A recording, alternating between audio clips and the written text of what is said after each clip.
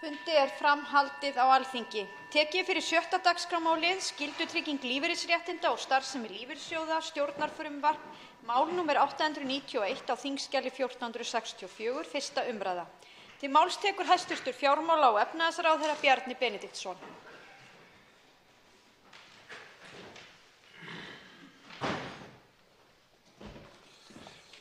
Virðulegi forseti. Ég mæli fyrir frumvarpi til laga um breytingu á lögum skyldutryggingu lífeyrisréttinda og starfsemi lífeyrissjóða nr. 129/1997 með síðari breytingum. Í frumvarpinu lagt til að heimildir til skattfrjálsrar ráðstöfunar og úttektar viðbótariðgjalds til séreignarsparnaðar í tengslum við öflun íbúðarhúsnæðis til eigin nota sem tóku gildi 1. júlí 2014 verði framlengdar 2 ár. Núgildandi heimildir til ráðstöfunar og úttektar viðbótariðgjaldi til séreignarsparnaðar falla að óbreyttu úr gildi 30. júní 2019, núna í sumar, og frumvarpið felur ekki í sér aðrar breytingar en þær að lagt til að heimildir til að nýta úrræðin verði framlengdar til 30. júní 2021, rétthöfum séreignarsparnaðar til hagsbóta. Þá í frumvarpinu að finna afleiddar breytingar á tekjuskattslögum til að tryggja rétthöfum áframhaldandi skattfrelsi við nýtingu úrræðanna. Frumvarpið hluti af áframhaldandi aðgerðaáætlun ríkisstjórnarinnar stuðning til handa einstaklingum til að eignast eigið íbúðarhúsnæði og stuðla að lægri skuldsetningu vegna íbúðarhúsnæðis. Þá frumvarpið liður í aðgerðum ríkisstjórnarinnar sem kynntar voru með yfirlýsingu vegna lífskjarasamninga aðila vinnumarkaðarins 3. apríl 2019. Virðulegi forseti, að þessu sögðu legg ég til að frumvarpi þessu verði vísað til hv. efnahags- og viðskiptanefndar og til 2. umræðu að lokinni þessari umræðu. Þá veitir andsvar hv. 3. þingmaður Suðurkjördæmis Birgir Þórarinsson. Frú forseti, ég þakka hæstv.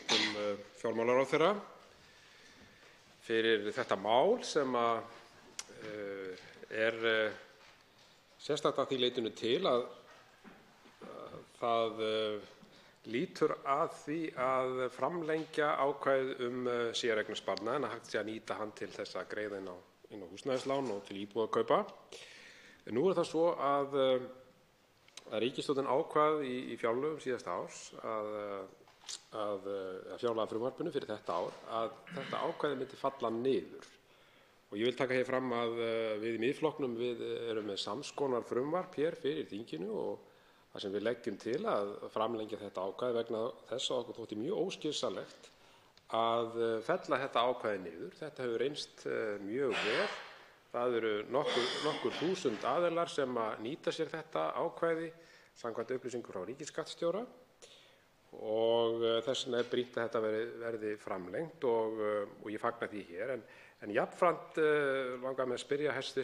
fjármálaráðherra því hvort það sé ekki óæskilegt að vera með svona hringlandahátt í svona máli þar sem að fólk gerir ákveðnar ráðstafanir varðandi íbúðarkaup og svo framvegis að tilkynna það þarna í fjárlagafrumvarpinu síðasta að þetta falli niður og síðan hér núna ákveðið það að framlengja þetta. Eru svona vinnubrögð hæstv. fjármálaráðherra, eru þau ekki óheppileg? Þá svari hæstv. efnahags- og fjármálaráðherra Bjarni Benediktsson. Virðulegi forseti, í fjárlagafrumvarpinu var gerð grein fyrir því að óbreyttu myndi þetta úrræði falla niður mitt ár en það væri sjálfur sér ekki ákveðið með fjárlögunum heldur það ákvæði sem í gildandi lögum sem orðið nokkur ára gamalt.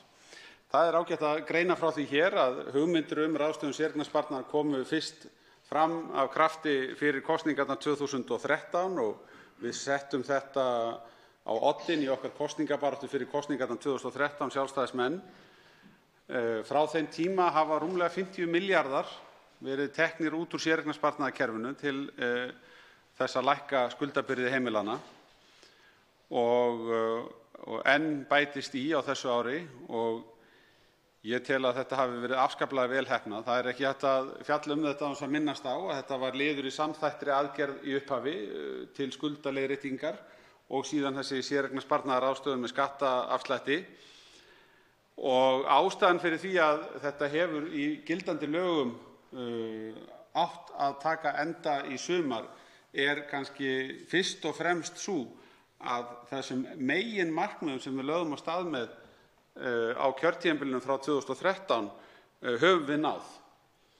Við höfum náð betri skuldastöðu heimilanna en hún var bara hreinlega fyrir hrun og þess vegna sögðu menn að þetta sérstaka úrræði myndi renna sitt skeið en önnur úrræði hafa verið lögfest í millitíðinni síðan, sérstaklega fyrir fyrstu íbúðakaupendur.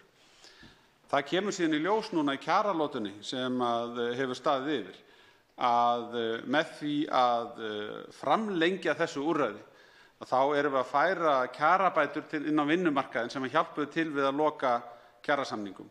Og með vísan í alla þá góðu kosti sem þetta úrræði hefur haft undanfarin ár, þá fannst mér sjálfsagt að verða við þeirri ósk enda gat að hjálpa til við að loka kjarasamningum og mun áfram gagnast heimilunum í landinu. Þá veitir andsvar síðara sinni hv. 3. þingmaður Suðurkjördæmis Birgir Þórarinsson. Frú forseti, ég þakka hæstv. Ráðherra og tek heils hugar undir með honum með það að þetta hefur reynst ákaflega vel og þess vegna lögðum við Miðflokksmenn fram sams konar frumvarp þegar var ljóst að ríkisstjórnin ætlaði að fella þetta úr gildi. Og ég er fyrst og fremst að gagnrýna þessa aðferðafræði að hringla með þetta fram og til baka, koma með það hér í haust að þetta verði fellt niður. Og auðvitað hefur það áhrif á valdið áhyggjum hjá til dæmis ungu fólki og þeir sem ætla að greiða inn á sín lán og svo framvegis að það stefni í það að þetta verði fellt niður. Síðan er tekin stefnubreyting og í tengslu við kjarasamninga eins og hæstv. Ráðherra segir réttilega að það er þessi aðferðafræði sem mér hugnast ekki og er fyrst og fremst að gagnrýna hér en ég tek undir það með hæstv. Ráðherra að þetta er mikilvægt úrræði og hefur reynst mjög vel. Þá svarar andsvari síðara sinni hæstv. Fjármála- og efnahagsráðherra Bjarni Benediktsson. Virðulegi forseti, það sem kannski skiptir mestu varðandi fyrirsjáanleika þessara mála er að við erum hér með ívilnandi aðgerð og ég get tekið undir með hv. þingmanni að það er auðvitað best að þessi hlutir liggi fyrir til sem lengstrar framtíðar hverju sinni. Fram til þessa hafa menn mátt gera ráð fyrir því að úrræði sem upphaflega var til 3 ára var síðan framlengt og síðan erum við að framlengja því aftur núna 2 ár myndi taka enda í sumar en með ívilnandi ákvörðun erum við að framlengja úrræði þannig að ég sé nú ekki alveg þennan vanda sem kann að skapast af því að leggja þetta til að þessu sinni en við erum sammála ég og hv. þingmaður meginatriðin og það nú held ég og vonandi þannig með þingið almennt hér að við höfum verið sammála að þetta væri skynsemi. Ein af ástæðunum fyrir því að menn hafa verið sáttir við að heimila þetta snembúna úttekt á séreignarsparnaði með skattleysi er sú að menn hafa talið að það myndi ekki raska of lífeyrisréttindum í framtíðinni. En undirliggjandi þar er auðvitað þá sú hugsun að lífeyrissparnaðurinn að öðru leyti myndi duga og þetta væri afmarkaður tími. Ég get ekki séð fyrir mér til dæmis að við látum það vera viðvarandi ástand, einhver segjum sem er 25 ára, sé með eitthvað sem er kallaður séreignarsparnaður en taki jafn óðum út af honum alla starfsævina og verji til húsnæðis. Þá er það í raun og veru engin séreignarsparnaður og við að fara að kalla hlutina þá réttum nöfnum. Andsvörum lokið. Til máls tekur hv. 10. þingmaður Reykjavíkurkjördæmis suður Þorsteinn Sæmundsson. Hæstv. forseti. Ég fagna þessu frumvarpi mjög og ég reyndar fagna því að þessi ríkisstjórn sem nú situr, hún hefur svona uppi tilburði til þess að vera skynsöm og það birtist meðal annars í því að hún tekur upp hvert málið á fætur öðru sem að Miðflokkurinn hefur lagt fram þegar. Ég get nefnt þetta mál og ég geti nefnt mál kennitöluflakk þó að ríkisstjórnin hafi ekki viljað ganga alveg eins langt eins og við Miðflokksmenn í því efni. En þetta er fagnaðarefni og það er alveg rétt sem hv. þingmaður Birgir Þórarinsson sagði hér fyrr í umræðunni að þetta lögðum við til Miðflokksmenn um jólin, það er að segja í fjárlagaumræðunni, að þetta ákvæði yrði framlengt en ríkisstjórnin féllst ekki á það þá. Og ég skil alveg mótífið, ég skil alveg að ríkisstjórnin og fjármálaráðherra hæstv. Með broddi fylkinga vill koma eins og riddari á hvítum hesti inn í kjaraviðræður og leysa málin með einu svona snöggu höggi. Ég skil það mjög vel. En það breytir ekki máli að það er sama hvaðan gott kemur og auðvitað er það rétt sem hæstv. Fjármálaráðherra sagði hér áðan, það er alveg laukrétt hjá honum, að þessi tiltekna aðgerð var náttúrulega mjög mikilvægur hlekkur í skuldaleiðréttingunni sem var gerð á sínum tíma og sem er að mínu mati og margra annarra líklega einn besta og best heppnaða efnahagsaðgerð sem farið hefur verið í á Íslandi mjög, mjög lengi. Og það er búið að afflytja þá aðgerð mjög víða og mjög oft og það er búið að segja hvað eftir annað að þetta hafi verið sniðið að einhverju ríku fólki en því fer aldeilis fjarri. Og ég man eftir því að þáverandi hv. þingmaður og nú hæstv. Forseti þingsins að honum fannst það alveg ótækt að þegar við vorum einmitt að berja málið skuldaleiðréttinguna hér í gegnum þingið að eins og hann sagði að fólk gæti aukið auðlegð sína. Og nú var það þannig að það bil ef ég man rétt, allavega mikill meirihluti í þessari upphæðir hann fór til fólks þar sem heimilistekjur voru svona allt að 800.000 krónur. Það er að segja 2 BSRB-félagar á þeim tíma og svo nefnir dæmi að 2 ASÍ-félagar á þeim tíma með meðallaun. Og ég man eftir því að ég lét þess getið við þennan hv. þingmann og nú hæstv. Forseta að það væri náttúrulega skelfing til þess að vita að fólk í þessari stöðu gæti aukið auðlegð sína. Það væri alveg hroðalegt. En auðvitað er það þannig, frú forseti, að þessi ráðstöfun til dæmis, hún hefur komið mörgum gríðarlega vel.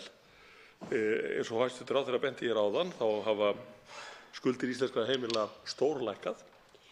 Þetta hefur gert mörgum kleift jafnvel að sem sagt fara langleiðina í það að verða skuldlausir eða mjög skuldlitlir. En síðan, og þess vegna kannski, svo ég segi prívatskoðun mína, þá gramdist mér hérna í haust þegar átti að taka þessa ákvörðun til baka, að það var sú svona þróun sem mér hefur sýnst verða akkurat í þessum lið. Það er að segja að ungt fólk með góðar tekjur hefur getað nýtt þennan séreignarsparnað til þess að koma sér upp svona fótfestu í útborgun á íbúð. Það er að segja að þeir sem eru í leiguhúsnæði en búa við góð kjör að öðru leyti, að þeir hafa getað leitað í þetta úrræði og þess vegna fagna ég því ennþá meira að þetta skuli nú framlengt einmitt út af þessum hópi, út af þessu unga fólki, velmenntaða fólki sem allavega vill og þorir og getur sest að á Íslandi.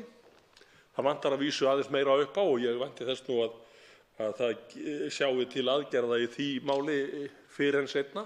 Það er að segja að lækna hér og lækka það vaxtaokur sem er að verða til þess að ungt fólk margt hvert treystir sér ekki til að flytja heim að loknu námi erlendis. Og það er í sjálfu sér alveg skiljanlegt þegar maður sér þau kjör sem fólk býr við, til dæmis í Danmörku, Noregi, á húsnæðislánum og hvernig það kerfi er uppbyggt. Og þá getur maður alveg í sjálfu sér skilið að fólk skuli ekki kæra sig að koma hingað heim, eins ljótt eins og önugt þar að segja þetta, og vera hér í vinnu fyrir íslenska banka í svona 40 ár. Maður skilur þetta alveg vel. Og þess vegna veitir ekki af því að við komum fram með hugmyndir og þeir segja nú vestur í Ameríku ef það er ekki bilað þá má maður ekki gera við það. Og í þessu tilfelli, þar að segja með þessa aðgerð, þá þurfti ekki að gera við neitt.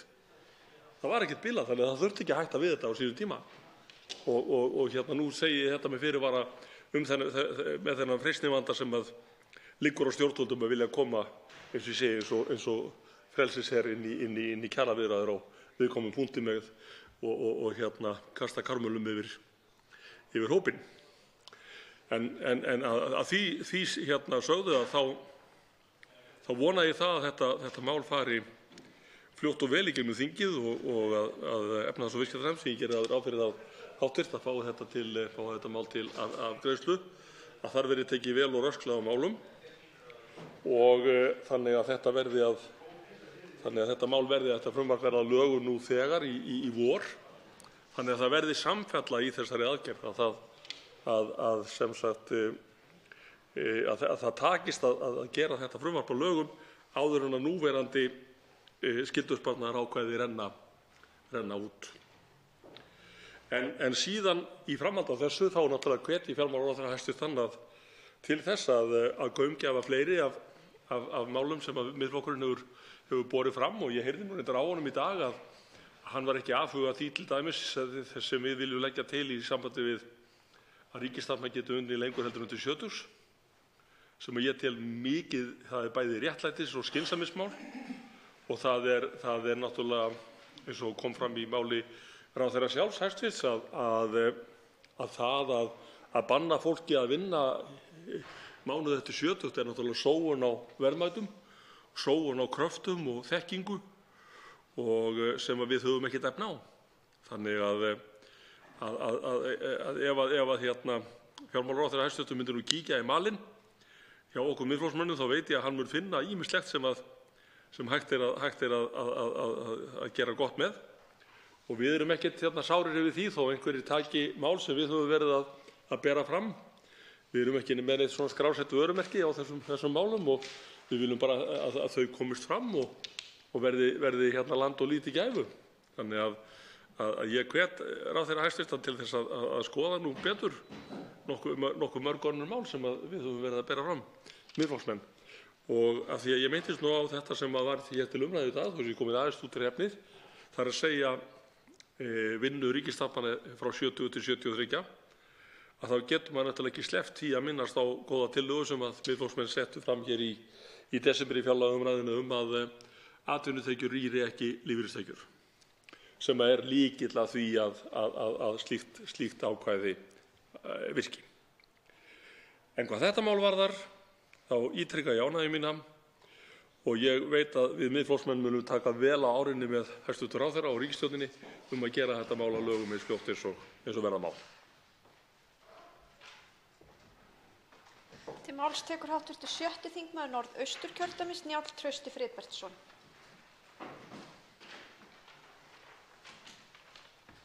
Já, frú forseti. Mig langar að koma hér upp og fagna því að þetta frumvarp sé að koma fram framlengingu á séreignarsparnaði til húsnæðiskaupa næstu 2 árin. Þetta hefur heppnast gríðarlega vel og er mjög mikilvægur þáttur í því að undir þá séreignarstefnu sem við viljum byggja upp á Íslandi og Sjálfstæðisflokkurinn stendur fyrir. Gríðarlega mikilvægt innlegg í það dæmi, og það kemur fram hér í greinargerðinni að það sé búið að verja 56 milljörðum inn á þetta í gegnum þetta kerfi, inn í húsnæðismálin 2014 til 2018 og 12,8 milljarðar á síðasta ári. Og þetta er 23.000 manns, þannig að þetta er einhvers staðar milli 400 og 450.000 krónur á einstakling sem fór til húsnæðiskaupa þá í gegnum þetta á síðasta ári. Og þetta tel ég bara vera með allra best heppnuðu aðgerðum í mjög langan tíma til að byggja upp séreign í húsnæði á Íslandi. Ég vil bara hafa þetta örstutt og koma inn á þetta. Þetta gleður mig gríðarlega mikið að þetta sé komið fram og þetta hefur hjálpað einstaklingum mikið á undanfarnum árum og mun þá halda áfram að gera næstu árum í því sem hér er sett fram. Takk. Fleiri hafa ekki kvatt sér hljóðs umræðu lokið. Frumvarpið gengur nú til 2. umræðu og efnahags- og viðskiptanefndar ef enginn hreyfir andmælum. Það er samþykkt. Tekið er fyrir 7. dagskrármálið, sérstakur skattur á fjármálafyrirtæki, stjórnarfrumvarp, mál nr. 826 á þingskjali 1317, 1. umræða. Til máls tekur hæstv. fjármála- og efnahagsráðherra Bjarni Benediktsson. Virðulegi forseti. Ég mæli hér fyrir frumvarpi til laga um breytingu á lögum sérstakan skatt á fjármálafyrirtæki. Sértækir skattar á banka á Íslandi eru með þeim hæstu á meðal landanna sem við berum okkur gjarnan saman við.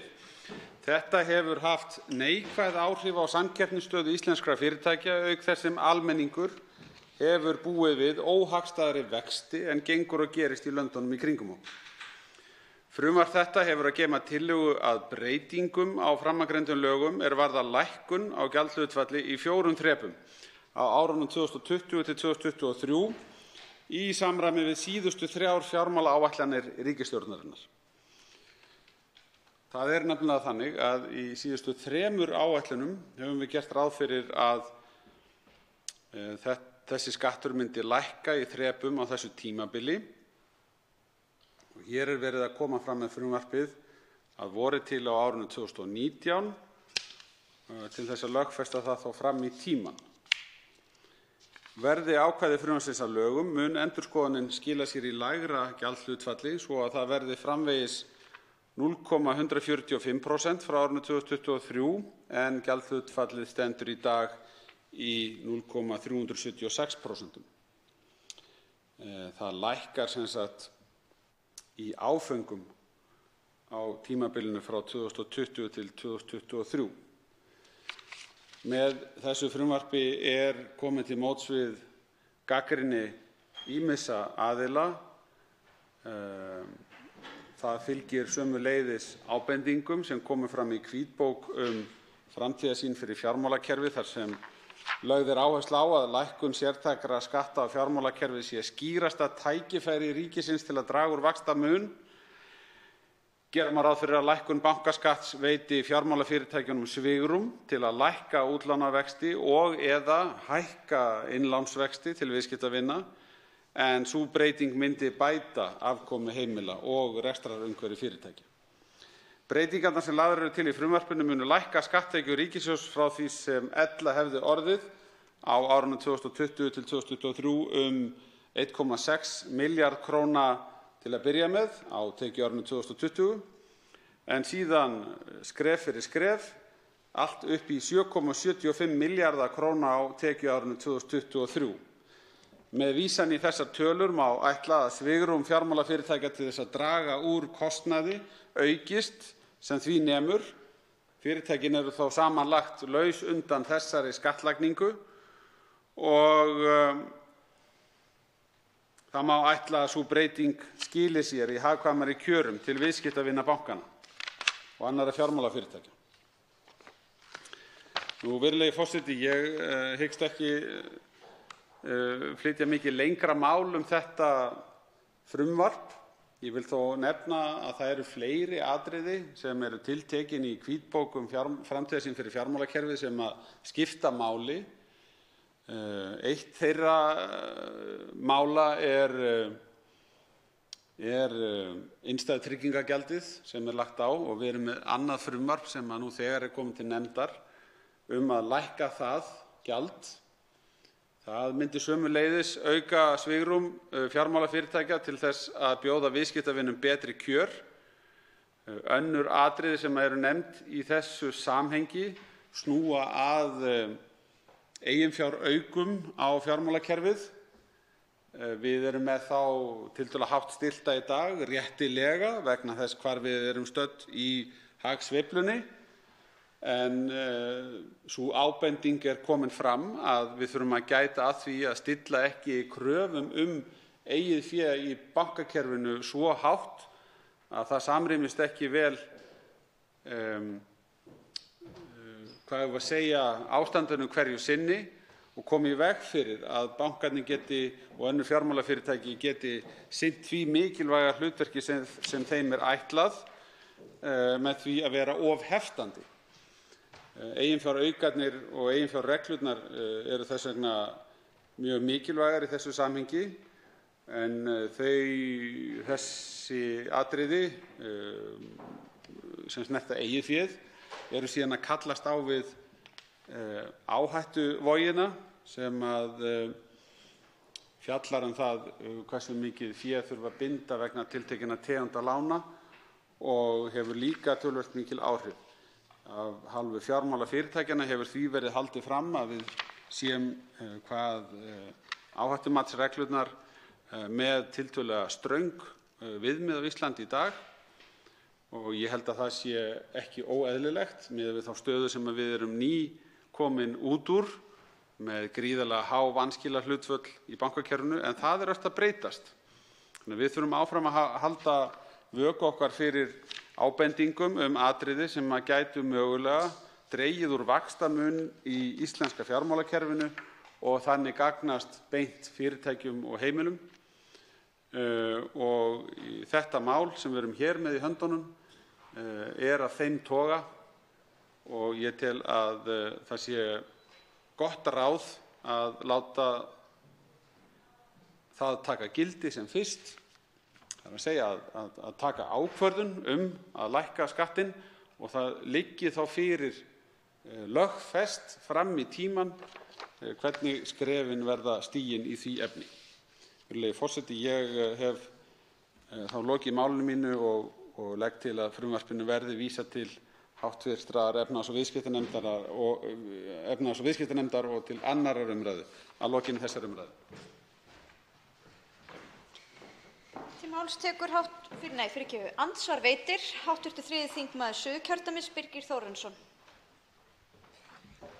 Frú forseti, ég þakka hæstv. Ráðherra framsöguna. Hér lagt til að lækka bankaskattinn og ég hef áður sagt það hér að það hefur verið sérstakt áhugamál þessarar ríkisstjórnar að lækka gjöld á bankana og þetta ekki einu gjöldin sem stendur til að lækka, heldur hefur nú þegar verið lækkað gjaldið til Fjármálaeftirlitsins og síðan stendur til að lækka gjaldið í innistæðusjóð tryggingasjóðinn, það er að segja innistæðusjóð. Það sem ég vildi koma hér inn á er það að þessi skattur var settur á fót til þess að mæta útgjöldum íslenska ríkisins og Íslendinga vegna bankahrunsins. Og það voru einmitt bankarnir sem komu Íslandi og Íslendingum í hérna slæmu stöðu eins og við þekkjum öll og þurfa að greiða tilbaka. En áður en þessi skattur lækkaður eða tekinn af, að þá eru grundvallar spurningar sem þarf að svara. Það þarf til dæmis að svara því hvort að íslenska ríkið sé búið að fá endurgreitt það sem það lagði út vegna hrunsins með vöxtum og áhættuálagi. Og einnig þarf að svara því hvort að Íslendingar hafi fengið tilbaka það sem þeir þurftu að leggja út vegna falls bankanna. Og það væri fróðlegt að fá svör við þessu frá hæstv. Fjármálaráðherra, hvort að ríkið sé nú búið að fá það endurgreitt það sem það lagði út vegna hrunsins og þá með vöxtum og eins og ég sagði áhættuálagi.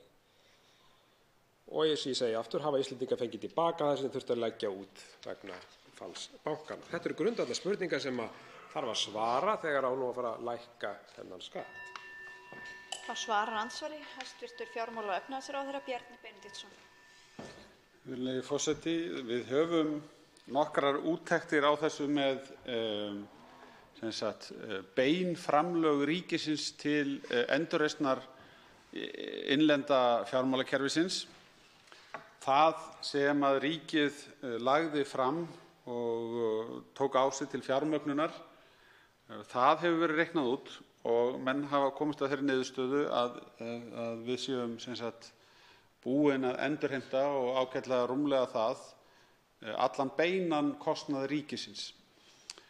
Nú skal ég ekki fullyrða það hvaða undirliggjandi ávöxtunarkrafa var gerð í þeim útreikningum, ég bara man það hreinlega ekki, eða hversu hátt áhættuálag ætti að vera, en ég tel að niðurstaðan standi vel undir einhverjum vöxtum og mögulega áhættuálagi því til viðbótar. Þetta er staða sem til komin meðal annars vegna þess að ríkið fjármagnaði Landsbankann, tók síðan yfir viðbótar hlut í bankanum þegar að skuldabréfið sem gefið hafði verið út var uppgreitt og Landsbankinn hefur greitt yfir 100 milljarða í arð frá þessum tíma. Hinir bankarnir hafa sömuleiðis verið að skila arði til ríkisins en eins og menn muna þá tók ríkið við stöðugleikaframlögum sem að skipta einna mestu máli í þessari heildarmynd og þar inni var Íslandsbanki og menn verða að gefa sér ákveðnar forsendur virði þessara eigna þegar menn eru að reikna þessa hluti. Þannig ég tel að þetta liggi fyrir. Svo vil ég bæta því við hér undir lokin að við megum ekki gleyma því að þegar við erum að aflétta sköttunum að við eigum ennþá 2 stærstu bankana og ég tel algjörlega óumdeilt og það væri nú meira að segja fróðlegt hér í nefndastarfi að láta reikna það fyrir sig. Fá kannski bankasýslunum til þess að hafa skoðun á því hversu mikið bankarnir hækka í virði við það eitt að vera lausir undan skattinum. Þá veitir andsvar síðara sinni hv. 3. þingmaður Suðurkjördæmis Birgir Þórarinsson. Já, frú forseti, ég þakka hæstv. Fjármálaráðherra svarið. Ég hjó eftir því að hæstv. ráðherra sagði hér í ræðu sinni að ætla má að þetta skili sér í hagstæðari kjörum til viðskiptamanna og almennings. Mótrök bankanna þegar það hefur verið rætt þennan skatt eru þau að þetta sé vondur skattur og að skattalækkun muni skila sér í lægri gjöldum og vaxtalækkun. En ég vil nú að segja það, frú forseti, að ég treysti nú ekki alveg bönkunum til þess að skila þessari lækkun í hvað var það gjaldskrána að hún komi til með að lækka og vextir komi til með að lækka. Ég held að sé bara hreinlega lögmál að þetta muni leiða til meiri hagnaðar hjá bönkunum og gjöld muni í raun og veru ekki lækka. Og þá spyr maður sig hefði ekki bara verið hægt að setja einhvers konar kröfur á bankana bara að þegar þessi skattur lækkaður að þá verði þeir að mæta því bara gagnvart almenningi en ekki bara til hluthafa í formi meiri hagnaðar og hærri arðgreiðslna. Þannig að það verður svo gott að fá bara viðhorf hæstv. ráðherra á þessu. Hvort við verðum ekki að hafa einhverjar tryggingar fyrir því annað en eitthvað svona bara munnlegt það að gjöldin og vextir komi til með að lækka við því að lækka þennan skatt sem að bankarnir hafa nú kvartað sáran yfir lengi. Þá svarar andsvari síðara sinni hæstv. fjármála- og efnahagsráðherra Bjarni Benediktsson. Virðulegi forseti, tvennt kannski sem ég myndi vilja nefna í tilefni þessum orðum. Það er þá annars vegar að vísa í töflu sem er í hvítbók framtíð fjármálakerfisins þar sem að skattlagningin er sérstaklega útskýrð og borin saman við skatta sem að eru lagðir á sambærilega banka í nágrannalöndunum. Það er mjög sláandi samanburður sem við sjáum þar. Það er mjög greinilegt að við skerum okkur algjörlega úr. Það kemur í sjálfu sér ekki óvart vegna þess eins og hv. þingmaður rakti hér áðan að þá kemur þessi skattur til við þær aðstæður að við bara tókum ákvörðun að leggja gjöld á bankakerfið til þess að endurheimta tiltekinn kostnað sem hafði fallið til á ríkissjóð vegna falls bankanna. Og á ekki að koma neinum á óvart þess vegna að þessi skattur sé mjög sérstakur og fyrirfinnist ekki annars staðar. En við teljum sem sagt að sé kominn tími núna til þess að láta hann fjara út. Reyndar situr eftir smávægilegur skattur þrátt fyrir þessa miklu lækkun sem hér er verið að tala en munar samt verulega þegar allt er saman tekið. Nú síðan er það þessi spurning sem maður skilur mjög vel og það er eðlilegt að maður velti þessu fyrir sér. Munu bankarnir skila þessu til viðskiptamannanna?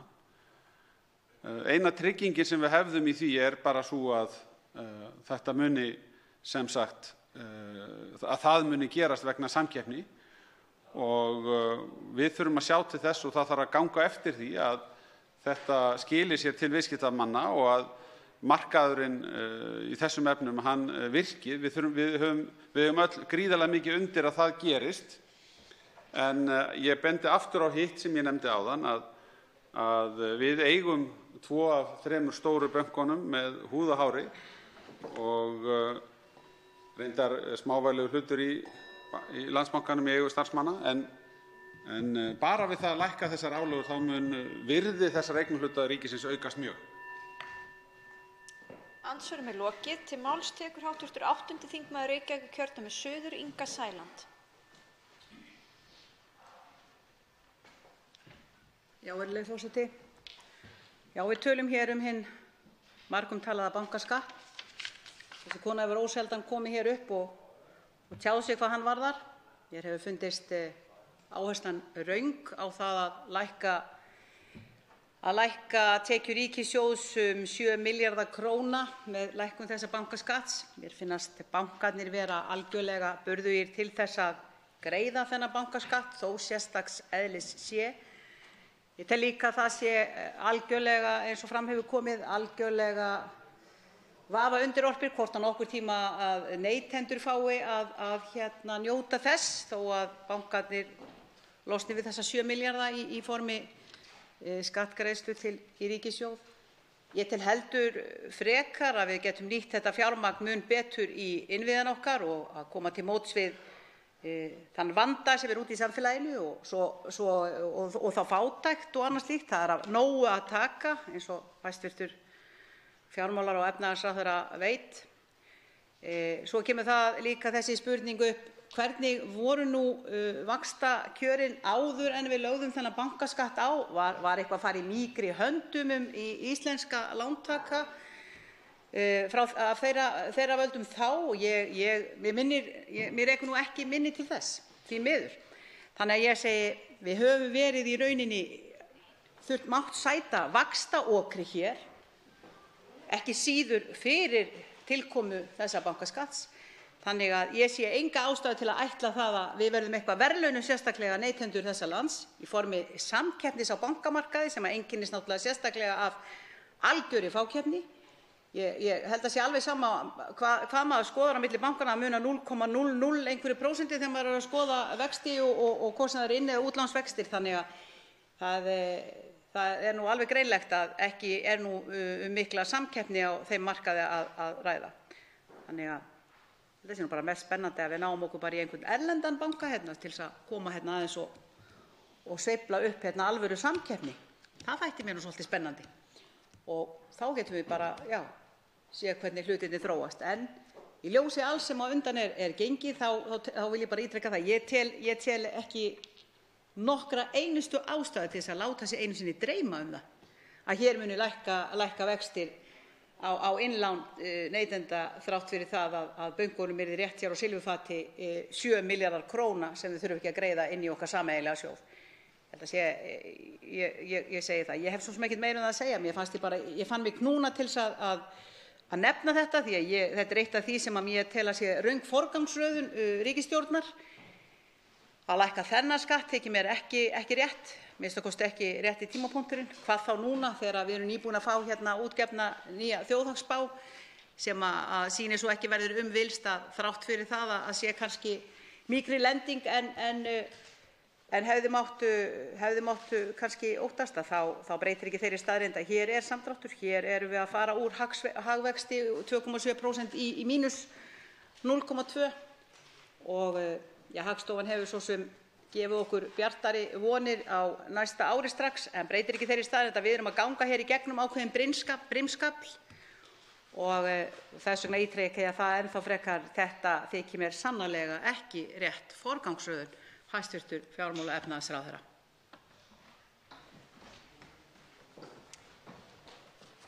Fleiri hafa ekki kvatt sér hljóðs, umræðu lokið. Frumvarpið gengur nú til 2. umræðu og efnahags- og viðskiptanefndar ef enginn hreyfir andmælum. Það er samþykkt. Tekið fyrir 8. dagskrármálið, matvæli, frumvarp, mál nr. 753 á þingskjali 1189, 1. umræða. Til máls tekur hv. 6. þingmaður Suðvesturkjördæmis Gunnar Bragi Sveinsson. Forseti. Ég mæli hér fyrir frumvarpi til laga breytingu á lögum matvæli nr. 93/1995 með síðari breytingum, sýklalyfjanotkun. Flutningsmenn málsins eru þingmenn Miðflokksins. Málið er sjálfsagt ekki gríðarlega flókið. Þar segir í 1. grein á eftir 15. grein laganna, það er að segja laga nr. 93/1995, kemur ný grein verður 15. grein A, svohljóðandi: Fyrirtæki sem hafa með höndum smásölu matvæla skulu tryggja með merkingum í sölurýmum að neytendur hafi greiðan aðgang að upplýsingum upprunaland matvælana og meðanotkun sýklalyfja við framleiðslu matvæla í viðkomandi landi. Matvælastofnun skal gefa út árlegar leiðbeiningar miðlun upplýsinga sýklalyfjanotkun við framleiðslu matvæla. 2. grein lög þessi öðlast þegar gildi. Greinargerðin hljóðar svo, með leyfi forseta: Markmið frumvarpsins að bæta miðlun upplýsinga sýklalyfjanotkun við framleiðslu matvæla til neytenda. Með þessu tryggt að neytendur séu upplýstir meðanotkun sýklalyfja framleiðslu matvæla í upprunalandi þeirra matvæla sem boðin eru til sölu í matvöruverslunum og geti byggt ákvarðanir sínar val á matvöru á þeim upplýsingum. Í byrjun árs 2017 birti Alþjóðaheilbrigðismálastofnunin WHO lista yfir sýklalyfjaónæmar bakteríur þar sem stofnunin flokkaði 12 ættir baktería eftir áhættuflokkum. Haustið 2019 varaði stofnunin við að jarðarbúar væru að verða uppiskroppa með nothæf sýklalyf og hvatti þróunar nýrra lyfja. Aðalframkvæmdastjóri stofnunarinnar, Dr. Tedros Adhanom Ghebreyesus, lýsti því yfir 20. september 2017 að neyðarástand væri að skapast í meðhöndlun sjúklinga vegna sýklalyfjaónæmis. Þá kemur fram í nýrri skýrslu Evrópusambandsins frá því í febrúar 2019 að aukið ónæmi gegn sýklalyfjum stofni í hættu hefðbundinni meðferð við lekanda sem næst algengasti kynsjúkdómur innan EES-svæðisins. Í skýrslu sem unnin var í Bretlandi aðgerðir gegn sýklalyfjaónæmi bakteríum kemur fram að 700.000 manns láti lífið hverju ári af völdum slíkra baktería. Hér, virðulegi forseti, þarf að skoða þessa tölu þar sem að hvað punktunum fæst til, ég kemur ráð fyrir þessi 70.000 manns. 12. apríl 2017 skilaði starfshópur sem heilbrigðisráðherra skipaði greinargerð aðgerðir til að draga úr útbreiðslu sýklalyfjaónæma bakteríu á Íslandi. Í greinargerðinni kemur meðal annars fram að sýklalyfjanotkun í dýrum hér á landi hefur verið eins og lægsta á heimsvísu. Þá hafi algengi sýklalyfjaónæmis hér á landi verið umtalsvert lægra en í nágrannalöndunum. Í greinargerð starfshópsins og í bresku skýrslunni fjallað mikilvægi þess að auka meðvitund til almennings hættuna sem fylgir ofnotkun sýklalyfja. Þá í greinargerð starfshópsins lagt að innleidd verði stefna skynsamlega notkun sýklalyfja í dýrum, meðal annars verið gefnar út leiðbeiningar skynsamlega notkun þeirra. Þótt mikið hafi verið fjallað notkun sýklalyfja og hættuna sem fylgir sýklalyfjaónæmum bakteríum hefur heildstæða stefnu vantað. Lyfjastofnun Evrópu gefur árlega út skýrslu sölu sýklalyfja sem ætluð eru dýrum í 30 ríkjum Evrópu. Í þeirri skýrslu má finna upplýsingar notkun sýklalyfja helstu innflutningsríkjum Íslands. Nauðsynlegt að auka vitund almennings efni skýrslunnar, enda hefur skort mikið á miðlun upplýsinga til almennings notkun sýklalyfja við framleiðslu matvæla. Hafi almenningur greiðan aðgang að þessum upplýsingum í sölurýmum verslana, geta neytendur tekið ákvörðun frá hvaða ríkjum þeir kaupa matvæli á grundvelli opinberra upplýsinga notkun sýklalyfja í matvælaframleiðslu. Virðulegi forseti, þessi greinargerð skýrir held ég nægilega hvað vakir fyrir flutningsmönnum frumvarpsins. Það fyrst og fremst að auka vitund almennings og miðla til almennings upplýsingum þá vöru sem að þeim stendur til boða. Það má fullyrða að hafi verið þörf á þessu fram til þessa, en ekki síst núna þegar að ljóst að fyrirvarar sem að Ísland taldi sig hafa varðandi það að þurfa ekki að heimila innflutning á hráu ófrosnu kjöti virðast ekki hafa dugað á sínum tíma. Þá er ekki síst mikilvægt núna að auka fræðslu til almennings muninn á þessum vörum sem eru þeim standa til boða. Og sjálfsögðu þarf ekki að taka fram að íslenska vörur ekkert undan skildar því að þurfa að vera á í þessum upplýsingum og eru það nú þegar í dag reyndar í þessum skýrslum Evrópusambandsins. Þetta leiðir kannski aðeins umræðuna því, virðulegi forseti, að við þurfum að horfa heilstætt á það hvernig við getum miðlað upplýsingum til neytenda og fyrir utan þetta má nefna að það gæti verið hugsanlegt að gera ennþá skýrari þær merkingar sem eru á matvælum í dag, þar að segja upprunamerkingar. Í dag þarftu að leita ef þú vilt sjá hvort að varan sé upprunamerkt íslensk eða þýsk eða dönsk eða þýsk, hvað eina. Þetta mætti gera augljósara með því að hafa til dæmis rauðan grunn og gult letur eitthvað slíkt, þannig að fólk gæti séð þetta og sjálfsögðu myndi þetta gilda líka íslenskar vörur. Síðan mætti hugsa sér að skylda þá sem eru að selja þessa vörur að öll upprunakeðjan sé sett á pakningarnar, þar að segja hvað dýr alið, slátrað, unnið og svo framvegis, ekki eingöngu slátrunar eða framleiðslustaðinn. Það líka nauðsynlegt að horfa til þess hvort við eigum ekki að gera átak af því og það hefur verið flutt hér þingmál að kortleggja kolefnisspor þeirra vöru sem við erum að neyta og birta upplýsingar þá til dæmis matvæli í verslunum kolefnisspor viðkomandi matvæla, hver þau eru. Við getum séð fyrir okkur grænmeti að kolefnisspor af grænmeti hér á Suðurlandinu versus kolefnisspor grænmeti sem flutt frá Afríku eða einhvers staðar frá Evrópu, að það getur verið mismunandi þar á og ef til vill vilja neytendur kaupa vöru þar sem þetta skiptir máli.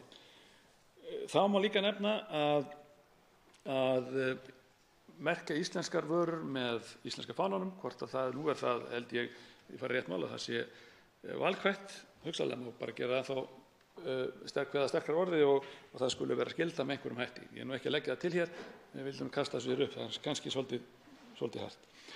En að lokum, forseti, þá tel ég að það megi líka velta því upp hvort að við viljum að upplýsi hvers konar bú standi að baki vörunar, hvort að nautakjötið sem við erum að kaupa í verslunarlýs komi af einhverju risastóru verksmiðjubúi þar sem að gripirnir eru aldir við ákveðnar aðstæður eða af litlu fjölskyldubúi á Íslandi. Það getur líka skipt máli þegar menn að velja sér hvað þeir kaupa í matinn. Í það minnsta mikilvægt að gera byrja ferli að upplýsa neytendur þetta og frumvarp þetta liður í því.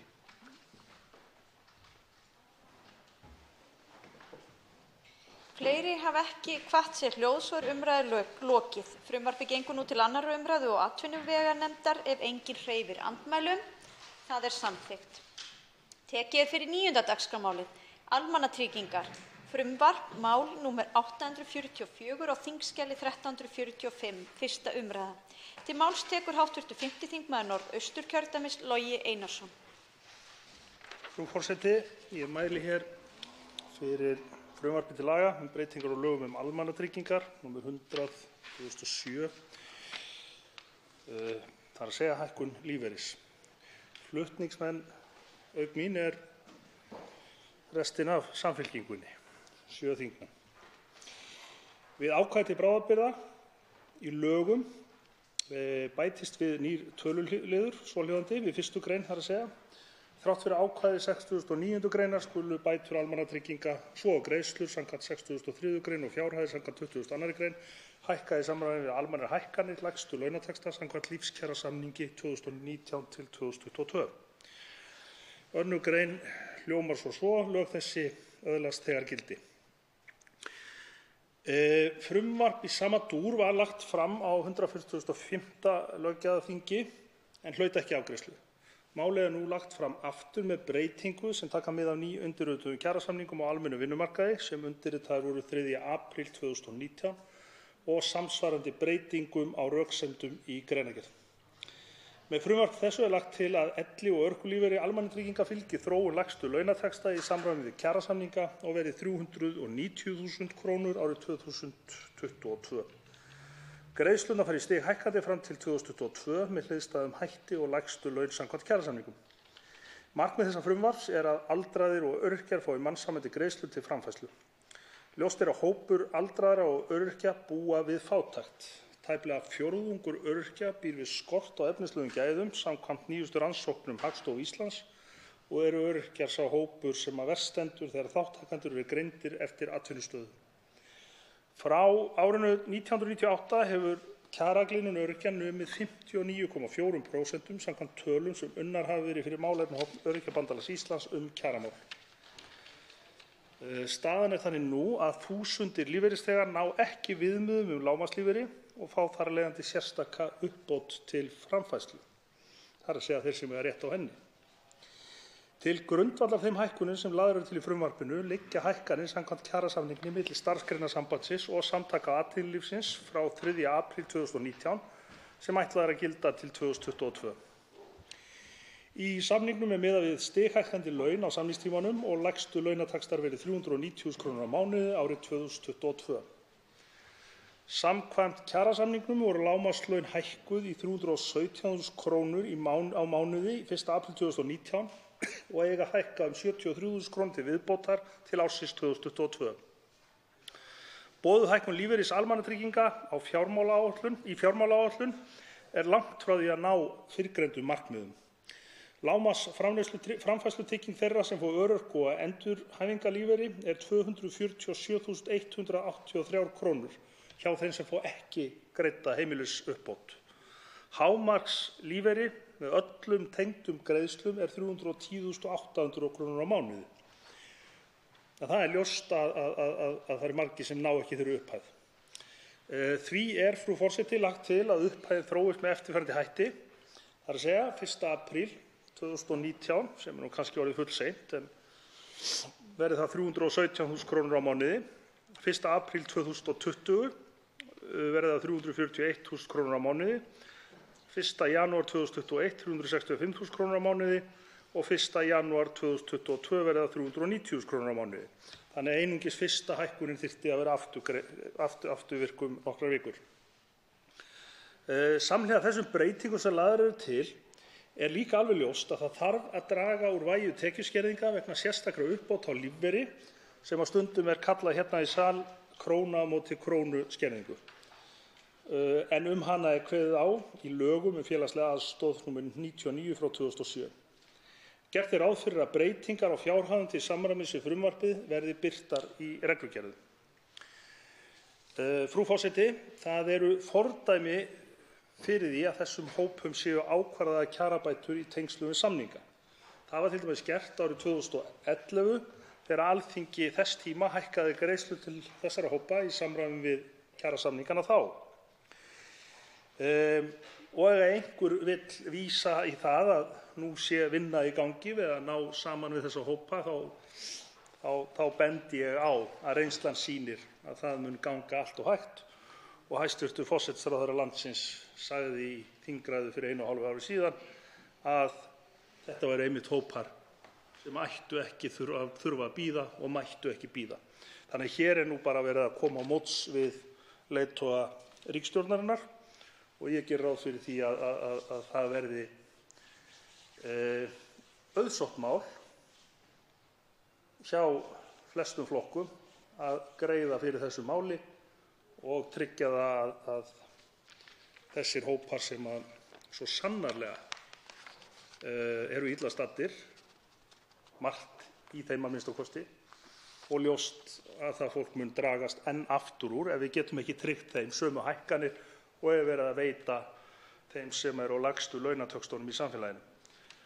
En að lokinni þessari umræðu, frú forseti, legg ég til að málinu verði vísað til velferðarnefndar til skjótrar en vandaðrar og frekari umfjöllunar.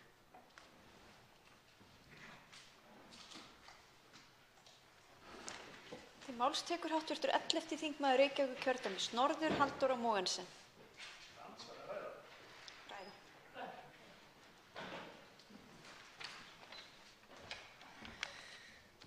Forseti, mér langaði nú bara til að styðja við þetta góða þingmál og segja hér að það er óþarft að fátækt skuli fyrirfinnast í jafn miklu mæli í nútíma tæknivæddu samfélagi sem er jafn ríkt af náttúruauðlindum og Ísland er. Og útrýming fátæktar er fjárfesting til framtíðar. Við höfum ekki efni á því lengur að dvelja í þessari úrkynjuðu hugmyndafræði að samfélagið þurfi endalaust að fjármagna og styðja við þá ríku og valdamiklu með þá von í brjósti að auður þeirra muni einhvern tímann seytla niður til hins almenna borgara. Við þurfum að byggja frá grunninum upp og að tryggja það að fólk fái mannsæmandi laun er hluti í því. Hagfræðingurinn Charles Kenny orðaði þetta svo vel þegar hann skrifaði: stóra ástæðan fyrir því að fátækt fólk er fátækt er að það á ekki nægilega mikla peninga. Það ætti því ekki að koma neinum sérstaklega á óvart að góð leið til að draga úr þessu vandamáli er að gefa þessu fólki peninga. Þetta virðist vera mjög augljóst en einhverra hluta vegna að þá er fólk tregt að skilja það hversu mikilvægt það er að við tryggjum hér að fólk hafi nægilega mikla peninga til þess að ná endum saman, því að útrýming fátæktar er gífurlega mikilvæg fyrir þjóðfélagið og mun spara okkur alveg ofboðslega mikinn tíma. Fátækt er ofboðslega dýr. Ég hlakka til að fá þetta til meðferðar velferðarnefndar. Til máls tekur hv. 8. þingmaður Reykjavíkurkjördæmis suður, Inga Sæland. Virðulegi forseti, ég þakka hv. þingmanni Loga Má fyrir sína vasklegu framgöngu hér í þessu þarfamáli og ég tek heils hugar undir með þeim báðum sem á undan mér hafa hér talað, hv.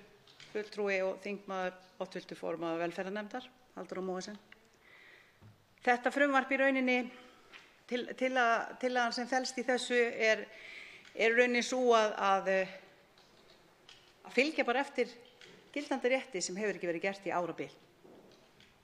Ég hef ósjaldan staðið hér og bent á það hróplega óréttlæti sem allir þeir hafa þurft að búa við sem eru hér að fá greitt úr almannatryggingakerfinu. Það er í rauninni með hreinum ólíkindum að við skulum hér vera með löggjöf almannatryggingar þar sem er svo augljóslega, eins og sést í 69. grein þeirra laga, verið endurtekið að brjóta rétt þeirra sem ættu að njóta verndar þeirra laga. Hvað lífskjara samningana varðar núna, þá styð ég það náttúrulega algjörlega heils hugar. Auðvitað hefði þessi þjóðfélagshópar sem við erum hatramast að berjast fyrir, hópa sem er haldið hér í fátæktargildru, hópa sem ná hér ekki endum saman. Maður furðar sig á því, virðulegi forseti, hvernig í veröldinni stendur á að þessir hópar eru hreinlega skildir eftir. Af öllum í samfélaginu þá eru þeir fátækustu, okkar minnstu bræður og systur, skildir eftir. Á meðan flest allir aðrir uppskera einhverja kjarabót, þá gera þau það ekki. Þannig að ég styð heils hugar við þetta frumvarp, ég styð heils hugar við það að kjarabætur þær sem nú eru sýnilegar og hafa fengið framgöngu samkvæmt nýjum lífskjarasamningi, að þau fá að ganga yfir til öryrkja, eldri borgara og allra þeirra sem njóta sinna framfærslu á almannatryggingakerfinu. Og mig langar að tíunda pínlítið það sem kemur fram í 69. grein, þar sem í rauninni í fyrstu málsgreinar er tekin af allur vafi það. Fyrirgefið, önnur málsgrein. Það er tekin allur vafi það að almannatryggingakerfið skal endurskoða með tilliti til þess að laun hækki aldrei minna heldur en sem nemur launaþróun í landinu hverju sinni. Í staðinn hefur ríkisvaldið gert það að það hefur nýtt sér í rauninni þetta stuðningsákvæði greinarinnar sem segir þó aldrei má hækka minna heldur en sem nemur neysluvísitölu. Og það er það sem nákvæmlega ríkisvaldið hefur gert. Það hefur alltaf miðað við núna í mörg ár. Í mörg ár þá hefur það miðað við vísitölu neysluverðs. Munurinn bara frá 2011 á þessu tvennu, vísitölu neysluverðs aftur á móti og á móti launaþróun í landinu, hann er sennilega, virðulegur forseti, vel yfir 30%. Vel yfir 30% á þessu tímabili sem hallar á okkar minnstu bræður og systur sem þurfa að nýta sér þetta kerfi sem almannatryggingakerfið er. Þannig að ég hef líka boðað það hér oftar en einu sinni og tvisvar að við viljum láta reyna á það fyrir dómstólum hvort að þetta er lögmætt, hvort að það er lögmætt að fara svona með þessa einstaklinga og við teljum svo ekki vera. Þannig að leið og ég styð heils hugar og hvet velferðarnefnd til þess að taka utan mál Samfylkingarinnar og keyra það sem hraðast í gegnum velferðarnefnd, þá eigum við alltaf þetta sem er akkúrat að gerast núna. Það er verið að höfða mál gegn ríkinu til þess að láta reyna á 69. greinina og hvernig í rauninni ríkisvaldið, eins og ég hef sagt, hefur verið hér með valdníðslu gagnvart þessum þjóðfélagshópum sem eiga virkilega undir högg að sækja og erfitt með að reisa hönd yfir höfuð sér. Þess vegna þykir mér, og er sérstaklega þakklát fyrir það, hvað mér finnst í rauninni þessi umræða hafa fengið að vaxa og dafna hér inn í hinu háa Alþingi, og ég tel að það sé ekki síst fyrir það að Flokkur fólksins, hann á fullskipaður, þá er hann bara öryrkjar, eins og maðurinn sagði. Við vitum nákvæmlega hvað við erum að tala. Við höfum verið að boða það hér hvernig í rauninni við höfum þurft að berjast fyrir tilverunni. Þannig að það er ekki erfitt fyrir okkur að setja okkur í þau spor sem allt og margir okkar samfélagsbræður og systur eru að feta núna. Þannig ég segi, á meðan að við höldum umræðunni gangandi og við höldum bara áfram og gefumst ekkert upp, þá trúi ég því að það sé ekki eins langt í það að okkur takist að útrýma sárustu fátæktinni, og það er allt sem þarf, eins og ég hef alltaf sagt. Það er bara vilji. Það er vilji, samstaða okkar allra, og ég vil líka trúa því, virðulegi forseti, að það sé í rauninni engin þingmaður hér inni sem ekki er tilbúinn að greiða fyrir því að við virkilega tökum á og hjálpum þeim sem mest þurfa á okkur að halda.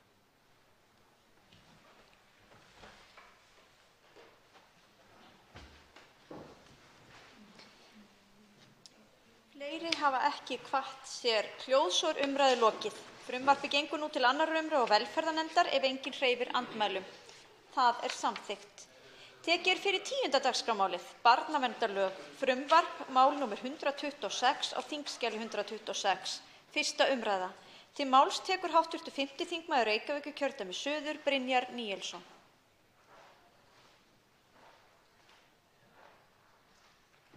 Hæstv. forseti.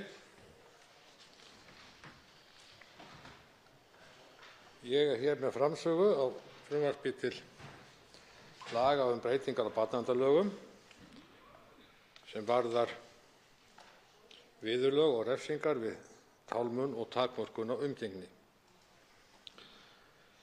Frumvarp þessi efnis var lagt fram á 147. löggjafarþinginu en hlaut ekki afgreiðslu þá. Nú er það lagt fram að nýju með örlitlum breytingum.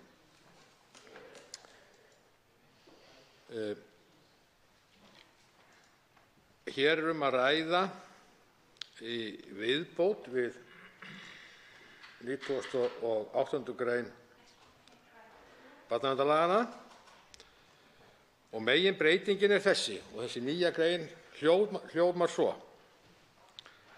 tálmi foreldri hinu foreldrinu eða öðrum sem eiga umgengnisrétt samkvæmt úrskurði, dómi, dómsátt foreldra eða samningi þeirra staðfestum af sýslumanni að neita umgengnisréttar eða takmarka hann, var það sektum með fangelsi allt að 5 árum. Brot gegn ákvæði þessu sætir aðeins opinberri rannsókn að undangenginni kæru barnaverndar til lögreglu. Það er kannski meginbreytingin frá fyrra frumvarpinu, auk þess sem brotið nær til þá beggja foreldra, þess sem hefur forsjá og þess sem hefur umgengni ef það foreldri takmarki eða tálmi það að barnið geti hitt foreldrið. Það er svo sem engin ágreiningur það að það er samkvæmt 1. grein barnalaga og 7. grein barnasáttmála Sameinuðu þjóðanna eiga börn rétt á að þekkja og umgangast báða foreldra sína. Þetta er réttur barnsins. Og í 46. grein barnalaga er sérstaklega tekið fram að barn eigi rétt á að umgangast með reglubundnum hætti það foreldra sinna sem það býr ekki hjá, og þegar foreldrar búa ekki saman hvílir sú skylda á báðum að grípa til þeirra ráðstafana sem við verði komið til að tryggja að þessi réttur sé virtur.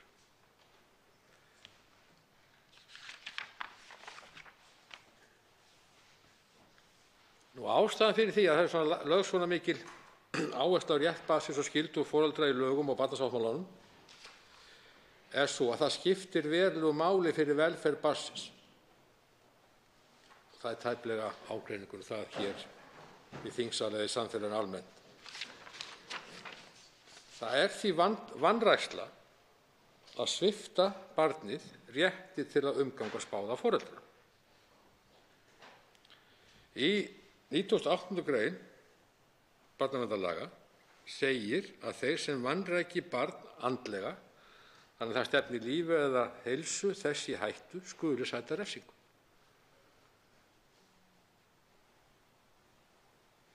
Rannsóknir sýna að barnið sem sviptir þeim möguleika að samskipti við foreldri getur orðið það mjög tilfinningalega og andlega þungbært til framtíðar, ekki síst ef það hefur alist upp í samvistu við það foreldri í einhvern tíma. Það er því að þeim sökum mikilvægt að vanræksla gagnvart barni sem felst í tálmunum eða takmörkum á umgengni fái sömu meðhöndlun barnaverndaryfirvalda og annars konar vanræksla og eða ofbeldi gagnvart þeim. Það er þetta sem þetta mál fjallar.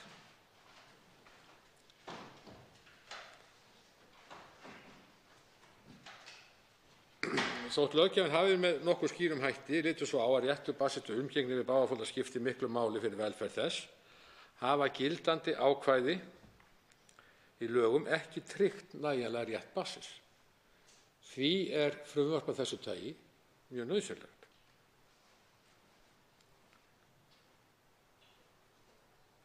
Og því er lagt til að bætt verði við 98. grein barnaverndarlaga sérstöku ákvæði sem ég rakti hér áðan, sem taki af öll tvímæli að slík tálmun eða takmörkun á umgengni sé ólíðandi út frá velferð barnsins og sé því refsiverð.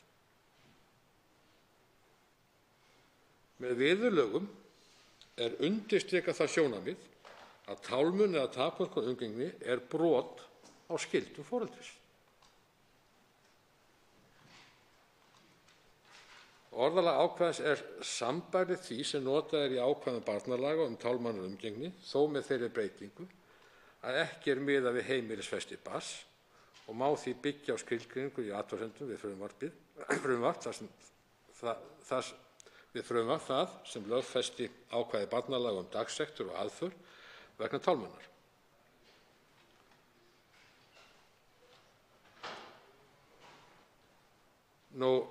Skilgreining á tálmun. Það er þannig að með tálmun er vísað til þess atferlis foreldris að koma í veg fyrir að barn njóti umgengnisréttar við hitt foreldrið, til dæmis með því að halda barn í læstri íbúð þegar á að sækja það, fara á brott með barn á heimili þess eða öðrum stað þar sem umgengni á að hefjast eða ljúka, kom ekki með barn á þann stað sem afhenda á barni eða valda því með öðrum hætti að úrskurður verður ekki framkvæmdur.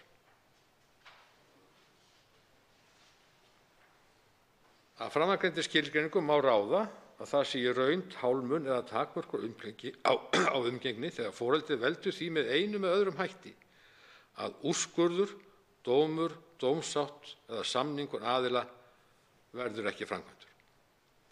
Og hér er mikilvægt að hafa í huga að þetta nær eingöngu til þess að fyrir liggi einhver niðurstaða, annaðhvort dómstóla, stjórnvalda eða foreldrana sjálfra það að það sé ekkert varhugavert umgengni beggja foreldrana. Til að koma til móts við gagnrýni sem frumvarpið fékk á sínum tíma hér á 147. löggjafarþingi, að þá er komið inn í ákvæði núna að kæru til lögreglu fari aðeins gegnum barnaverndaryfirvöld. Þannig að ef eitthvað hafi komið upp, eitthvað nýtt sem ekki var þegar úrskurður eða dómur féll eða eitthvað slíkt, eða samningur, að þá sé það í höndum barnaverndaryfirvalda að meta það.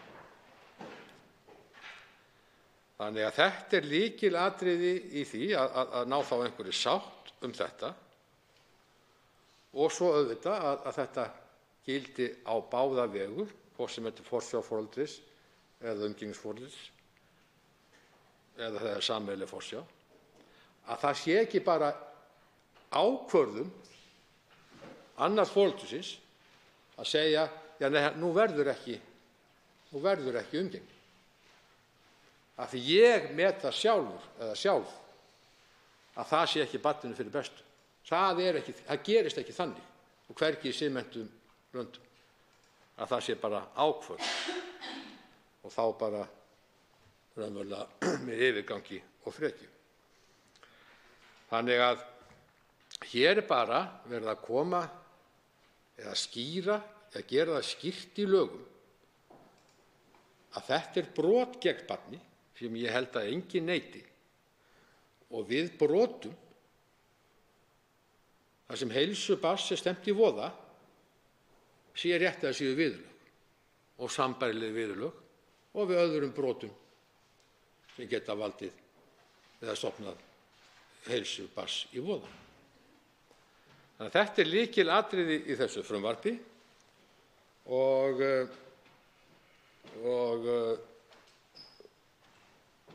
mér myndi koma það mjög á óvart að frumvarpið eins og það er núna sæti hér einhverju andstöðu, því að ég held að öllum sé ljóst sem hafa unnið í þessum málum og þekkja þau einhverju marki að þau eru fjölmörg vandamál þar sem ekki farið að niðurstöðu dómstóla, ekki að úrskurðum stjórnvalda eða samningum milli aðila, og menn hafa komist upp með það mánuðum, árum og jafnvel áratugum saman að virða að vettugi þannig rétt barnanna. Við það verður auðvitað ekkert unað og samfélagið hefur auðvitað breyst. Það er auðvitað orðið miklu algengara en kannski áður var að foreldrar slíti samvistum. Fleiri svona mál koma þar af leiðandi upp þar sem annað foreldrið kemst upp með það á nokkurra vandkvæða því virðist að tálma hinu umgengni eða takmarka. Það kemur hérna fram í nefndarálitinu að frá árunum 2007 til 2016 hafi verið fjölmörg mál af þessu tagi varðandi kröfum um beitingu dagsekta sem greinilega hafa aldrei virkað og fjölmargir úrskurðir uppkveðnir. Við erum að tala hér 550 kröfur dagsektir og það örugglega miklu fleiri tálmunarmál heldur en þessi 550, því ekki krefjast allir endilega dagsekta. Sjá kannski ekki hagsmuni mikla fólgna í því, hvorki fyrir barnið né aðila. Þannig að ég og aðrir flutningsmenn teljum það mikilvægt framfaraskref til að tryggja þannig rétt barnsins, tryggja það að barn verði ekki beitt þessu ofbeldi frekar en öðru ofbeldi, og hér sé því líka eðlileg viðbót við 98. grein barnaverndarlaganna þar sem tekin eru af öll tvímæli um brotið og viðurlög við þeim. 2 hv. þingmenn hafa óskað eftir að veita andsvar. Fyrst veitir andsvar hv. 4. þingmaður Reykjavíkurkjördæmis norður, Helga Vala Helgadóttir. Frú forseti, ég vil þakka hv. þingmanni fyrir yfirferðina. Það eru nokkrar spurningar sem vakna við þessa yfirferð, kannski helst út frá bara svona praktíkinni í þessu öllu saman. Af því að í 1. grein talað að brot gegn ákvæði þessu sæti aðeins opinberri rannsókn að undangenginni kæru barnaverndar til lögreglu. Nú það svo að barnaverndarnefndir hafa verið mjög tregar til að fara inn í mál þar sem að ræða umgengnisdeilu eins og þau kalla. Þannig að barnaverndarnefnd kemur ekki að málum þar sem að foreldrar deila umgengni. Og þá veltir maður fyrir sér hvernig hv. þingmaður sér fyrir sér og þeir sem eru á þessu máli sjá fyrir sér að barnavernd geti komið að þessu máli og kært til lögreglu þegar að barnavernd neitar að koma að málinu og rannsaka málið og kanna hvort það sé einhver ástæða til þess að barn njóti ekki umgengni. Nú skal það tekið fram að ég lít ekki svo á að það sé tálmun þegar foreldri af hvoru kyni sem eða hvaða kyni sem er að vernda barn sitt gegn ofbeldi. Það eru bara önnur mál. En hins vegar það svo að barnavernd bara hefur ekki vilja að koma að þessum málum. Þá nú frekar flókið að láta þetta vera undangenginni kæru barnaverndar til lögreglu. Í öðru lagi vil ég spyrja hv. þingmann út í þetta með umgengnina og fagna því að það sé verið að taka báða foreldra inn, bæði þennan sem nýtur umgengnisréttar sem og lögheimilisforeldrið, af því að þetta hefur ekkert með forsjá að gera. En nú velti ég fyrir mér að því að í öllum barnalögunum umgengni alltaf bundin við umgengnisforeldri en ekki forsjárforeldri. Ekki nauðsynlegt að breyta einhvern veginn orðalaginu í þessu frumvarpi til þess að samræmist öðrum lögum varðar börn? Svara andsvari hv. 5. þingmaður Reykjavíkurkjördæmis suður, Brynjar Níelsson. Hæstv. forseti. Það nú einhver misskilningur í hv. þingmanni að þetta snúist eitthvað umgengnisdeilur. Það segir sérstaklega að það búið að leysa úr þeim. Það búið að leysa úr forsjá og umgengni. Þannig að þetta ekki spurning að barnaverndaryfirvöld fari inn í umgengnisdeilur. Menn eru einfaldlega ekki að fara eftir einhverju niðurstöðu sem fengin. Það kunna að vera einhverjar nýjar forsendur, einhverjar breyttar aðstæður frá því að úrskurður kveðinn upp, dómur kveðinn upp eða samningur gerður. Þess vegna það auðvitað barnaverndaryfirvalda að meta það. Ef engar nýjar forsendur, til dæmis ofbeldi eða eitthvað slíkt, þá auðvitað ber barnaverndaryfirvöldum að kæra, þá það orðið brot. Þetta nú ekki flóknari það, hv. þingmaður. Þetta alveg rétt að þær aðstöður geta auðvitað komið upp að umgengnisforeldrið telji að forsjárforeldrið beiti einhvers konar ofbeldi og neiti þá að skila. Það aðstöð. Þess vegna þessi breyting. Og það er ekkert í andstöðu við eitt eða neitt.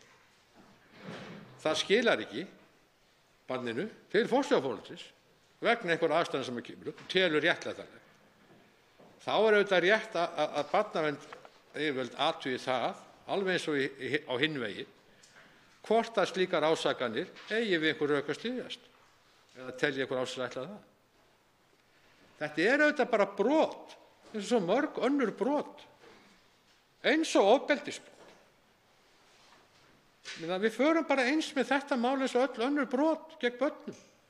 Ég skil ekki vandkvæðin við það. Mér það óskiljanlegt, hv. þingmaður. Þá veitir andsvar síðar að sinni hv. 4. þingmaður Reykjavíkurkjördæmis norður, Helga Vala Helgadóttir. Frú forseti, ég alveg hrædd að þingmaðurinn hafi haldið að sá þingmaður sem hér standi hafi verið að halda allt annað, flytja allt aðra ræðu en hún gerði. Vegna þess að það er mjög mikill misskilningur í svari hv. þingmanns Brynjars Níelssonar. Það jú ekki hægt að tala tálmun ef það liggur engin úrskurður, dómur eða samningur fyrir. Þá það ekki tálmun, af því það engin samningur. Og þá alveg sama hvert þú ferð með slíkt mál, þú þarft að byrja á því að reyna að ná umgengnissamningi, annars það ekki tálmun. Þetta ætti lögmaðurinn að vita, hv. þingmaður. Þannig að þetta algjör útúrsnúningur.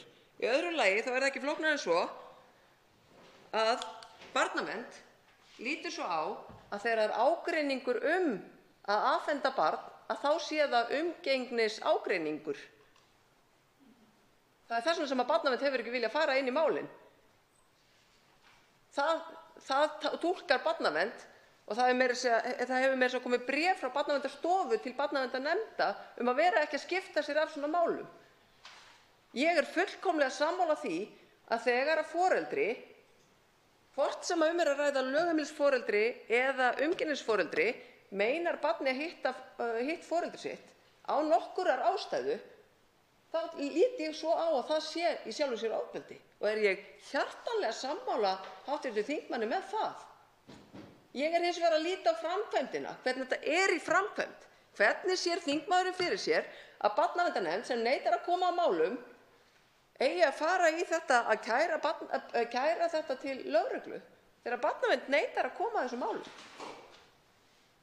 Ég bara að benda á það að það eru hlutir í þessu frumvarpi sem bara gangi ekki upp í praxís. Þannig ég vil bara skora á hv. þingmann að koma nú með mér í þann leiðangur að reyna að laga kerfið, laga allt kerfið, frá sýslumanni yfir í barnavernd og allt þetta sem ég hef svo oft talað um hérna. Það svara andsvari síðara sinni, hv. 5. þingmaður Reykjavíkurkjördæmis suður, Brynjar Níelsson. Hæstv. forseti, ég held að við séum tala sitthvort málið bara. Sko, barnavernd fari ekki inn í umgengnisdeilur. Þetta eru ekki umgengnisdeilur. Þú getur búið það til. Menn kalli ekki, þegar kemur dómsniðurstaða, að það sé þá einhverja deilur, af því annars ætlar ekki að efna dóminn. Það er eitthvað deilur. Það er bara ofbeldi. Og hér er verið að segja það er verið að leggja þá skyldur á barnaverndaryfirvöld að ef menn brjóta þessi ákvæði, og hér er sérstaklega skilgreint hvað er tálmun og takmörkun umgengni, að þá segir ekki barnavernd að við tökum bara ekki þátt í þessu. Ja, það gengur ekki. Getur hún bara sagt þegar meiri háttar líkamsmeiðing eða ofbeldisbrot barnaverndar, nei, við tökum bara ekki þátt í þessu. Sko. Það er okkur óviðkomandi. Það gerist ekki þannig, enda ber barnavernd lögum samkvæmt að gæta hagsmuna barnanna og tryggja það. Og ef þeir gera það ekki, þá þarf nú að gera eitthvað mikið í þeim málum. Það má vel vera það sem þurfi, ég veit það ekki. En þetta er alveg skýrt í ákvæðinu og flækist ekki fyrir mér, þó að kunna flækjast hugsanlega fyrir einhverjum barnaverndarfulltrúum. En það er þá mjög sérstakt. Og það er mjög sérstakt ef embættismenn segja, já, ég tek nú bara ekki þátt í svona málum. Sko. Þá skulum við fara saman, hv. þingmaður, í verulegan uppskurð og endurskoðun á þessu öllu saman. En það bara hvarflar ekki að mér eina sekúndu að embættismenn með þessum hætti, embættismenn vinni með slíkum hætti. Ég bara trúi því ekki. En þó hef ég nú séð ýmislegt. Þannig að þetta er kannski ekki algjörlega fráleitt hjá þingmanninn, hv. En fyrir mér er þetta mjög einfalt mál. Ef það er tálmun, þá þarf að grípa til. Nú, ef það verður þannig, eftir þetta, að barnaverndarnefnd bara segja alltaf nei, kemur ekki áhrif, þá þurfum við að breyta þessu aftur. Þá veitir andsvar hv. 4. þingmaður Reykjavíkurkjördæmis suður, Þórhildur Sunna Ævarsdóttir.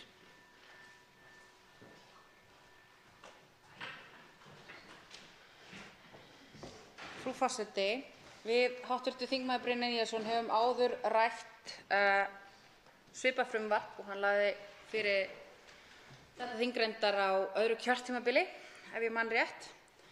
En mínar spurningar til hv. þingmanns eru að mörgu leyti af algjörlega sama meiði og þær voru þá, vegna þess að þótt að frumvarpið hafi vissulega tekið breytingum, að þá hefur það ekki tekið breytingum að þessu marki sem snýr að því sem ég les út úr frumvarpi hv. þingmanns og snýr að rétti foreldra, eða þar að segja rétti barna til að umgangast báða foreldra sína, sem að ég tek heils hugar undir.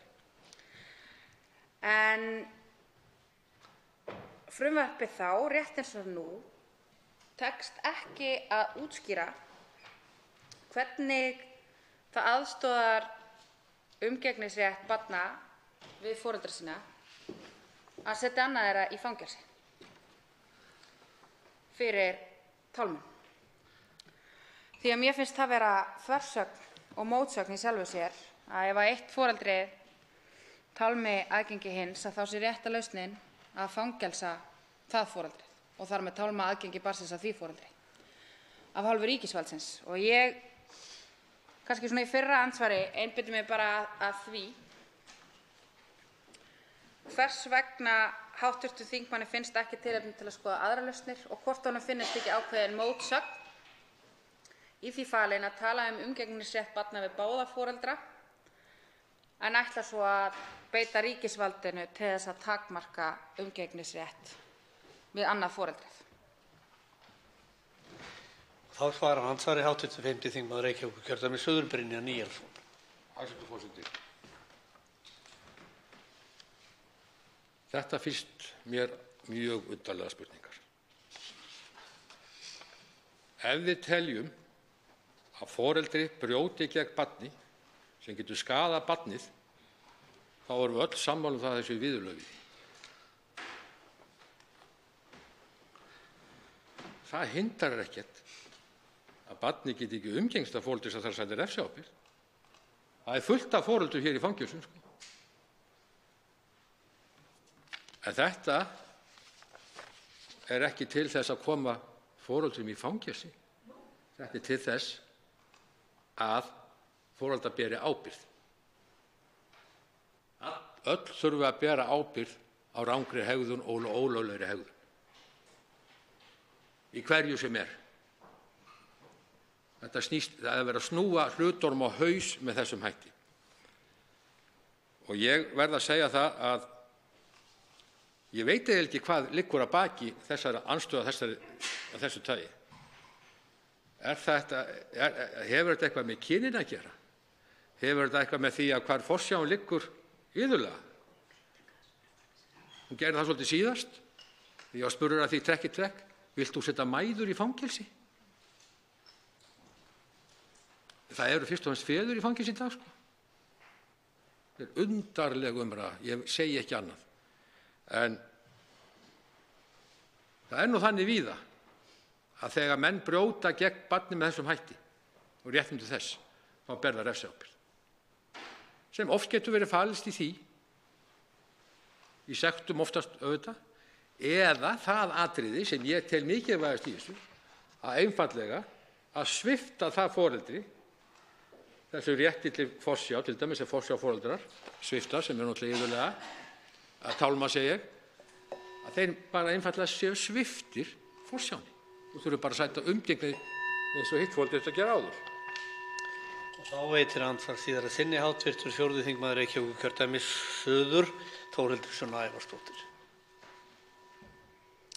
Herra forseti, enn er hv. þingmaður í andsvari eitthvað allt annað en hann er spurður um. Ég allavega spurði hv. þingmann ekki að því hvort hann vildi setja mæður í fangelsi. Ég hins vegar spurði hann hvort hann þætti ekki ákveðin þversögn í því að tala umgengnisrétt beggja foreldra og í hins svipinn væri verið að tala bara frekar háa fangelsisrefsingu miðað við allt og allt gagnvart því að takmarka umgengni.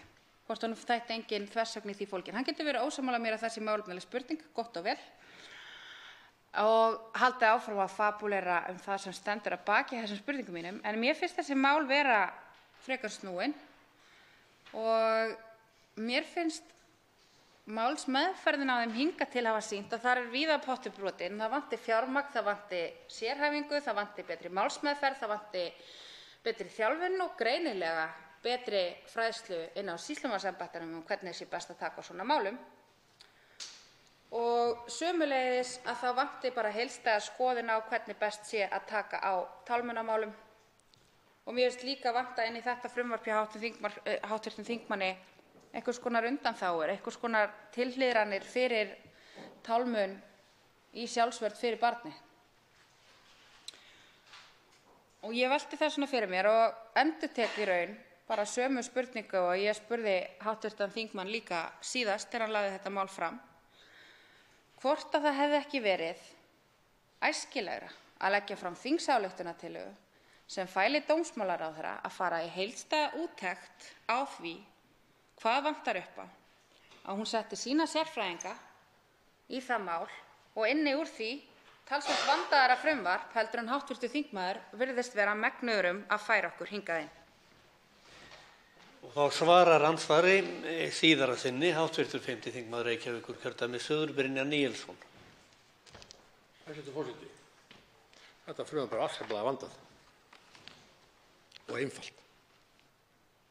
Það bara fjallar það að þessi brot eins og önnur brot gegn börnum sæti sömu viðurlögum og önnur andleg ofbeldisbrot, eitthvað sem stofnar lífi og heilsu barnsins í hættu. Þetta er ekkert flókið. Það þarf enga úttekt eða þingsályktun fyrir ráðuneytið að gera ekki neitt. Bara sára einfalt að við hér viðurkennum og þorum að viðurkenna það að í mörgum tilvikum þetta mjög alvarlega brot gegn börnum. En það virðist mörgum vera ógurlega erfitt með að sætta sig við það og líta á þetta sem einhvern kvenréttindamál, setja mæður í fangelsi, sé einhver misskilningur með það að það sé gott fyrir barnið að einhver sé í fangelsi. Það er auðvitað ekki gott fyrir neitt barn einhver sé í fangelsi. En það þarf þá enginn að fara í fangelsi þegar hann vill. Hann þarf bara að fara eftir reglum. Flóknar er það ekki. Og þess vegna er sérstaklega breytt þessu ákvæði núna það að ef það koma upp einhver svona slík atvik eftir á, þegar búið er að kveða upp dóm eða gera sátt eða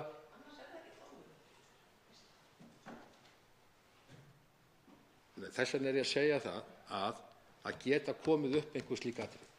Þess vegna þarf að kanna það í sérstökum hætti hvort að verið sé einhverja óeðlilega tálmun sé að ræða. Og enginn á að vera betur til þess fallin auðvitað heldur barnavernd. Þess vegna er frumvarpið orðið auðvitað betra núna heldur það var, en kjarni málsins er bara þessi. Og einfaldleikinn, og skýrleikinn, og snilldin við þetta frumvarp er það að við viðurkennum það einfaldlega bara að þetta er brot gegn barninu, það er kjarni málsins sem við eigum ekki að setja okkur við. Andsvörum þá lokið. Til máls tekur hv. 3. þingmaður Suðvesturkjördæmis, Rósa Björk.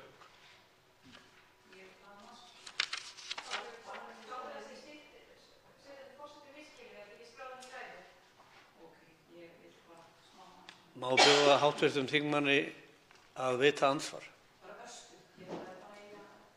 Til máls tekur og veitir andsvar hv. þingmaður Inga Sæland, 8. þingmaður Reykjavíkurkjördæmis suður.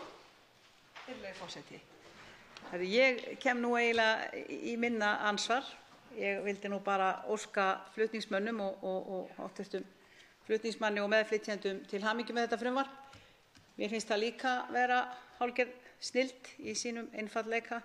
Það eina sem að svona pínlítið stakk mig, það er í rauninni refsiramminn. Hann er ansi langur.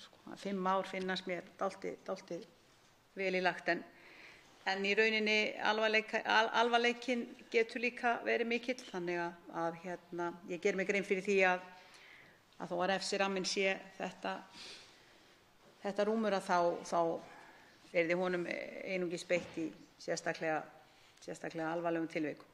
En ég segi bara, ég vona bara að við stöndum heils hugar á bak við þetta mál og komum til móts við börnin okkar. Það er í rauninni sjálfsagt enginn okkar alþingismanna sem ekki þekkir einhvern sem í rauninni hefur þurft að sæta tálmun varðandi umgengni við sitt barn. Þannig að til hamingju hv. þingmaður og allir þið meðflutningsmenn, þetta er flott frumvarp.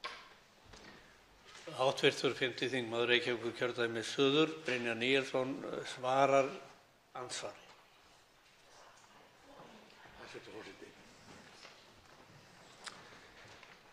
Já, ég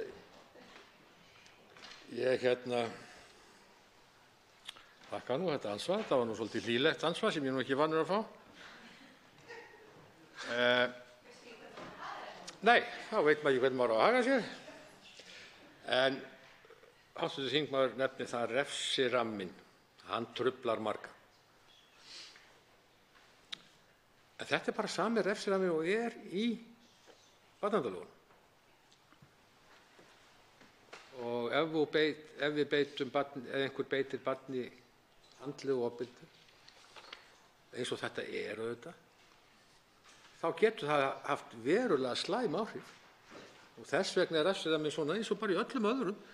Þessi sami refsirammi í brotum sem eru að mínu viti miklu vægari.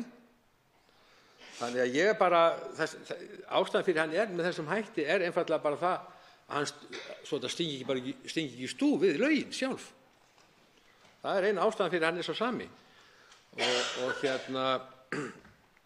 En auðvitað þýðir þetta ekki þannig að fólk fer í fangelsi við fyrsta brot. Það gerist ekki þannig. og það vita allir sem vinna í þessu. En ef það verður einhverjar ítrekanir og aftur, þá kann að koma til einhverjar refsivistar að lokum. Því að menn láta þá ekki segjast, þrátt fyrir ítrekuð brot. Það er bara eins og í öllum öðrum brotaflokkum, sem ég tel vera miklu vægari brot. Það getur þýtt refsivist. En auðvitað kann að vera sem hv. þingmaður Helga Vala segir, að það þarf auðvitað kannski að skoða allt kerfið. Ég ætla ekki að andmæla því. Ég hef áhyggjur af getuleysi í því og dugleysi aðallega. En ég held að þetta hafi mjög mikið forvarnargildi og verði til þess að misnotkun þessu tagi eigi sér ekki stað. Og hv. 8. þingmaður Reykjavíkurkjördæmis suður, Inga Sæland, veitir andsvar síðara sinni. Virðulegi forseti. Ég þakka hv. þingmanni fyrir ansvari. Í rauninni hafði ég svo sem ekkert við mína lofræðu að bæta hérna áðan. Ég skil mæta vel tilganginn með refsirammanum þó að svona ég geri mig grein fyrir að hann stingi svolítið í augun. En þannig ég segi bara ég hef engu við þetta að bæta. Þetta er flott frumvarp.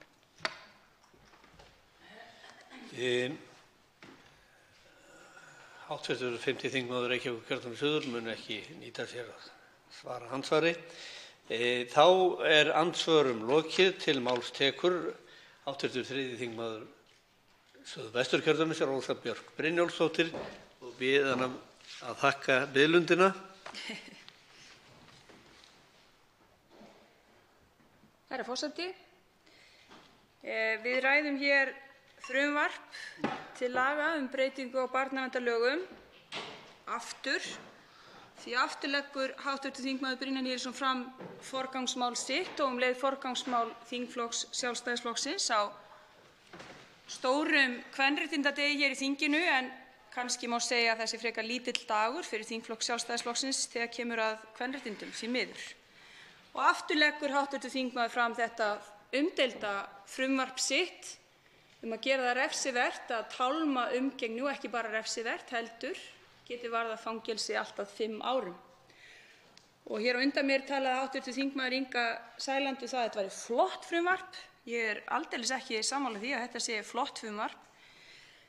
Þetta finnst mér ákaflega dapurlegt frumvarp að öllu leyti og mjög vanhugsað, þó að hv. þingmaður hafi gert á því nokkrar breytingar frá því að hann lagði það fram síðast. Sér í lagi er það vanhugsað út frá hagsmunum barna, enda er það ekki til þess fallið að vernda réttindi barna í forsjár- og umgengnismálum, heldur til þess fallið að standa eingöngu vörð réttindi foreldra og réttindi ákveðins hóps foreldra. Og til að minna bæði hv. þingmann á og aðra að þá er það skýrt leiðarstef í barnarétti í íslenskum lögum að gera það aðeins sem barninu er fyrir bestu, ekki foreldrum, heldur barni. Og fyrir það fyrsta þá er í frumvarpi hv. þingmanns ekki að finna ígrundaða skilgreiningu á hugtakinu tálmun, heldur er það reynt með einhverjum hætti að vera skýrt hér í greinargerðinni með frumvarpinu og að auki er bætt við hugtakinu takmörkun sem er heldur ekki skýrt hér af neinum mætti eða neinu ráði í þessu frumvarpi sem við ræðum hér nú. Að vísu er ekki að finna í neinum lögum greinargóða skilgreiningu á tálmun, hvorki í barnaverndarlögum né í öðrum lögum, og hvorki nú né eins og fyrr þá er hvergi að finna hér einhverjar greinargóðar skilgreiningar á tálmuninni né rannsóknir á tálmun eða takmörkunum. Heldur er vísað hér eingöngu í tölur sem eru 2 ára gamlar og eru ágætistölur og kem að þeim síðar. En það má því segja, herra forseti, að forsendur fyrir frumvarpinu séu af afar skornum skammti og það furðar mig nú eins og þegar við ræddum frumvarp þingmannsins háttvirts hér síðast. Þessi tilraun til þess af veikum mætti til þess að skýra út tálmunarhugtakið finnst mér vera veikt og sömuleiðis algjör skortun á útskýringu á hugtakinu takmörkun. Og við höfum núna þegar í barnaverndarlögunum neyðarúrræði sem er til staðar sem kallast aðfarargerð og felst í því að ef foreldri sem barn býr hjá heldur áfram að hindra umgengni þrátt fyrir úrskurð dagsektir og fjárnám fyrir ógreiddum dagsektum getur dómari að kröfu þess sem á rétt á umgengni við barn heimilað að umgengni verði komið á með aðfaragerð. Það þýðir að heimilt að barn sé tekið úr umsjá foreldri sem það býr hjá og fært umgengnisforeldri í eitt skipti eða fleiri. Og eins og hv. þingmaður vitnar til hér í greinargerð sinni að þá voru þau skipti sem að þetta var gert, gripið til þessa neyðarráðs, voru afar fá, alls 9 skipti á 10 ára tímabili 2007 til ársins 2016. Og því miður það nú einu sinni svo að sum af þessum skiptum þau snúast ítrekað sömu börn og sömu foreldra sem auðvitað afar sorglegt. En með þessari tölu það staðfest að þetta hámarksinngrip yfirvalda vegna umgengni við hitt foreldrið á sér stað í örfá skipti sem betur fer. Yfirgnæfandi hluti umgengnismála nefnilega blessunarlega til lykta leiddur og umgengni komið á án þess að dagsektarmál séu opnuð. Og þetta minnir hv. flutningsmaður, fyrsti flutningsmaður, á hér í greinargerð sinni. Örfá mál enda með dagsektum og algjör undantekningartilfelli fara fram aðför þar sem barn sótt með valdi í umgengni samkvæmt dómsúrskurði. Og því miður það svo að harðar umgengnisdeilur því miður til staðar en sem betur fer þær miklu fátíðari heldur en hin einsleita umræða umgengnismál gefur til kynna. Og sú umræða fer afskaplega oft fram í fjölmiðlum með aðeins annarri hlið mála. Og það miður og það sérstaklega miður fyrir þau börn sem eiga hlut að máli. Og það heldur ekki til þess fallið sú umræða og umfjöllun fjölmiðla til þess að endurspegla raunveruleikann inn í kerfinu, hjá stofnunum og þeim starfsfólki sem að vinna með þennan viðkvæma málaflokk. Og eins og ég benti á hérna áðan þá til staðar nú þegar tæki og tól sem hægt að beita í erfiðum umgengnismálum. Og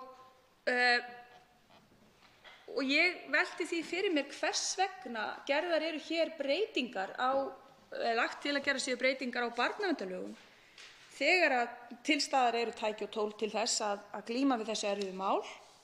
Og það þá líka svolítið í mótsögn við það sem hv. þingmaður hefur sagt að honum finnist það mjög bagalegt að börn fá að missa því að umgangast og sjá annað foreldri þegar hann að leggja hér fram frumvarp til laga að annað foreldri fari í fangelsi í 5 ár. Þetta í vægast sagt, herra forseti, mótsagnakennt og algjörlega með ólíkindum. En 5 ára fangelsisrefsingin, hér var þingmaður sem hv. þingmaður Inga Sæland sem benti á það henni fyndist þessi refsirammi, þrátt fyrir að henni fyndist þetta vera flott frumvarp að þá væri refsiramminn ansi hár. Jú, hann hár. Vegna þess að í samanborði við önnur refsiverð brot að þá þessi 5 ára refsirammi í takt við 98. grein barnaverndarlaga sem alvarlegustu brot gegn börnum. Ofbeldisbrot, bæði andlegt, jafnvel kynferðislegt ofbeldi og líkamlegt. Og þarna verið í raun og veru að leggja til með þessu frumvarpi að tálmun sem óútskýrð í þessu frumvarpi jafnist á við þau allra verstu brot sem að við því miður vitum af í okkar samfélagi gegn börnum. Og það þykir mér, herra forseti, vægast sagt undarlegt. En hvað þá best fyrir börn í þessari stöðu?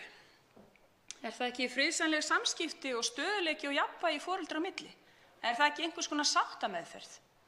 Hefði ekki verið betra af hv. þingmanni að leggja hér til að mynda frumvarp til laga aukið fjármagn til sýslumannsembættanna til þess að vinna á þeirri löngu bið sem að foreldrar barna sem standa í skilnaði og þurfa að útkljá sín mál þurfa að bíða eftir því að sýslumannsembættin hjálpi þeim og aðstoði þau við að útkljá umgengnismál sín á milli. Meðalbiðtími hér sýslumannsembættis í Reykjavík því miður ennþá þannig, hann hæstur á landinu og það vill nú svo til að það kjördæmi hv. þingmanns, sem ræðir, þannig að það hefði kannski verið ágætisfrumvarp hjá hv. þingmanni að leggja það til, aukið fjármagn til þess að stytta þennan biðtíma sem getur verið samkvæmt nýjustu tölum 14 til 17 mánuðir. 14 til 17 mánuðir, þar sem fólk að bíða eftir úrlausn sinna mála þegar kemur að umgengnissamningnum. Og það, hv. þingmaður, skiptir gríðarlega miklu máli, af því að fólk að bíða eftir því að þeim sé leiðbeint og þau fái sinn umgengnissamning í meira en ár. Það getur súrnað ansi mikið í ansi mörgum samskiptum. Og refsiákvæðið sem að finna í þessu frumvarpi hvergi til þess fallið að hlúa að hagsmunum barna. Það til þess fallið að bitna afar illa á börnum, enda hefur ekkert Norðurlanda farið þessa leið með barnaverndarlög inn í refsirétt. Það hefur hvergi verið gert á öllum Norðurlöndum og þó hafa þau mál verið könnuð og rannsökuð miklu ítarlegra heldur en hér á landi, þar sem fjölskyldu- og barnaréttur afar sterkur á Norðurlöndunum. Og það kom meðal annars fram í umræðum endurskoðun á barnaverndarlögunum 2013 að ekkert Norðurlandanna hefur farið þá leið sem hér boðuð að fara refsiréttarleiðina og það ekkert sem bendir til þess að refsiákvæði á borð við 5 ára fangelsisvist stuðli að aukinni umgengni inn í hagsmunum barnanna. Engar rannsóknir eða kannanir sem liggja þar til grundvallar. Þetta gengur þvert gegn fjölskyldu- og barnarétti á Norðurlöndunum. Þetta frumvarp hér sem við erum að ræða núna. Og ég ekki sammála því sem fram kemur hér í frumvarpinu að þessi viðkvæmu og flóknu mál verði sett í barnaverndaryfirvalda, heldur hér verið að fara þá með því, eins og hv. þingmaður Helga Vala Helgadóttir kom inn á, verksvið barnaverndaryfirvalda sem fjalla barnavernd en ekki refsingar, ekki fangelsisrefsingar, heldur barnavernd, að vernda börn. Refsingarnar eru nefnilega á borði lögreglu, ákæruvaldsins og dómstólanna sem hv. þingmaður hefði kannski átt að vita, verandi þessi reynslubolti í dómsmálum sem hann Svo bara ekkert hægt að sleppa því, hv. þingmaður Brynjar Níelsson, sleppa því að nefna kynjavinkilinn vegna þess að hann hefur núna í þessari umræðu eins og síðast komið hér upp og frábeðið sér allra umræðu hér að þetta tengist á nokkurn hátt kynjavinklinum. Þetta tengist honum bara þráðbeint. Hér á landi það nefnilega svo að sameiginleg forsjá langalgengasta úrræði við skilnað foreldra. Í sumum tilvikum heldur móðirin eingöngu forsjánni en í örfá skipti fer faðir með forsjá. Af 598 skilnuðum foreldra á árunum 2006 til 2010 voru 477 með sameiginlega forsjá, 112 mæður voru einar með forsjána á móti 9 feðrum. Þetta kemur fram í tölum Hagstofunnar frá árinu 2017. Og þar kemur líka fram að fyrir 2 árum síðan, sem eru nýjustu tölur eftir sem ég hef fundið, þá búa rúmlega 90% af barna á Íslandi hjá barnaforeldrar sem hafa skilið hjá mæðrum sínum. Og þess vegna ljóst, fullkomlega ljóst, að þessu frumvarpi beint sérstaklega gagnvart mæðrum. Vegna þess að þær eru þær sem að fara með forsjá barna þegar að forsjáin fellur hjá öðru foreldrinu. Tölulegar vísbendingar, tölulegar sannanir sýna þetta. Og hvað finnst okkur það? Og hvað finnst okkur það að hér sé komið fram frumvarp sem beint gegn mæðrum á þessum degi? Hvað finnst okkur það? Ég veit alveg hvað mér finnst það, en það væri kannski ágætt að heyra fleiri skoðanir það heldur en mína. En eins og kannski einhverjir hafa bent á hér að það nú svoleiðis að við þurfum að fjalla umgengnis- og forræðismál á heildstæðari hátt heldur en gert í þessu frumvarpi. Þurfum að leggja miklu meiri áherslu á sáttameðferð fyrr í ferlinu, markvissa sálfræðiráðgjöf eða fjölskylduráðgjöf fyrir foreldra sem skilja að skiptum. Við þurfum að styrkja sýslumannsembættið að þeim hluta sem snýst sifjamálin og á þeirra verksviði. Við þurfum að tryggja fjármagn til að stytta verulega afgreiðslutíma hjá embætti sýslumanna vegna úrskurða umgengni. Eins og ég nefndi hér áðan, hér gríðarlega langur biðtími eftir því að fá úrskurð umgengni, umgengnissamning. og þetta væri miklu meira hagsmunamál fyrir börn foreldra sem skilja. Miklu meira heldur en að varpa öðru foreldri þeirra í fangelsi. Af því að þessi langi biðtími sem óviðunandi fyrir alla, ekki síst fyrir börnin, að hann mjög erfiður. Og lausnin sú að ljúka málum í sátt, í sem mestri sátt. Og það einu sinni svo að þegar fólk skilur að skiptum, að þá það ekki vegna þess að það séu allir ánægðir eða sáttir, en það ég held að við getum fullyrt hér að yfirvöldum beri að leita allra leiða til þess að aðstoða foreldra sem eru að ganga í gegnum skilnað með börn til þess að ná sáttum umgengni. Af því að það börnum fyrir bestu til að hafa þann skýrleika. Vegna þess að rannsóknir sýna að mörg barna sem hvers foreldra skilja undir ofurálagi vegna deilna foreldra, refsimála og umgengnismála. Og harðvítugar og langvarandi forræðisdeilur og umgengnisdeilur þær hafa markandi áhrif á börn sem fyrir vikið eru undir ótrúlega miklu og stöðugu álagi, berjast við kvíða og sum geta ekkert leitað eftir stuðningi. Og það hefði verið virkilega ánægjulegt að sjá hv. þingmann Brynjar Níelsson leggja fram hér þingmál sem hefði það að markmiði að skoða heildrænt réttindi barna sem þurfa að upplifa umgengnis- og forræðismál foreldra sinna og hvernig hægt væri að bæta þau mál og þann feril mála. Tveir háttvirtir þingmenn hafa óskað eftir að veita andsvar. Fyrst veitir andsvar hv. 5. þingmaður Reykjavíkurkjördæmis suður, Brynjar Níelsson. Hæstv. forseti. Megnið af þessari ræðu fjallaði ekkert þetta frumvarp eða neitt tengt því. Þetta snýst ekkert umgengnisdeilur. Nei, það gerir það ekki. Hér sérstaklega tekið fram, það búið að leysa þær. Það búið að afgreiða þau mál. En það kom auðvitað strax fram í þessari ágætu ræðu hv. þingmanns. Að komi svona frumvarp á stórum degi kvenréttinda. Snýst þetta orðið kvenréttindi eða kynréttindi? Ég vil spyrja hv. þingmann. Þegar kominn dómsúrskurður með forsjá og umgengni og annað foreldri fer ekki eftir því, brýtur gegn barninu þá, að það eigi bara að vera viðurlagalaust, engin áhrif. Myndi til dæmis hv. þingmann sem hefði forsjá barns og maðurinn, faðirinn, sem á barni líka, myndi nú bara ekki skila því úr umgengni og segja bara, já, ég tel að forsjá foreldrið beiti það ofbeldi.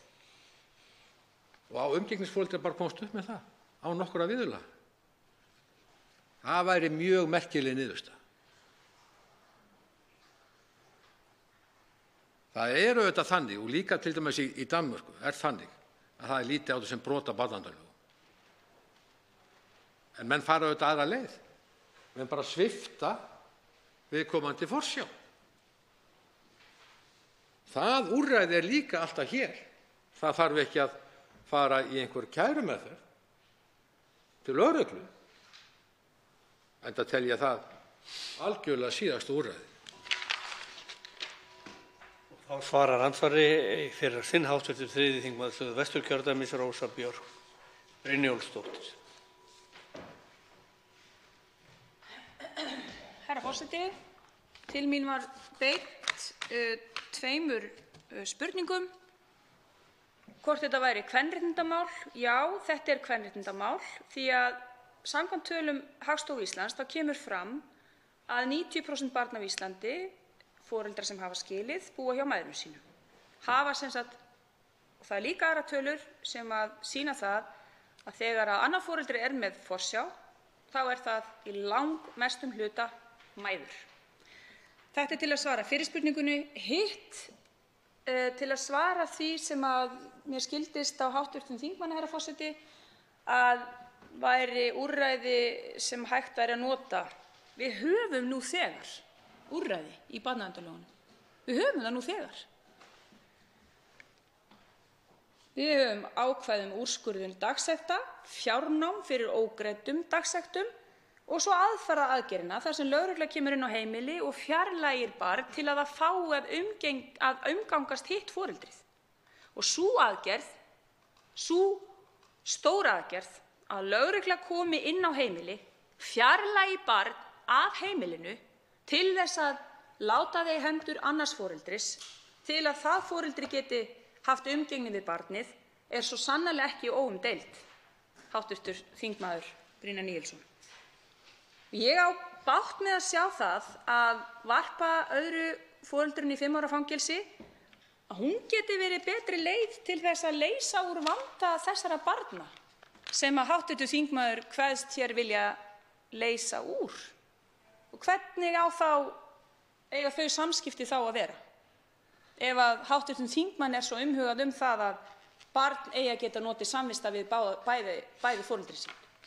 Á það síðan að gerast bara með heimsóknum á Litla-Hrauni eða hvernig á það að vera? Þá veitir andsvar hv. 5. þingmaður Reykjavíkurkjördæmis suður, Brynjar Níelsson. Hæstv. forseti. Hv. þingmaður setur kvenréttindamál vegna þess að 90% barna er með lögheimili móður. Þetta frumvarp snýst ekki bara um þá foreldra, þetta snýst um báða foreldrana. Þá eru væntanlega 90% foreldrana umgengnisforeldra sem barn er ekki lögheimili. Þá getum við bara kallað þetta karlréttindamál eða ekki. Þetta er algjörlega rugluð umræða, hv. þingmaður. Fólk sem er í andstöðu við þetta frumvarp verður bara að svara því ef það er í andstöðu við það og segja bara fullum fetum og vera bara heiðarleg í því. Þeir telja það ekki að refsa fólki fyrir þetta. Þetta sé bara ekki brot. Það eigi ekki að vera viðurlög. En það þorir enginn að segja það beint. Er það af því að það er 90% konur sem tálma? Kann það vera ástæðan? Ég spyr. Nei, kann það vera því að menn telji það? Hvernig er þessu tálmunarmál? Hver er varnaræðli og hver er sóknaræðli? Veit hv. þingmaður það? Ég veit það. Þetta snýst auðvitað ekkert um kvenréttindi eða karlréttindi eða kynjaréttindi. Þetta snýst um það að fólk fari að lögum og reglum, vanræki ekki börnin og rétt þess. Þetta er ekkert flóknara en það.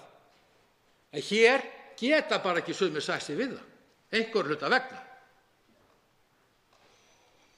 Og ég held að ég hef fengið svarið við því nefnilega áðan. Fyrsta setningin hjá þeim þingmanni svo. Þetta er kvenréttindamál. Þess vegna eiga ekki að vera viðurlög. Það er hin skýra niðurstaða. Takk fyrir það. Og þá svarar andsvarið síðar að sinni hv. 3. þingmaður Suðvesturkjördæmis Rósa Björk Brynjólfsdóttir. Herra forseti, ég átta mig bara ekkert á rökfræðinni sem hv. þingmaður er að nota hérna. Það eru nú þegar viðurlög í barnaverndarlögum. Þegar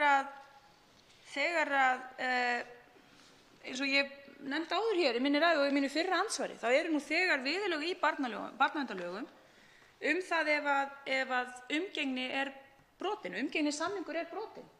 Ég átta mig hreinlega ekkert á þessu. Og jú, þetta er kvenréttindamál vegna þess að það eru margfalt fleiri börn fráskildra foreldra sem eru hjá mæðrum sínum. Þar sem mæður þeirra hafa umgengni með börnum. Þannig að já, þess vegna kalla ég þetta kvenréttindamál, þó að hv. þingmaður vilji kalla þetta karlréttindamál. Bara gott og vel, þá skulum við bara vera ósammála um það.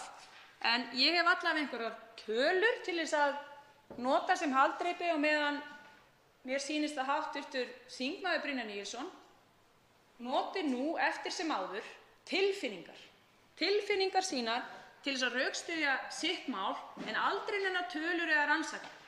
eða kannanir og algjörlega á skjön við það sem tíðkast á Norðurlöndunum. Algjörlega á skjön við það. Fullkomlega. Þannig að hér er verið að leggja til eitthvað undarlegt ákvæði í barnaverndarlögunum sem að kallast bara einfaldlega ekkert á við það sem tíðkast á Norðurlöndunum í refsirétti eða við framkvæmd barnaverndarlaga. En gott og vel, þá skal hv. þingmaður Brynjar Níelsson tala það að hér sé kallréttindamál að ræða og hér sé mikið og brýnt mál, þó svo að á 9 ára tímabili, árið 2017-16, hafi alls verið 9 tilfelli þar sem að ströngustu aðgerðum voru beitt til þess að koma á umgengni. 9 tilfelli á 9 ára tímabili. Þetta er öll nauðsynin og þetta er þunginn sem að hvílir að baki framlagningu þessa máls. Og þá veitir andsvar hv. 2. þingmaður Suðvesturkjördæmis Bryndís Haraldsdóttir. Virðulegur forseti, ég verð að viðurkenna að ég er ekki sátt við það í hvaða átt umræðan hefur þróast hérna í orðaskiptum hv. þingmanns Brynjars Níelssonar og hv. þingmanns Rósu Bjarkar Brynjólfsdóttur.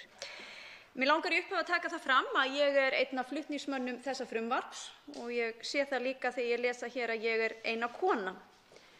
Ég held reyndar að það hljóti að vera hrein tilviljun því að ég ætlaði að spyrja hv. þingmann að því hvernig hún gæti fengið út að þetta væri kvenréttindamál en hún hefur svo sem greint frá þeirri afstöðu sinni. Ég held að við séum hér hvorki að tala kvenréttindi, karlréttindi eða jafnrétti yfir höfuð. Fyrst og fremst réttindi barnsins. Og við erum að ræða undantekningartilfellin, svipað og við ræddum hér fyrr í dag í heitum umræðum. Við erum að ræða undantekningartilfellin þegar foreldrar geta í fyrsta lagi ekki komið sér saman og annar utanaðkomandi aðili þarf að taka ákvörðun það hvernig umgengni sé háttað.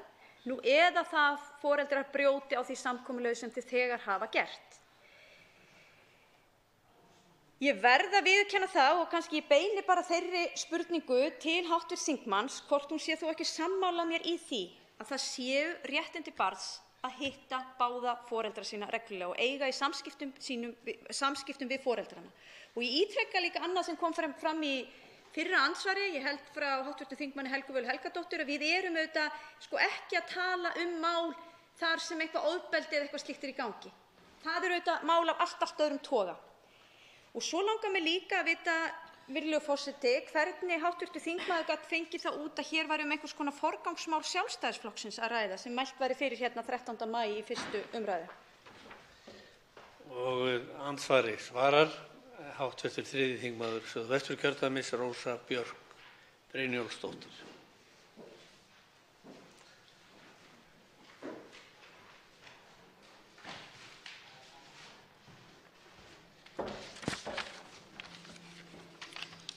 Já, ég hefði kannski viljað sjá hv. þingmann, ég vil þakka henni fyrir andsvarið. Ég hefði kannski búist við því og hefði kannski viljað líka sjá það að hv. þingmaður Bryndís Haraldsdóttir hefði komið kannski fram með eitthvað frumvarp sem væri heildstæðari lausn að lausn þessara mála til að flýta fyrir og styrkja þá foreldra sem að standa í þessum erfiðu sporum. Og með það að tilgangi og meginmarkmiði að huga að velferð barna sem ræðir. Vegna þess að við vitum það að umgengnismál og skilnaðir taka mjög illa á börn, oft á tíðum, hvað þá þegar átök og deilur er að ræða. Börn lenda í hollustuklemmu, þau upplifa kvíða og þurfa oft að taka afstöðu og eru sett í þá stöðu því miður. Varðandi seinni spurninguna sem var fyrirgefðu herra forseti, ég biðst afsökunar, ég náði ekki alveg seinni spurningunni. Já, Já, það er nú bara röðunin á dagskránni hér í þingmannamálunum sem fær mig til þess að draga þá ályktun. Ég er búin að held ég svara því sem hv. þingmaður var að velta fyrir sér varðandi hvort þetta væri kvenréttindamál. Ég tel svo vera og er búin að útskýra hér í andsvörum og í ræðu minni og hef þar tölur til þess að styðja það mitt mál. En eins og ég segi, ég líka bæði talað það hér í ræðu minni og sömuleiðis þegar málið var flutt hér í fyrra skipti á 147. þingi að ég myndi gjarnan vilja sjá heildstæðari lausn tillögu að lausn hér inn á þinginu og það hefur komið fram. Mig minnir að hv. þingmaður Björn Leví Gunnarsson sé með þingsályktunartillögu það að stytta þennan biðtíma hjá sýslumannsembættunum og ég held að það sé allra besta mál og myndi styðja það. Hv. 2. þingmaður Suðvesturkjördæmis, Bryndís Haraldsdóttir, veitir nú andsvar síðara sinni. Já, virðulegur forseti, ég þakka hv. þingmanni fyrir svarið. Mér langar fyrst að segja það að mér finnst, nú er ég mikill jafnréttissinni og mér finnst reyndar þær tölur sem hv. þingmaður fór með hlutfall þeirra foreldra sem fara með forræði eða eru lögheimilisforeldrar, hvað hátt hlutfall, ég held hún hafi nefnt 90% séu þar konur. Mér finnst það ekkert sérstaklega gott mál út frá jafnréttisvinkilnum. En ég lýsi því aftur yfir að mér finnst þetta mál sem og önnur mál tengjast forræði barna snúast fyrst og fremst réttindi barnanna, ekki réttindi mæðra versus réttindi feðra. Ég held að hér sé ekki neitt sérstakt forgangsmál Sjálfstæðisflokksins að ræða vegna þess að þetta mál hér einfaldlega út frá tímaröðinni og þingmannamál liggja hér eftir tímaröð. Það hafa önnur þingmannamál Sjálfstæðisflokksins hér farið í gegn og verið samþykkt nú þegar á þessu þingi og því miður þá verður að teljast ólíklegt að þegar mælt fyrir þessu máli núna 13. maí og mjög stuttur í þinglok að þetta mál fái einhverja efnislegu umræðu inn í nefndinni. En ég ítreka það aftur á móti, ég held að það sé mjög mikilvægt að málið fái slíka umræðu. Ég tek heils hugar undir það með hv. þingmanni að það er mjög nauðsynlegt að vinna að því að stytta biðtíma og flýta sáttameðferð og ég reyndar stóð í þeirri meiningu að ráðherra hafi unnið að slíkum málum og það hafi nást einhver árangur þó það virðist vera mjög ákveðið misræmi hversu vel eða illa það gengur hjá sýslumanni. En það skal ég heils hugar taka undir og fara með hv. þingmanni og öðrum góðum þingmönnum hér í að vinna að því ég held að það sé mjög mikilvægt. En ég held að ég noti tækifærið á eftir í ræðu til að fara kannski betur yfir sjónarmið mín hvað þetta varðar. En mig langar þó að nefna eitt hér vegna þess að aðferðin er nefnd. Ég held að það hljóti að vera versta leiðin til að huga að réttindum barns. Að lögregla mæti inn á heimili til að fjarlæga barn úr faðmi annars foreldris til að færa yfir í hana. Svoleiðis hlutir eiga auðvitað ekki að gerast og gerist auðvitað væntanlega í algjörum undantekningartilfellum og við ættum að fækka þeim. Þá svarar Rósa Björk Brynjólfsdóttir, hv. 3. þingmaður Suðvesturkjördæmis, andsvari síðara sinni. Herra forseti, ég kannski áttaði mig ekki alveg á hvert seinni fyrirspurnin væri nema þá að ég er sammála hv. þingmanni að það væri ágætt ef að hlutfall barna foreldra sem hafa skilið væri kannski jafnara þegar kemur að búsetu hjá foreldrum. Ég held að það geti verið bara hið besta mál og kannski í takt líka við þróunin eins og hún hefur verið á síðustu árum að í auknu foreldrajafnrétti. En ég var heldur ekki að segja að það væri gott, bara til að leiðrétta hv. þingmann, það kom hvergi fram í minni ræðu að mínum orðum, heldur er þetta einfaldlega staðreynd sem að framkemur á vef Hagstofu Íslands, þar sem að framkemur hversu mörg prósent barna foreldra sem hafa skilið búa hjá mæðrum sínum. Og sömuleiðis þá eru, eins og vitnaði hér til, nýjustu tölur reyndar frá árinu 2010. Þar er hlutfall mæðra sem voru einar með forsjón á móti feðrum afskaplega hátt og með við lága tölu hjá feðrum. En það gleður mig að heyra hv. þingmann lýsa hér yfir staðfestum vilja til þess að vinna að lausn mála þegar kemur að styttingu biðtíma eftir úrlausn foreldra sem að skilja eftir því að fá aðstoð við gerð umgengnissamninga og sömuleiðis að líka eins og ég minntist á hér og held að væri hið besta mál, það að veita foreldrum sálfræðiráðgjöf og félagsráðgjöf við þessar erfiðu aðstæður. Ég held að við getum komið í veg fyrir ansi marga eða allavega linað þá sorg sem að margar fjölskyldur fara í gegnum þegar skilnað er að ræða og ekki síst börn sem fara í gegnum sorgarferli þegar skilnað foreldra verður. Andsvörum lokið. Til máls tekur hv. 7. þingmaður Reykjavíkurkjördæmis norður Halla Gunnarsdóttir. Herra forseti, ég vona að forseti og þingheimur fyrirgefi mér ef það er einhver nýgræðingsbragur á þessari ræðu, enda er þetta minn fyrsti dagur hér og ég að stíga minn fyrstu skref í þessum ræðustóli. En ég ætlaði ekki að lengja þessu umræðu mjög mikið. Ég tók eftir því að hv. flutningsmaður virkaði svolítið þreyttur. En mig langaði samt að hafa þetta nokkur orð. Við vitum að með þessum umræðum, hvort sem þau fylgjast með þeim í beinni eða svona síðar meir, fylgist fólk sem á mjög mikið undir þessum breytingum sem við ræðum hér í dag. Það var mikið undir því regluverki sem gildir núna þessi mál og þeim tillögum sem hér eru lagðar fram, en einnig þeim úrbótatillögum sem margir hv. þingmenn hafa vikið að í umræðunni. Við vitum að eflaust fylgjast með þessari umræðu foreldrar sem ekki hafa fengið að njóta samvista við börn sín af einhverjum ástæðum, foreldrar sem hafa veigrað sér við að setja börn sín í umgengni, ef til vill af mjög lögmætum ástæðum, og svo kannski líka börn eða uppkomin börn sem hafa sjálf verið í þeirri stöðu að foreldrar hafa deilt forsjá þeirra og umgengni. Vandinn er sá að við vitum ekki hvað eru margir í neinum af þessum hópum. Við höfum ekki fullnægjandi tölfræði sem getur sagt okkur til það hvernig þessi mál skiptast niður. Við vitum frá barnaverndaryfirvöldum að svokölluð tálmunamál skiptast í ólíka flokka og þá einkum talað annars vegar tilhæfulausa tálmun og svo hins vegar tálmun þar sem að foreldrar telja að börnum sínum sé búin hætta fari þau í umgengni.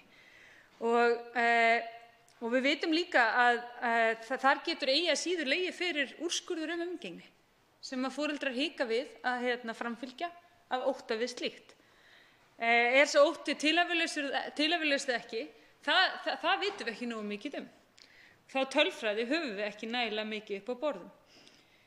Við vitum hins vegar að kvennaathvarfi varar við frumvarpi eins og þessu og hér var sagt áðan að þetta hefði ekkert með ofbeldismál að gera, þau væru annars eðlis, en það bara ekki rétt.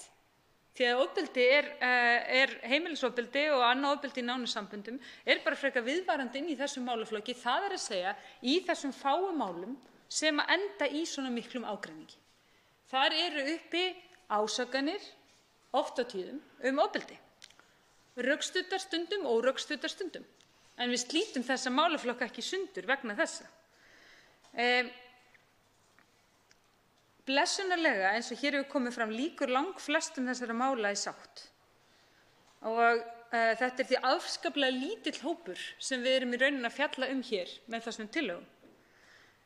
Við vitum að refsivist foreldra setur líf barna í uppnám og við hljótum að gera allt sem við getum í þessum þingsölum til að draga úr slíkum tilfellum frekar en að fjölga þeim og þá alls ekki setja foreldra tilhæfulaust í fangelsi. Hér hefur líka komið fram af hálfu hv. þingmanns Brynjars Níelssonar að þetta sé ekki deilur þar sem að það liggi fyrir úrskurður. Að baki þessu sjónarmiði liggur þá væntanlega sú hugmynd að deilum ljúki alltaf með úrskurði. En það nú bara alls ekki þannig. Vegna þess að deilur halda áfram löngu eftir að úrskurðir eru kveðnir upp. Við þekkjum dæmi þess að menn stofna nýtt mál þeir labba út frá úrskurðaraðila og stofna nýtt mál. Við þekkjum dæmi þess.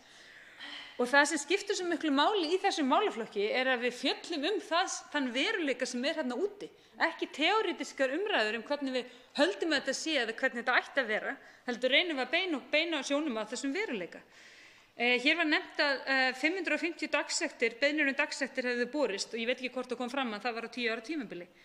Því þarf að fylgja að það voru aðeins 107 tilfelli sem eru samþykkt, þar sem að slíkir úrskurðir eru kveðnir upp. Þar í því liggur og það eru 450 sem hafnað. Þetta eitt dæmi alveg fjölda mála sem eru til meðferðar. Þannig að hv. flutningsmaður sagði hér að frumvarpið er orðið betra og það er rétt, en vont er það nú samt. Hins vegar og það hefur komið fram hér í þessari umræðu, að við getum gert mjög mikið betur. Það hefur verið rætt hérna eflda sáttameðferð og við vitum að sáttameðferð hefur skilað ofboðslega góðum árangri í þessum málaflokki. Við vitum að við þurfum að gera betur þegar kemur ofbeldi gegn konum. Refsivörslukerfið okkar nær ekki utan um það. Það nær ekki utan um það. Þannig að við þurfum að gera betur í því. Við vitum líka að við þurfum að hraða málsmeðferð, að fólk sé að bíða jafnvel árum saman eftir niðurstöðu í umgengnismálum og öðrum málum. Það er ekki gott.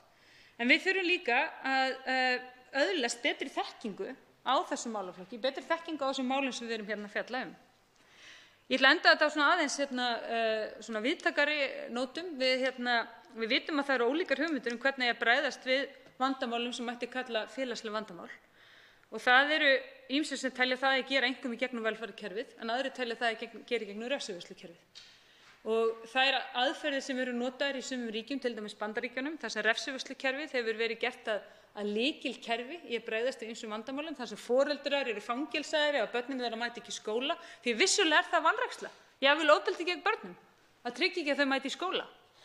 Og það er það sem er gert í sumum löndum, að foreldrar eru settir í fangelsi og teknir þannig út úr lífi barna sinna.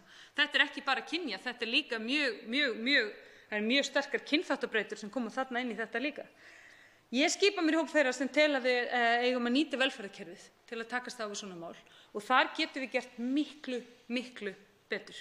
Og ég vil taka þátt í þeirri vinnu með þeim þingmönnum sem hér hafa komið upp í pontu og lýst þeir vilja til að gera betur í þeim efnum.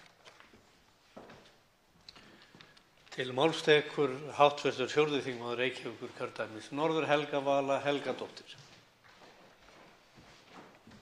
Herra forseti, ég vil byrja á því að fagna áhuga þingmanna Sjálfstæðisflokksins sem nú sýna áhuga á þessum málefnum barna, en geri fjölmargar athugasemdir þó við frumvarpið og myndi svo gjarnan vilja eiga orðastað við þingmennina og reyna að koma á einhverjum hópi hér á þingi til þess að fara heildrænt yfir bæði barnaverndarlög og barnalög, af því að þar er fjölmargt sem þarf að laga miðað við hvernig málum er háttað úti á akrinum. Í fyrsta lagi verð ég að benda á það sem fjallað er í umræddu frumvarpi, það er að segja umgengni, af því að þegar fjallað er umgengni og umgengnisrétt í barnalögum, að þá er ávallt verið að tala um rétt barns til umgengni við það foreldri sem barnið býr ekki hjá.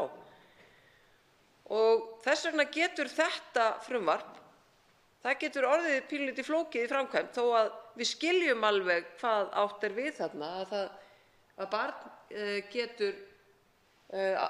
barn á skýlausan rétt á að njóta samvista við báða foreldra sína, að þá út frá lögfræðinni, af því að nú erum við löggjafinn, að þá er ekki talað um að það sé umgengni þegar er að ræða lögheimilisforeldrið.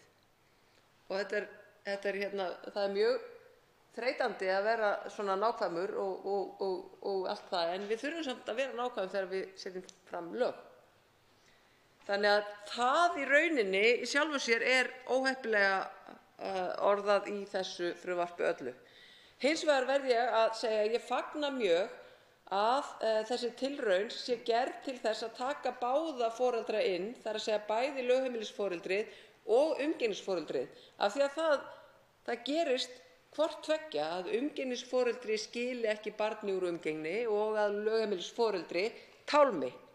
Áður en að lengra er haldið vil ég þó segja að þegar að ég tala um tálmun, þá er ég ekki að tala um það þegar að foreldri reynir að vernda barn sitt og þannig ekki láta barn fara í umgengni eða samvistir með foreldri þar sem að barni stafar hætta af samvistum vegna ýmissa ástæðna, ofbeldis eða vanrækslu, eiturlyfjaneyslu eða hvað sem er. Því það eru auðvitað slík tilvik uppi.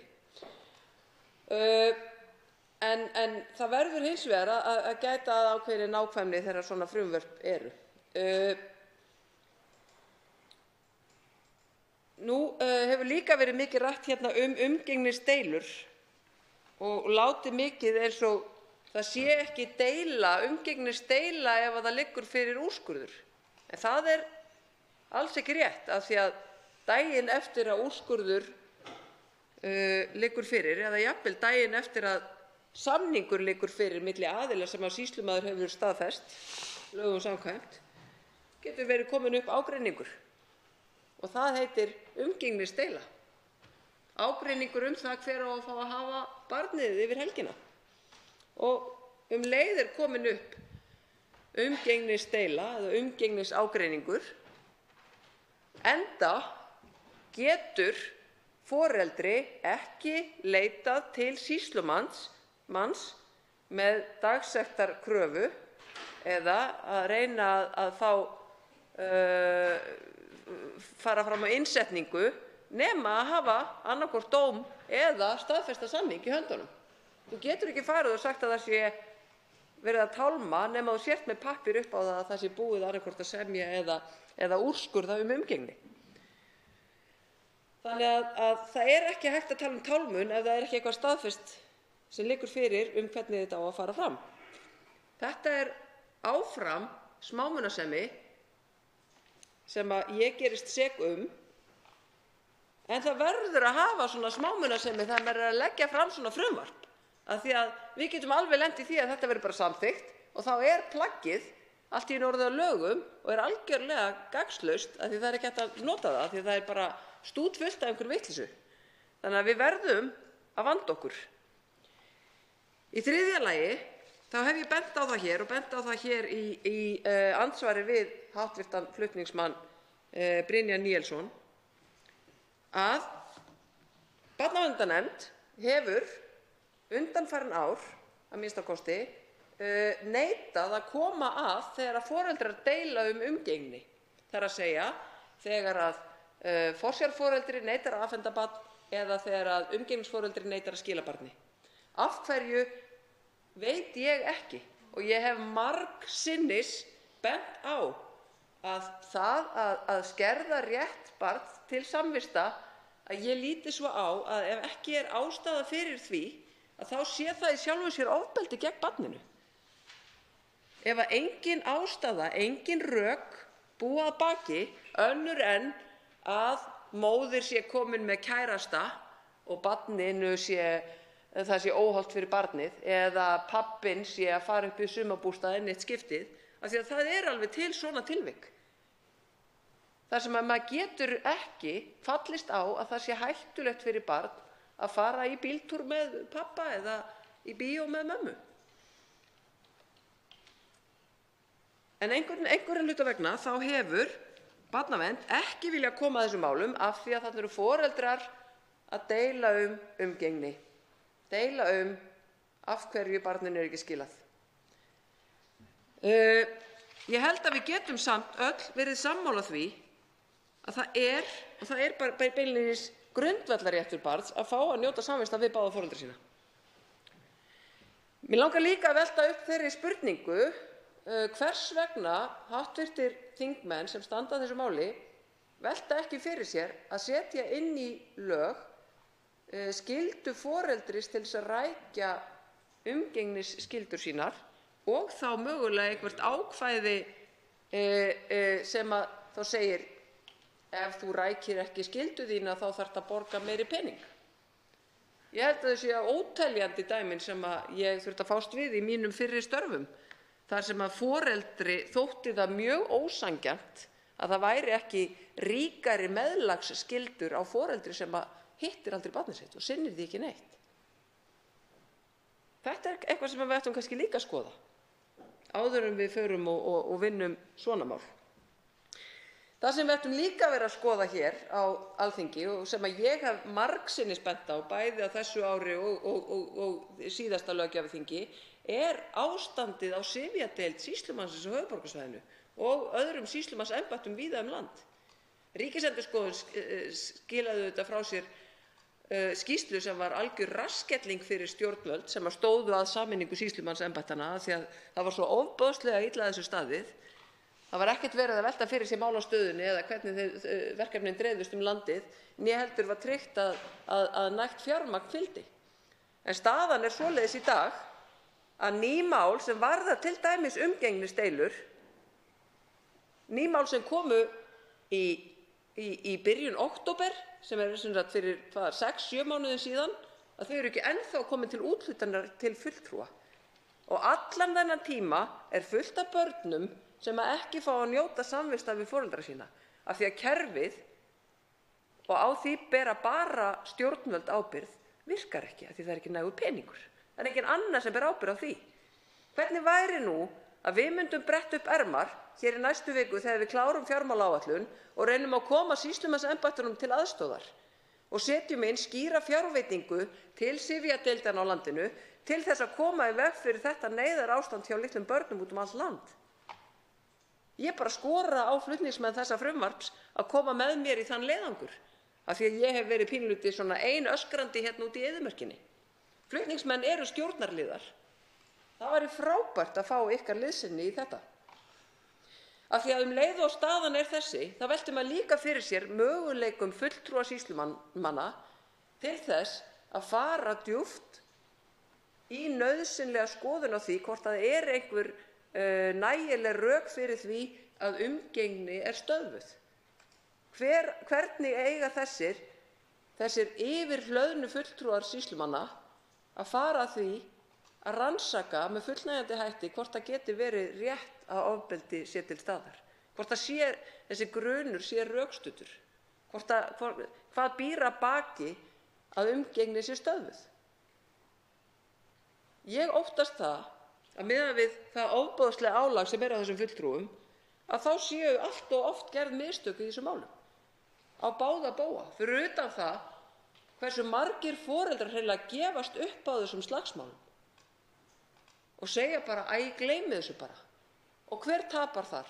Það barnið sem á sínum fullorðinsárum fer að velta fyrir sér hvað gerðist, hvað varð mömmu eða pabba. Af hverju reyndi hann eða hún ekkert að hafa samband við mig og kemst þá að því hvernig í pottinn var búið, að viðkomandi gafst upp á því að reyna að berjast fyrir skýlausum rétti barnsins til að eiga samvista við báða foreldra, af því að kerfið á Íslandi bauð ekki upp á það. Þá langar mig að tala aðeins sáttameðferð, af því að sáttameðferð hjá sýslumannsembættunum líka á ótrúlega vondum stað.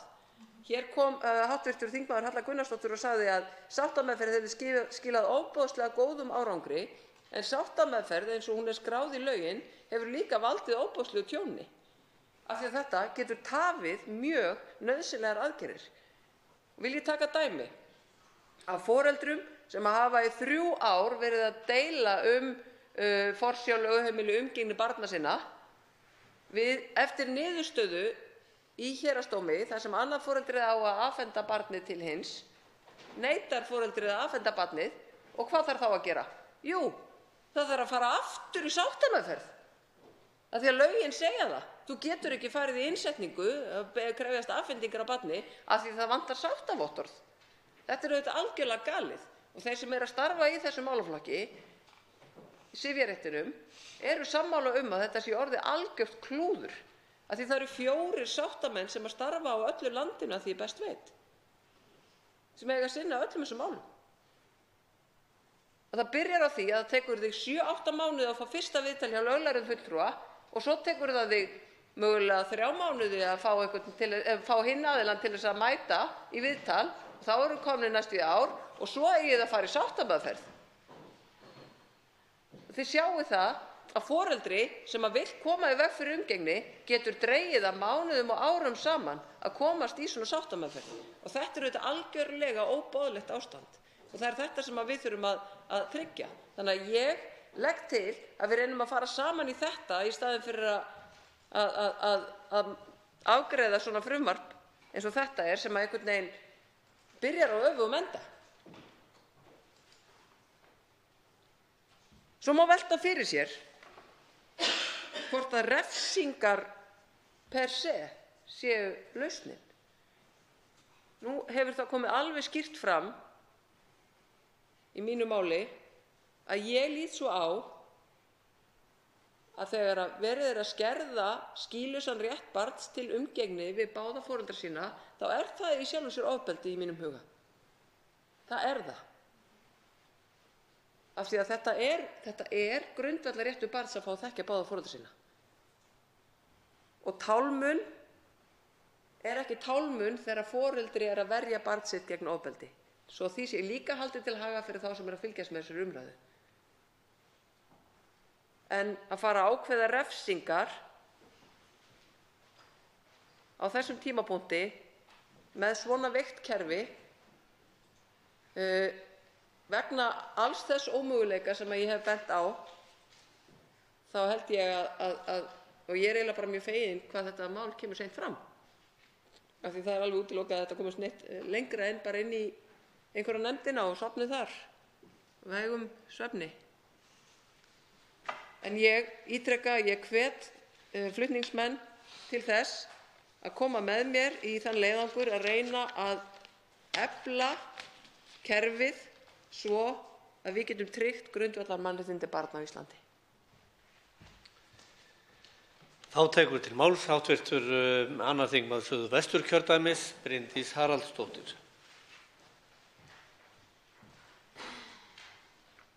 Já, virðulegur forseti, við ræðum hér frumvarp til breytinga á barnaverndarlögum, refsingar við tálmun eða takmörkun á umgengni. Eins og fram kom í máli mínu hér áðan, eða í andsvari mínum hér áðan, þá er ég ein af flutningsmönnunum. Ég var jafnframt flutningsmaður á fyrra frumvarpi sem var lagt hér fram á 147. þingi að ég hygg, og ég minnist þess að ég fékk fjölda athugasemda senda til mín, bæði í tölvupósti og gegnum samfélagsmiðla. Það voru einhverjir sem hrósuðu mér fyrir að vera á þessu mikilvæga frumvarpi og mikilvægi þess að tekist væri á þetta mál, en jafnframt fékk ég mikið af hryllilegum sögum mæðra sem hefðu verið að vernda börn sín að sínu mati gagnvart feðrunum og töldu með einhverjum hætti að þetta frumvarpi væri beint gegn þeim. Nú vil ég ítreka það sem kom einmitt fram hér í fyrri ræðum, þar að segja hjá hv. þingmanni Helgu Völu Helgadóttur og jafnframt hjá fyrsta flutningsmanni, hv. þingmanni Brynjari Níelssyni, að það er auðvitað ekki það sem hér er verið að ræða. Ef að barn hefur verið orðið fyrir ofbeldi eða það er hætta á ofbeldi, hvort sem það sé kynferðislegt, líkamlegt eða sálfræðilegt, þá er það auðvitað allt annað. En ef að búið er að komast að þeirri niðurstöðu að báðir aðilar, báðir foreldrar séu hæfir til þess að umgangast barnið, og við erum jú öll sammála það að það séu réttindi barnsins, og annað foreldrið hamlar því að svo geti orðið, þá er það tálmun. Og slíkt er brot á réttindum barnsins og slíkt er ofbeldi gagnvart barninu. Þess vegna vil ég alls ekki líta svo á að hér sé einhvers konar jafnréttismál eða einhver barátta gegn kvenréttindum, alls ekki. Fyrst og fremst eigum við að horfa hér á hagsmuni barnsins. Virðulegur forseti, ég sagði hér líka áðan í andsvari að mér finnst þessi aðgerð sem kallað er aðför vera mjög ómannúðleg og ég get með engum hætti séð að það þjóni hagsmunum barnsins. En ég er líka þeirrar skoðunar að ef við erum með lög og ramma, þá þurfum við líka að vera með einhvers konar viðurlög til þess að sjá til þess að lögunum sé fylgt eftir. Og hér hefur verið bent á það, jú, við erum með heimildir til dagsekta, en almennt séð það mál manna að það virðist ekki þjóna sínum tilgangi. Því felst ég á þau rök sem að hér eru í þessu frumvarpinu að tálmun, eins og ég hef farið yfir og eins og hún er útskýrt í frumvarpinu, sé í rauninni brot á réttindum barnsins, og þar af leiðandi ætti það að vera refsivert í samræmi við önnur refsiákvæði er lúta að slíkum brotum. Með því er ég auðvitað ekki ekki að segja að ég aðhyllist það að foreldri sé settur í 5 ára fangelsi. Ekki frekar en ég sagði hér fyrr í dag að ég væri að leggja til að þungunarrof verði framkvæmt í 22. viku. Við erum hér að tala algjör undantekningartilfelli og við erum hér að líta á ákveðinn refsiramma og ég tel reyndar að þetta frumvarp hafi batnað mjög frá því að kom fram síðast, einmitt vegna þess að það var horft til þeirra athugasemda sem fram hefur komið. Þannig að hér refsiramma að ræða sem varðar annað þau hvort á sektir eða fangelsi, allt að 5 árum og þá verið að horfa til þess sem að annars þekkist í sambærilegum brotum. Umræðan hefur hér mikið snúist stöðuna hjá sýslumanni og sáttameðferðirnar.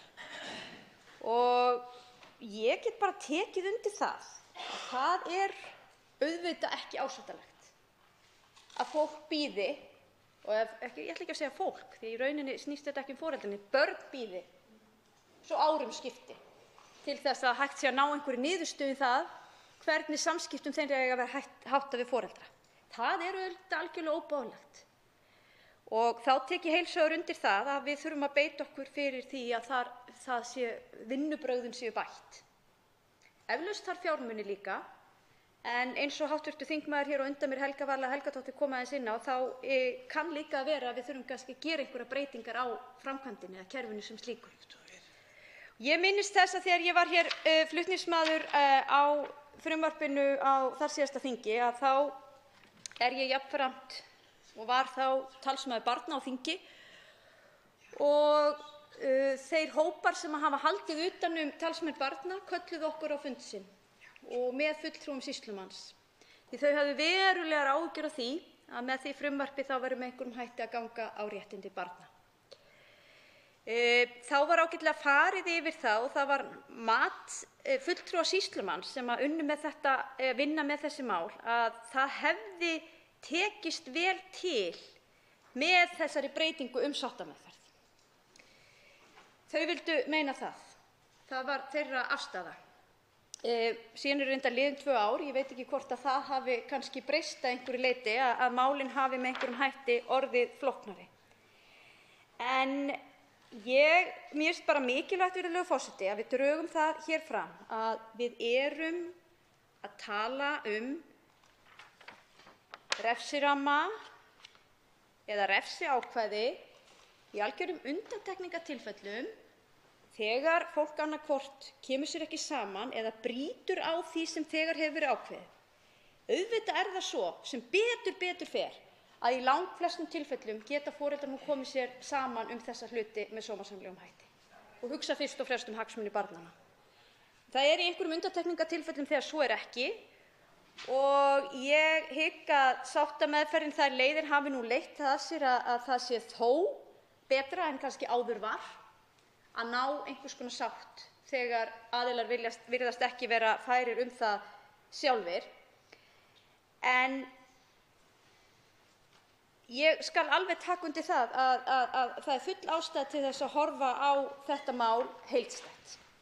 Mig langar reyndar líka að bæta því við vegna þess að ein af rökunum fyrir því að ég hér flutningsmaður á þessu að mér finnst eðlilegt að það séu viðurlög þegar brotið á lögum. Og þá vil ég nota tækifæri, virðulegur forseti, til að nefna hér annað mál sem að ég jafnframt meðflutningsmaður á. Það mál nr. 186 og heitir viðurlög vegna hlutfalls kynja í stjórnum fyrirtækja.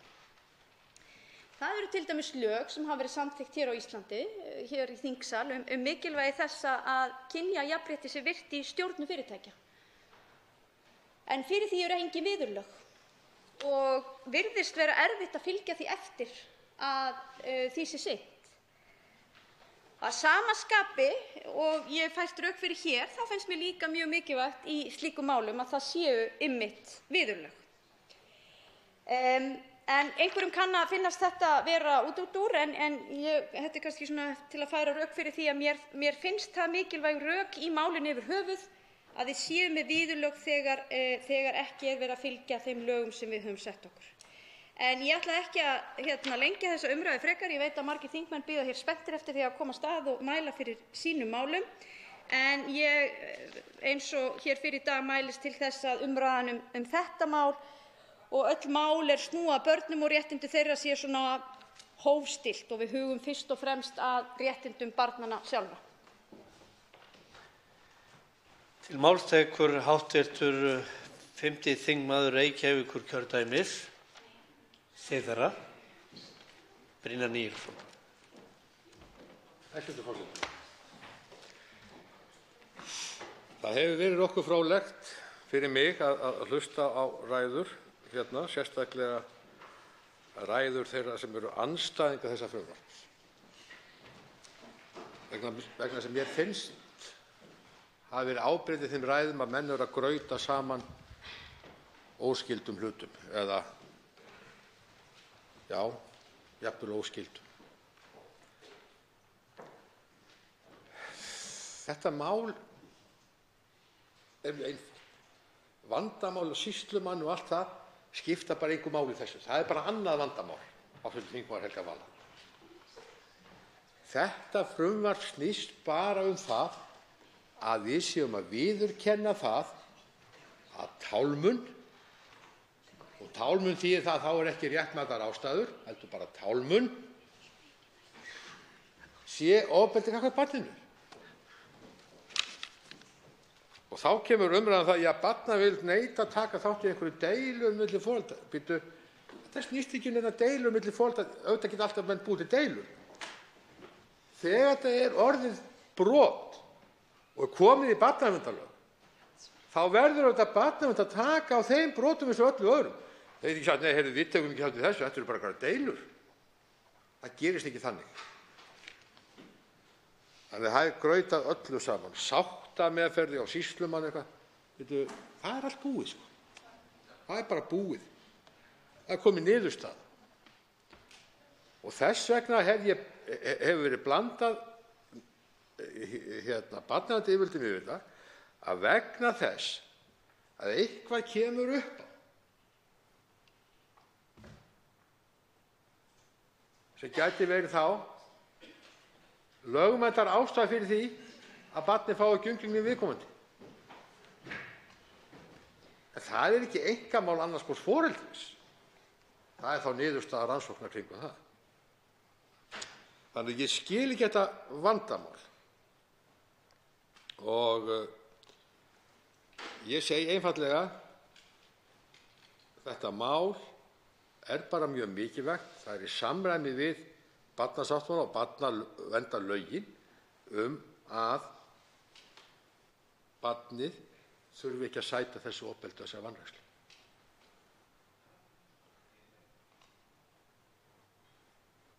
Menn hafa velt hér mikið fyrir sér refsingunni. Það er aldrei gott fyrir barn að þurfa að sjá eftir foreldri sínu í fangelsi, hvorki í þessu máli né öðrum málum. Aldrei. Ef viðkomandi foreldri þarf að leggja mikið á sig til þess að reyna að komast þangað, þá segir maður það mikið hæfni þess foreldris til þess að vera með barn. Það segir það mínum huga. Það er auðvitað ástæða fyrir að ég legg þetta mál fram. Vegna á 28 ára starfsferli blöstu þessi vandamál við mér. Úrræðaleysið algjört, enginn gerði neitt. Barnið bara sætti þessu ofbeldi og nú reyna sumir að snúast upp í einhvern svona kynjamál eða karlréttindamál eða kvenréttindamál. Þetta er hvorugt. Það snýst bara um þennan einfalda veruleika að við viðurkennum það að tálmun, að uppfyllum öllum skilyrðum, sé brot gegn barni. Flóknara er til. En hér grauta menn þessu algjörlega út og suður með alls konar útúrsnúning og vangaveltur. Ég á bara afskaplega bágt með það að hlusta hér á þingmenn sem hafa verið að berjast fyrir réttindum barna með alls konar málum. Skulu allt í einu stíga niður fæti núna. Af hverju gerist það? Er það af því að hugsanlega móðir þarf að sæta refsingu? Nei, ég vil ekki trúa það. En grunurinn lagðist af mér, alveg bara veður yfir. En ég vona að það sé bara röng tilfinning. Og ég vona innilega að það sé röng tilfinning. Því ef þetta er rétt tilfinning, þá erum við í vondum málum.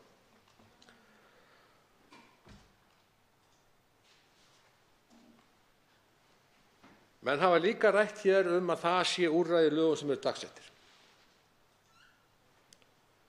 Það er auðvitað engin úrræði. Þú greiðir ekki sektina að þá fullt af fólki á ekki fyrir því eins og á engar eignir. Það er engin vararefsing við þessu sektum og svo öðrum sektum.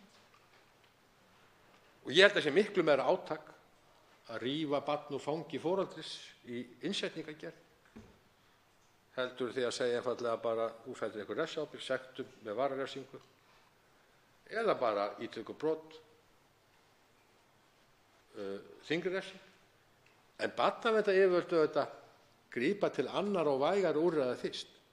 Ef viðkomandi heldur áfram og fer ekki eftir því að rétti barnsins,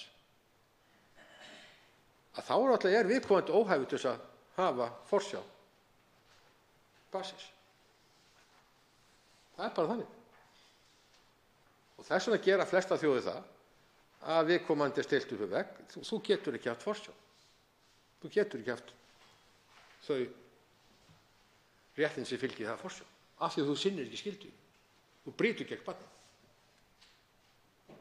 Og það er rétt sem hv. þingmaður Halla Gunnarsdóttir sagði. Að víða er tekið mjög hart á allir svona vanrækslu gagnvart börnum, eins og í Bandaríkjunum. Eins og það að fara ekki með börnin í skóla. Auðvitað er ekki fyrsta sem menn gera að stinga foreldrum inn. Það eru önnur úrræði, reynd áður, ítrekað reynd. Þetta er allt ítrekuð brot. Allt ítrekuð brot. Alveg eins og gerist í Danmörku. Það er með þess að ítrekað brot til að svipta viðkomandi foreldri forsjá fyrir brot af þessu tagi.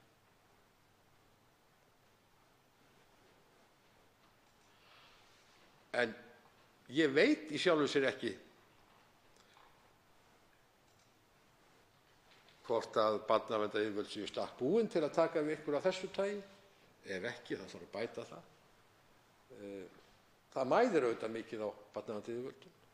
Það er mikið af brotnum fjölskyldum. Það eru miklar deilur. Það eru mörg mál í gangi, eins og svo tölur sýna hér. Það eru afskaplega mörg mál þegar það er alveg ljóst að það eru 550 kröfur á 9 árum þar sem er greinilega telur annað foreldrið að það sé vera að tálma barninu umgengni við sig. Gífurlega algengt mál. Það er bara reynsla mín sem lögmanns líka. Gífurlega algengt mál. Og maður horfði á þetta mörgu sem mál. Það sem bara fólk stóð úrræðalaust af því annað fólk tók bara völdum og ekkert gerðist.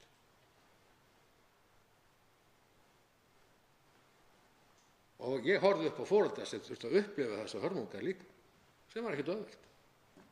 Og maður var algjörlega úrræðalaus. Allir vissu að það var brota reglur. Allir vissu að það var ekki farið til niðurstöðu dómstóla. Bara breytti einhver. Menn komst bara upp með þetta. Það finnst mér bara ekki í lagi. Og ég vona að engum þingmanni finnist það í lagi.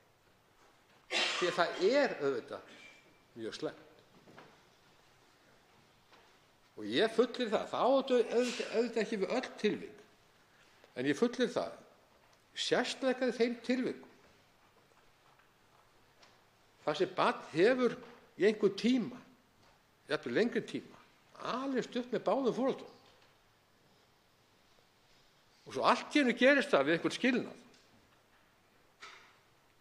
Þrátt fyrir niðurstöðu dómstóla, þrátt fyrir niðurstöðu sýslumanns, þrátt fyrir samning, að annað foreldri bara segir bara ég tel barninu ekki best borgið að þú hefur umgengni við það.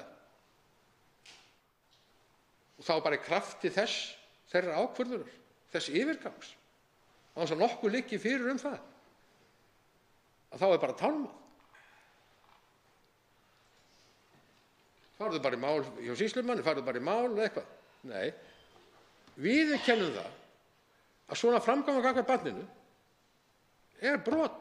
Það má algjörlega, ég get algjörlega lofað ykkur því, öllum hér, að barn sem er allt í einu annað foreldri rifið frá því, það hlýtur að vera mikið sorg, það er mikið vanræksla og það er barninu mjög erfitt. Það er bara þannig. Og hér standi menn í einhverju hártogunum algjör aukaatriði í málinu, finnst mér, á grundvelli einhverja tölfræði liggur ekki fyrir einhverjuna, skiptir bara engu máli. Það skiptir bara máli, þetta er veruleiki, það skiptir máli, þetta er veruleiki, hann er þekktur og ef við viðurkennum það að þetta sé ofbeldi og vanræksla gagnvart barni, þá eigi að vera viðurlög. Við þurfum ekkert meira, við þurfum enga tölfræði. Eins og að vitum við að það eru mörg svona máli. Það skiptir ekki máli þau séu 10 eða 100. 10 er bara allt of mikið. Það er algjör aukaatriði umræðu. Þannig að ég legg nú til að því nú heyrði hv. þingmanni Helgu Völu að þetta frumvarp á aldrei að fara neitt. Það er bara hérna fullt af fólki sem horfir á þetta bara allt öðrum málum. Það sé einhvers konar hvernig þetta mál er. Þetta mál á ekkert að fara, ég veit. En ég vil bara fá að sjá það gerast. Af því það þorir enginn að taka afstöðu börnum í þessu máli. Það er mjög fáir. Það er mín upplifun. Það er bara einfaldlega þora því mjög fáir.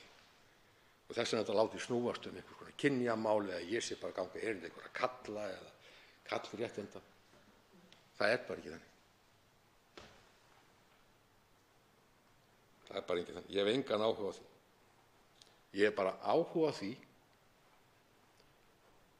að fólk bara beri ábyrgð. Beri ábyrgð á rangri hegðun. Eins og við höfum öll að gera.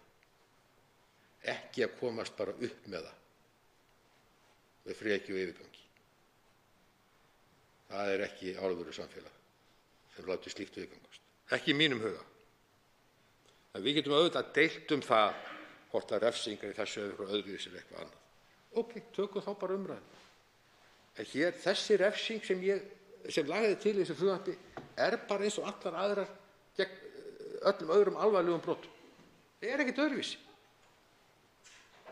Og ef við getum gert það, þá getum við gert það líka í þessu mál. Annað er bara hártogar, menn neita því. Bara hártogar. Það sem er verið að verja aðra hagsmuni og málinu snúi einhvern veginn á hvolf og snúi helst út úr því. Þetta er svo einfalt mál. Bara viðurkennum það að þetta sé ofbeldi gagnvart börnum. Flóknara er þetta.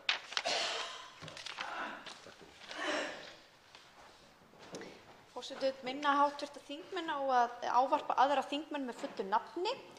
En hv. þingmaður Helga Vala Helgadóttir, 4. þingmaður Reykjavíkurkjördæmis norður, veitir andsvar við ræðu þingmannsins. Frú forseti, ég þakka hv. ræðumanni kærlega fyrir hans ræðu. Ég hef áhuga á að við stundum vandaða lagasetningu hér á Alþingi. Þetta frumvarp er því miður ótækt til afgreiðslu og ætti að vera afturkallað eins og ég kom inn á í ræðu minni og mun ég reyna á mínum stytta tíma að segja hvers vegna og hefur það hvorki með konu eða karl að gera eða hán eða hvað er, heldur vegna þess hvernig það er uppbúið lögfræðilega séð. Nú er hv. flutningsmaður löglærður maður og starfaði í áratugi sem lögmaður en hefur líka setið aðeins og lengi á þingi vegna þess að í 33. grein A barnalaga nr. 76/2003 kemur fram að áður en krafist er úrskurðað eða höfðað mál forsjá lögheimili, umgengni, dagsektir eða aðför er foreldrum skylt að leita sátta samkvæmt þessari grein. Þetta er ákvæði sem var inni í barnalögunum og umgengnisþættinum var bætt við í lok desember 2012, rétt áður en hv. þingmaður held ég settist inn á þing eða jafnvel eftir. Kannski var hv. þingmaður sestur á þing þarna. Þannig að þessi mál sem við erum að ræða hér í dag byrja á sáttameðferð. Þannig að það er ekki rétt sem hv. þingmaður sagði að sáttameðferð væri löngu lokið.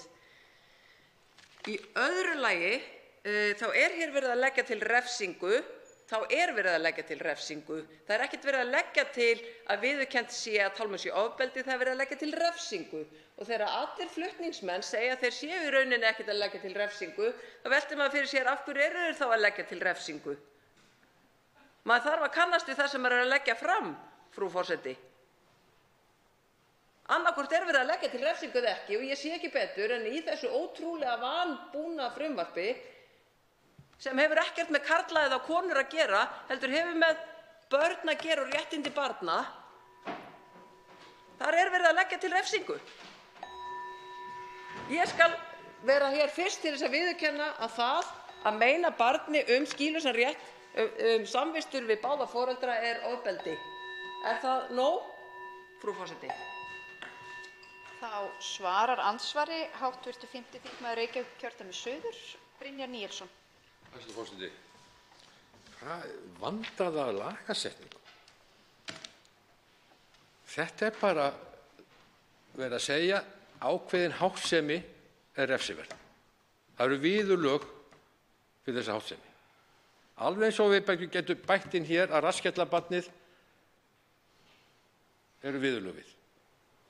Þarf ekki að vera, það er þannig í dag auðvitað, það er ekki sérstaklega tekið fram, en það er bara verið að segja það að ef þú tálmar, og það er ákveðin skilgreining á tálmun, þá er það brot.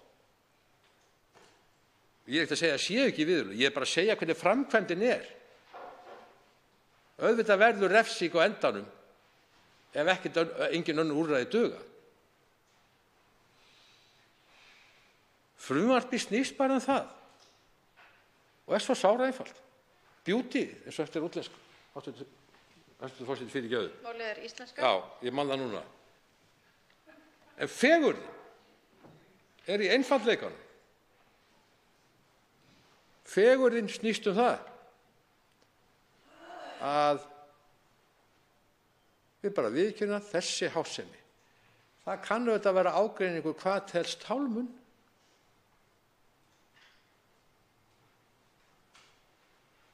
Og kann hún að vera undir einhverjum kringumstæðum réttmæt, og ef hún þá er réttmæt, þá auðvitað kæri barnavernd yfirleitt ekki til lögreglu.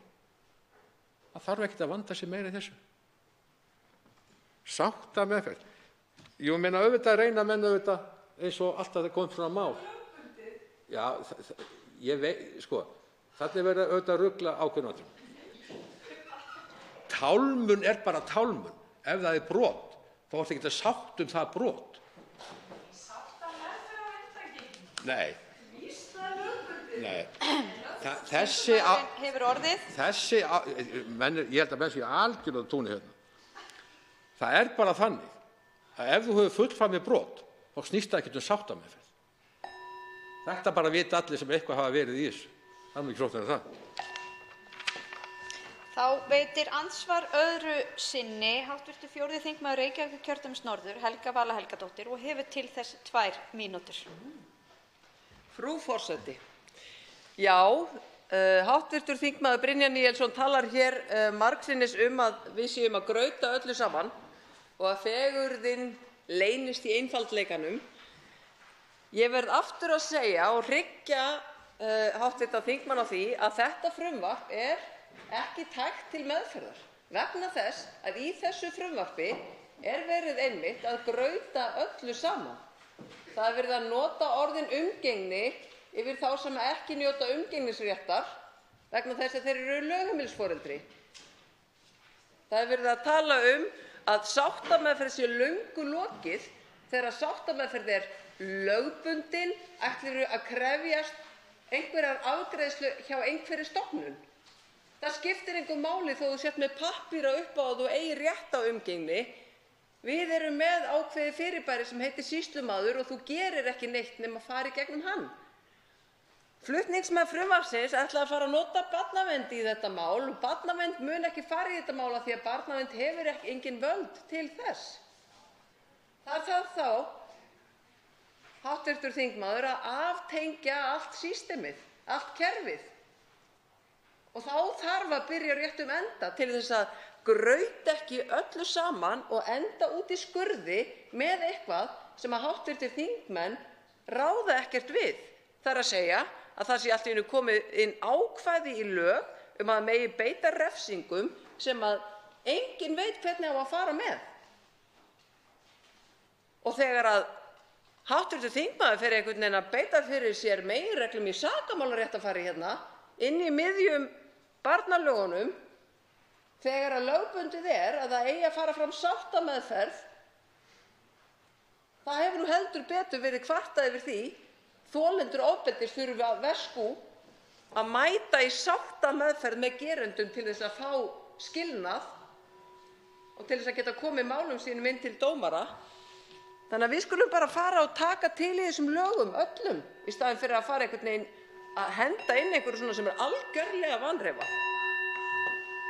Þá svarar andsvari hv. 5. þingmaður Reykjavíkurkjördæmis suður, Brynjar Níelsson, og hefur til þess 2 mínútur. Hæstv. forseti. Barnavernd hefur ekki heimild til þess. Hér er verið að gera í þessu frumvarpi ákveðna háttsemi að broti á barnaverndarlögum. Þá hefur auðvitað barnavernd allar heimildir, alveg eins og í öðrum brotum. Hvað getur verið svona flókið við það? Nei, ég er að segja það, tálmun skilgreint með ákveðnum hætti í þessu. Ef barnavernd telur það vera brot á þessu nýja ákvæði sem verður á lögum vonandi, þá hefur það allar heimildir að sjálfsögðu. Þetta er nú ekki flókið, hv. þingmaður. Og málið snýst ekkert sáttameðferð það, þó ég efast ekki að barnavernd muni segja, heyrðu, þú átt kost að láta af þessu þetta mál fyrir lengra, eins og alltaf þegar brot er að ræða. Það er reynt að lægja öldurnar, það er reynt að ná niðurstöðu, svo að þurfi ekki að fara í þessa miklu sakamálameðferð. Ekkert af því. Málið snýst bara það að hér er háttsemi gerð með skýrum hætti refsiverð. Brot gegn barni. Þegar það er búið að gera það í barnaverndarlögum, þá er komið refsiheimildin og það þarf ekkert að fara einhverja sáttameðferð. Brotið er það bara annaðhvort fullframið eða það er ekki brot. Þannig lærði ég lögfræði, hv. þingmaður Helga Vala Helgadóttir.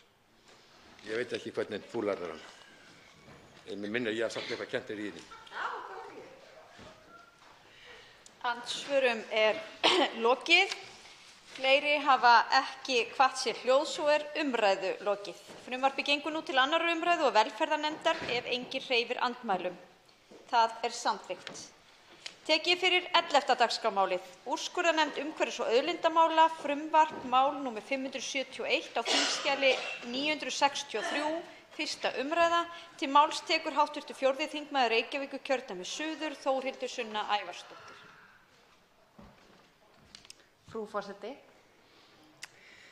Ég mæli fyrir frumvarpi sem ég tel, þó það sé smátt í sniðum, geta haft mjög mikilvægar úrbætur í för með sér gagnvart málskotsrétti umhverfissamtaka og þar með almennings allra, gagnvart mikilvægum ákvörðunum sem teknar eru umhverfið okkar, framkvæmdir og líka gagnvart umhverfisspjöllum. Ég held að það sé mjög mikilvægt að þetta mál fái framgang til þess að veita stjórnvöldum aðhald í vernd umhverfisins. Þetta er eitthvað sem við þurfum mjög svo á að halda og ég held að það hafi bara sýnt sig í gegnum árin að aðhald og aktivismi náttúruverndarsinna hefur skilað gríðarlegum árangri í vernd umhverfisins á síðastliðnum árum. Og þeim meiri aðgang sem við getum veitt þeim í að standa vörð umhverfið okkar, þeim betra. Ekki síst nú þegar mest reiðir á. Frumvarpið er unnið í góðu samstarfi og að tilstuðlan Landverndar. Hugmyndin að því kom upp úr fundi við Landvernd eða með Landvernd þegar verið var að ræða aðgang þessa sama félags að því að geta kært úrskurð kærunefndar umhverfis- og auðlindamál til dómstóla og þá kom í ljós að samtökin þóttu geti kært ákveðna hluti þangað, þá geta það ekki kært niðurstöðu úrskurðarnefndarinnar til dómstóla eins og eðlilegt er þegar kemur að stjórnvaldsákvörðunum, svona í flestum tilfellum. En ég ætla að leyfa mér, frú forseti, að lesa úr greinargerð frumvarpsins því að hún gerir málinu ágætlega góð skil og þar stendur með leyfi forseta. Frumvarp þetta felur í sér rýmkun á málskotsrétti umhverfisverndar, útivistar og hagsmunasamtaka, bæði fyrir úrskurðarnefnd umhverfis- og auðlindamála og dómstólum. Lög úrskurðarnefnd umhverfis- og auðlindamála voru sett í kjölfar þess að íslenska ríkið fullgilti svonefndan Árósarsamning. Samningurinn veitir almenningi þríþætt réttindi sem mynda 3 stoðir hans. Fyrsta stoðin leggur samningsaðilum, þar að segja stjórnvöldum, viðkomandi ríkja, skyldur og herðar varðandi aðgang almennings að upplýsingum umhverfismál. Önnur stoðin skyldar aðildarríki til að tryggja almenningi þátttöku í ákvarðanatöku sem lýtur að einstökum framkvæmdum sem hafa áhrif á umhverfið. Með þriðju stoðinni styður samningurinn framangreind réttindi með ákvæðum aðgang að réttlátri málsmeðferð sem stuðlar að auknu vægi samningsins. Árósasamningurinn hefur verið innleiddur í íslenska löggjöf, meðal annars með ákvæðum laga nr. 130/2011 úrskurðarnefnd umhverfis- og auðlindamála. Samkvæmt lögunum umhverfisverndar, útivistar og hagsmunasamtökum heimilt að bera tilteknar ákvarðanir og eftir atvikum athafnaleysi undir kærunefndina án tillits til þess hvort slík samtök eigi lögvarinna hagsmuna að gæta af úrlausn málsins. Framangreind samtök geta þó einverðungu leitað efnislegrar endurskoðunar dómstóla á niðurstöðu nefndarinnar eigi þau lögvarinna hagsmuna að gæta samkvæmt reglum einkamálaréttarfars. Og virðulegi forseti, þetta er veruleg þrenging á getu þessara samtaka til þess að standa fyrir réttindum náttúrunnar, til þess að standa fyrir réttindum umhverfisins sem stundum á sér allt of fáa málsvara. Og þessi samtök hafa líka töluvert betri getu til þess að sinna hagsmunavörslu fyrir umhverfi af þessu tagi heldur en kannski íbúar í svæðinu. Þau hafa miklu betri þekkingu og samtakamátt og hafa jafnvel einmitt eitthvað fjármagn á bak við sig og lögfræðinga að vinna fyrir sig. Þannig að þau eru í mörgum tilfellum best til þess fallin að standa vörð umhverfi, að standa gegn umhverfisspjöllum og að standa vörð rétt almennings til þess að vera í hreinu og góðu umhverfi. En svo ég haldi nú áfram í nefndarálitinu, virðulegi forseti, með leyfi forseta. Með frumvarpi þessu í fyrsta lagi leitast við að rýmka kærurétt samtaka til nefndarinnar þannig að þeim sé heimilt að kæra allar þær ákvarðanir sem falla undir verksvið nefndarinnar með þeim fyrirvara að slík hagsmunagæsla samrýmist tilgangi samtakanna. Í öðru lagi leitast við að rýmka rétt samtaka til að bera niðurstöðu úrskurðarnefndarinnar undir dómstóla. Þannig að þeim sé heimilt að bera úrskurði nefndarinnar undir dóm hafi þau átt aðild að málinu á kærustigi fyrir nefndinni. Í 2. málsgrein 9. greinar Árósasamningsins áskilið að aðildarríki skuli tryggja aðgang að endurskoðunarleið og eða öðrum óháðum og hlutlausum aðila hvort ákvarðanir, aðgerðir eða aðgerðaleysi stjórnvalda sem fjallað 6. grein samningsins samræmist lögum að efni eða formi. Í greinargerð með frumvarpi sem varð að lögum nr. 130/2011 úrskurðarnefnd umhverfis- og auðlindamála var vísað til þess að valið stæði á milli tveggja leiða að því markmiði, stjórnsýsluleiðar og dómstólaleiðar. Hafi löggjafinn þá valið að fara stjórnsýsluleiðina. Með B-lið 1. greinar frumvarps þessa lagt til að jafnframt verði mögulegt að bera úrskurð úrskurðarnefndar undir dómstóla sem taki úrskurðinn til efnislegrar meðferðar í stað þess að skera eingöngu úr hvort málsmeðferðarreglum hafi verið fylgt. Því skal haldið til haga að Árósasamningurinn kemur ekki í veg fyrir að opna sig fyrir bæði stjórnsýslu og dómstólaleið. En af orðalagi 2. málsgreinar 9. greinar samningsins má ráða að aðildarríkjum sé bæði heimilt að velja aðra leiðina eða báðar. Sú tilhögun sem hér lögð til felur í sér að treysta enn betur þau réttindi sem Árósasamningurinn kveður á Skoða þarf hvort þessi breyting kalli á frekari breytingar á lögum, til dæmis lögum nr. 91/1991 meðferð einkamála. En flutningsmenn telja að það rétt að það verði gert við þinglega meðferð málsins í umfjöllun umhverfis- og samgöngunefndar sem ég legg hér með einnig til að þetta mál gangi til. Hvað einstaka greinar frumvarpsins varðar. A-lið er stefnt að því að rýmka kærurétt umhverfissamtaka til úrskurðarnefndar umhverfis- og auðlindamála. Samkvæmt gildandi lögum er meginreglan sú að aðild að kærumáli fyrir úrskurðarnefndinni sé háð því að kærandi hafi lögvarða hagsmuni af úrlausn málsins. Frá þeirri meginreglu er vikið í 3. málsgrein 4. greinar gildandi laga, þar sem umhverfisverndar, útivistar og hagsmunasamtökum er játuð aðild að tilteknum flokkum mála ef slík hagsmunagæsla samrýmist tilgangi þeirra. Lagt er til að rýmka kærurétt slíkra samtaka með því að fella brott þá takmörkun að kæruréttur þeirra sé bundinn við þá málaflokka sem taldir eru upp í A til D-liðar 3. málsgreinar 4. greinar. Þeir málaflokkar sem heyra almennt undir úrskurðarnefndina eru ekki ýkja margir og helsta raunhæfa breytingin verði frumvarp þetta að lögum er sú að opnað er á möguleika samtaka til að kæra skipulagsbreytingar samkvæmt skipulagslögum nr. 123/2010. Skipulagsbreytingar eru að jafnaði nauðsynlegur undanfari matsskyldra framkvæmda áður en að framkvæmdaleyfi er gefið út en einungis hin síðarnefnda ákvörðun er kæranleg af samtökum á grundvelli ákvæðisins. Með því að rýmka kæruréttin má þannig tryggja að úrlausn málsins fáist á fyrri stigum þess. Hvað B-liðinn varðar að þá er með hinu nýja ákvæði stefnt að því að umhverfisverndar, útivistar og hagsmunasamtök sem aðild eiga málum fyrir úrskurðarnefnd umhverfis- og auðlindamála geti borið úrskurði nefndarinnar undir dómstóla sem taki afstöðu til efnismeðferðar úrskurðarnefndarinnar en ekki eingöngu formreglna eins og nú er. Samkvæmt gildandi lögum er samtökum einungis heimilt að bera undir dómstóla hvort málsmeðferð fyrir nefndinni sé í samræmi við lög.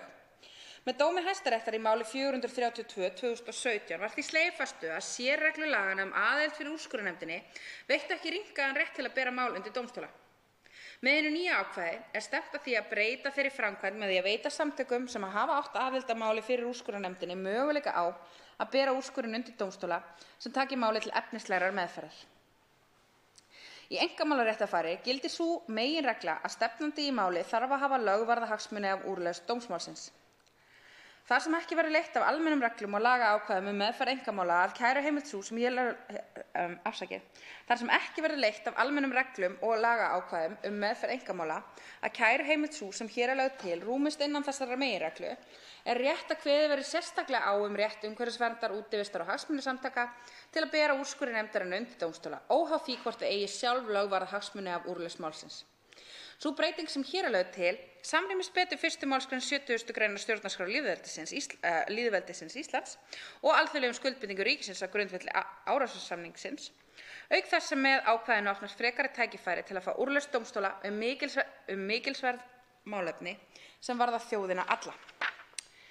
Ég myndi að lokum vilja segja, virðulegi forseti, að þar sem að heillaði mig fyrst við Árósasamninginn og kveikti fyrst áhuga minn á því var þessi sýn að almenningur ætti að hafa aðkomu að málefni sem að varða umhverfið.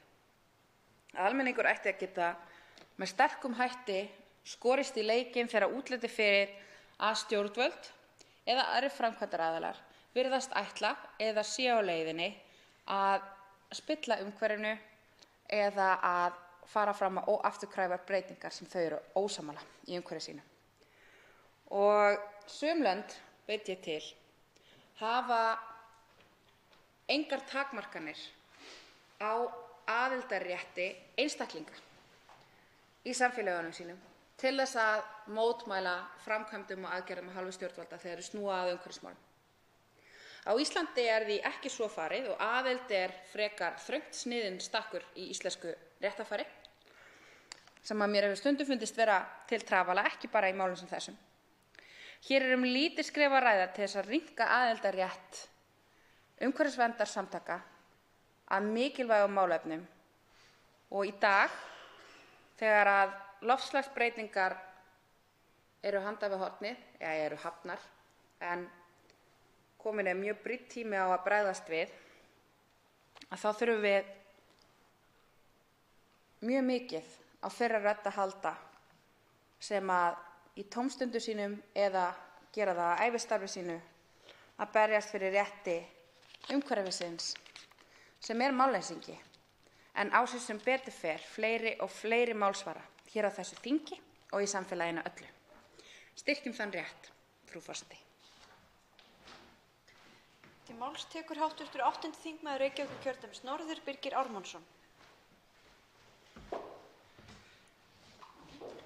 Hæstv. forseti. Ég vil nú þakka hv. þingmanni Þórhildi Sunnu Ævarsdóttur fyrir að flytja þetta mál og vekja þessa umræðu, en með því ég nú ekki að segja að ég sé endilega tilbúinn til þess að samþykkja málið.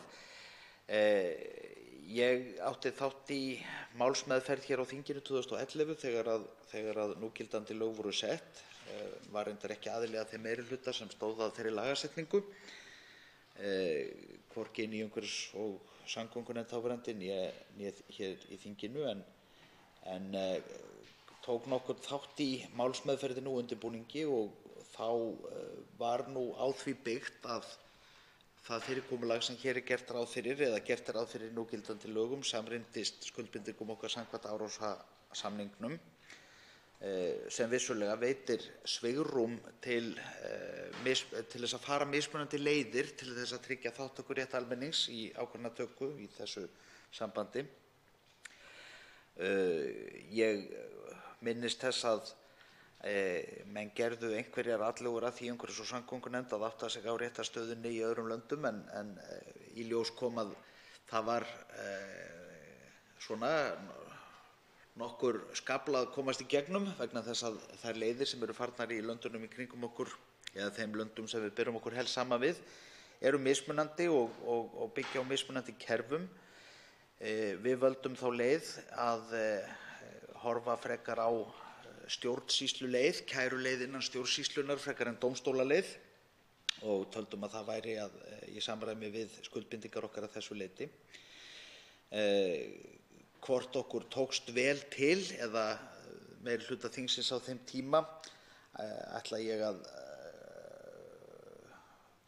láta ósagt látið, en á hinn bóginn þá held ég að við verðum að horfa á það að þá þótti, eða mér að minnsta kosti og ýmsum hér í þinginu, að það væri verið að ganga full langt með að rýmka aðildarrétt félagasamtaka að þessu leyti.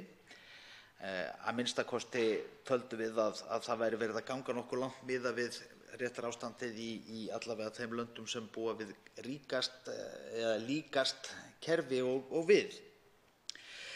Að þessu sögðu segi ég að það kann að vera tímabært og tilefni til þess að fara yfir réttarstöðuna að þessu leyti. Og þá staldra ég við setningu sem kom fram í máli hv. flutningsmanns málsins, að hugsanlega, ef við horfum á samspil þeirra laga sem hér ræðir og síðan annarra laga sem gilda á svipuðu sviði, skipulagslaga og fleiri laga, að þá kann að skapast sú staða, eins og hv. þingmaður vék að kæruréttur komi í ákveðnum tilvikum til allt of seint í ferlinu. Það er að segja að þegar horft er á samspil laga þá komi kannski kæruréttur ekki til framkvæmda eða verði ekki raunhæfur eða virkur fyrr en mál eru komin að því stigi að það þarf að gefa út framkvæmdaleyfi. Og þá er auðvitað ljóst að það er ansi seint í rassinn gripið, hæstv. forseti, ef ég má taka þannig til orða, vegna þess að það er þá mikill aðdragandi búinn að eiga sér stað og undirbúningur og fjárfesting og annað þess háttar, og það er vissulega fyrir þá aðila sem standa í framkvæmdum, hvort sem er að ræða opinbera aðila eða einkaaðila, þá getur verið það ansi viðurhlutamikið að láta stoppa sig á því stigi. Þannig að þó að ég hafi svona fyrirvara og jafnvel efasemdir endanlega niðurstöðu þessa frumvarps eða þá breytingu sem þar er nákvæmlega kveðið á þá tel ég að það sé full ástæða til þess að fjalla þessi mál hér á vettvangi þingsins og fara yfir þessa þætti. En ég myndi þá kannski vilja gera það örlítið meira heildstætt heldur en þetta frumvarp gerir ráð fyrir. Þannig að við áttum okkur á því áður en við tökum ákvörðun að gera einstaka breytingar að þessu leyti, að við reynum þá að átta okkur á ferli þessara mála sem lúta að framkvæmdum sem geta haft áhrif á umhverfið eða náttúruna. og veltum fyrir okkur hvernig hægt að hvað eigum við að segja, minnka stjórnsýslulegar flækjur í þessari málsmeðferð án þess að það komi niður á gæðum þeirrar vinnu sem þarf auðvitað að liggja til grundvallar áður en að ákvarðanir eru teknar að þessu leyti. Og ég held að framlagning frumvarpsins sé að því leyti jákvæð og þannig bara jákvætt innlegg í þessa umræðu að þar auðvitað birtast ákveðnar tillögur, ákveðin sjónarmið í þessu sambandi, en ég held að það sé í raun og veru töluvert meira sem þarf að skoða í þessu sambandi og það sé mikilvægt að gera það með því að reyna að átta sig á því og teikna upp hvernig ferli þessara mála frá A til Ö, ef svo má segja, frá því að fyrst eru settar fram tillögur eða hugmyndir sem stjórnvöld þurfa að taka afstöðu til og þangað til að endanlegar ákvarðanir eru teknar og þó að mér finnist orðið straumlínulagað ekkert endilega alltaf eiga við, þá held ég að það geti skipt máli í þessu sambandi að ferlið sé allavega skýrara og allir aðilar, bæði þeir sem standa að framkvæmdum, þeir sem þurfa að taka ákvarðanir leyfisveitingar og þeir sem hafa eða kunna hafa athugasemdir við slík áform eigi auðveldara með að átta sig á því hvar þeir geta komið að sjónarmiðum, athugasemdum og látið reyna á rétt sinn, því að í dag þá virðist manni stundum að flækjustigið sjálft sé sjálfstætt vandamál og að átakapunkturinn sé stundum allt of aftarlega í ferlinu. Það væri hægt að afgreiða eða útkljá ýmis álitamál og deilumál miklu fyrr í ferlinu og ég held að það væri æskilegt ef við gætum náð fram breytingum í þá veru. Hv. 4. þingmaður Reykjavíkurkjördæmis suður, Þórhildur Sunna Ævarsdóttir, veitir andsvar.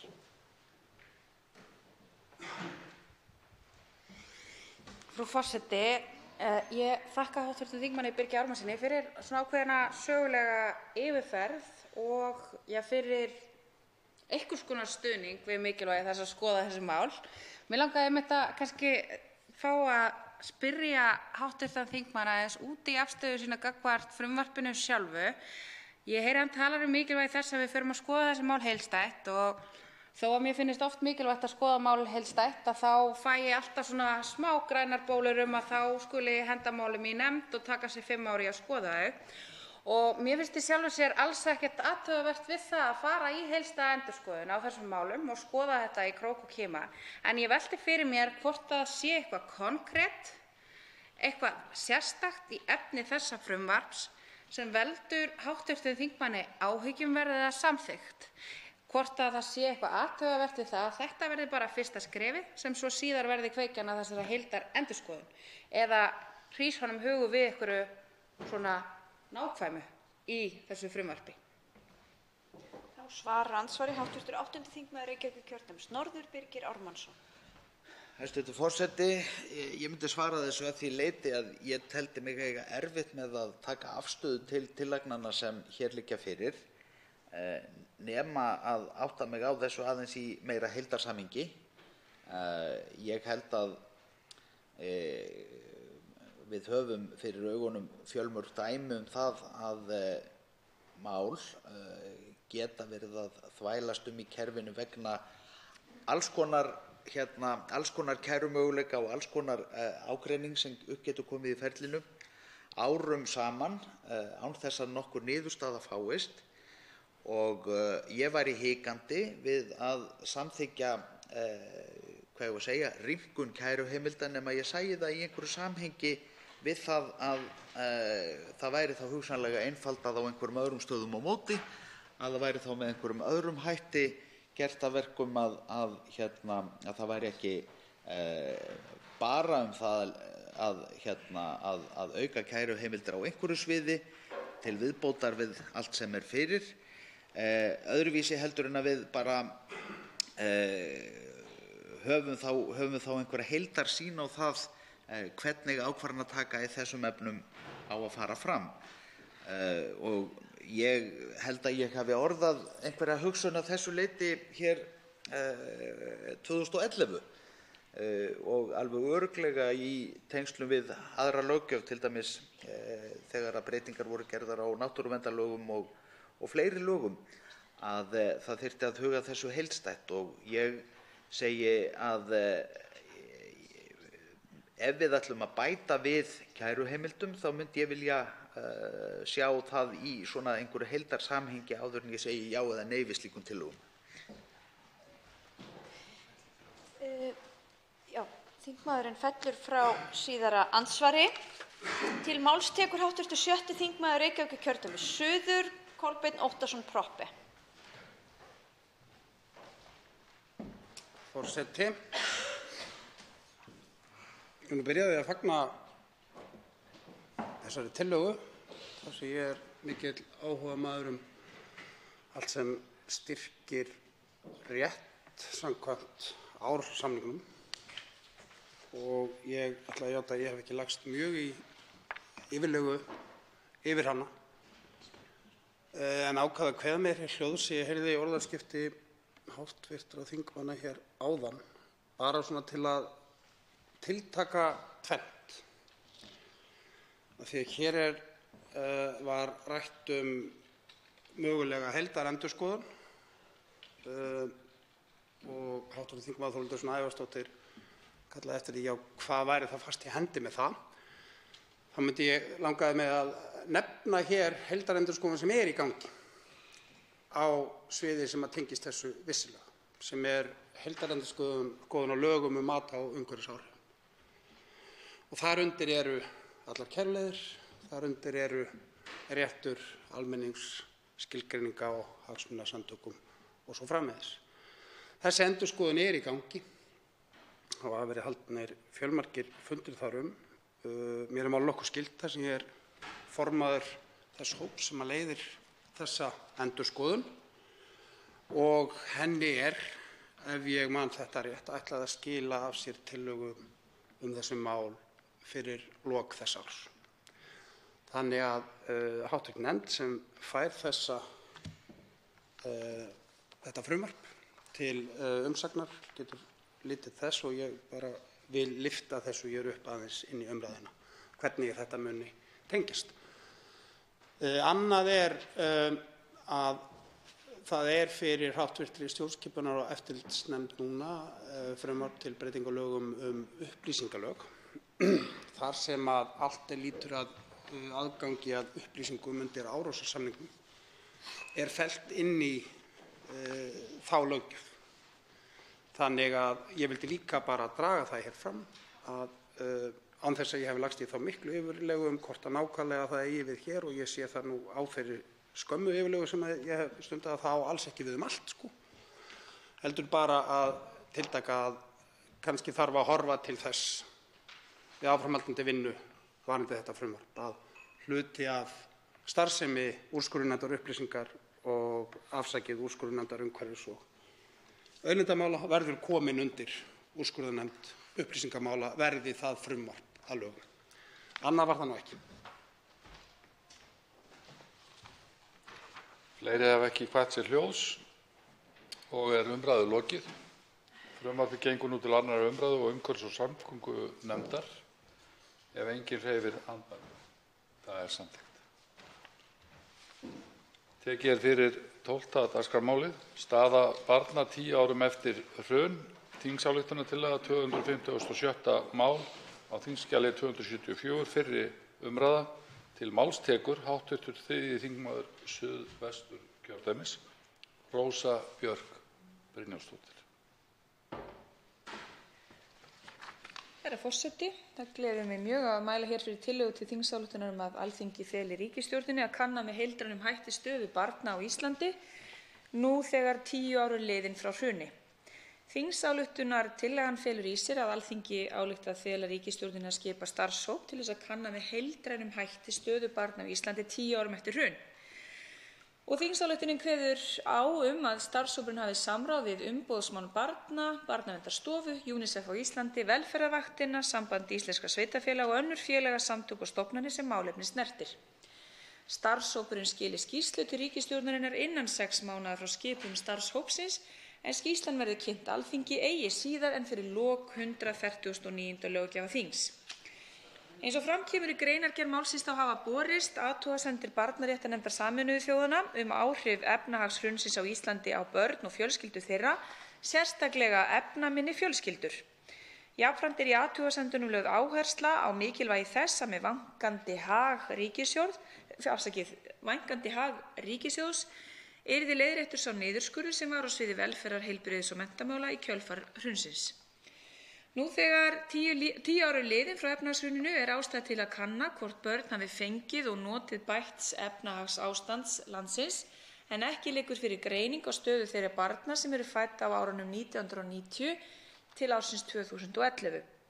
Þó má þess geta að Barnaréttarnefndin hefur ítrekað bent á að það skorti heildstætt kerfi söfnun, vinnslu og greiningu gagna stöðu barna hér á landi, enda er slík gagnasöfnun forsenda þess að raunverulega sé hægt að vinna að auknu jafnræði meðal barna á Íslandi.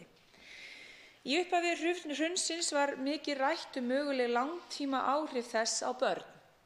Því er full ástæða til að skoða stöðu barna á þessu 10 ára tímabili 2008 til 2018.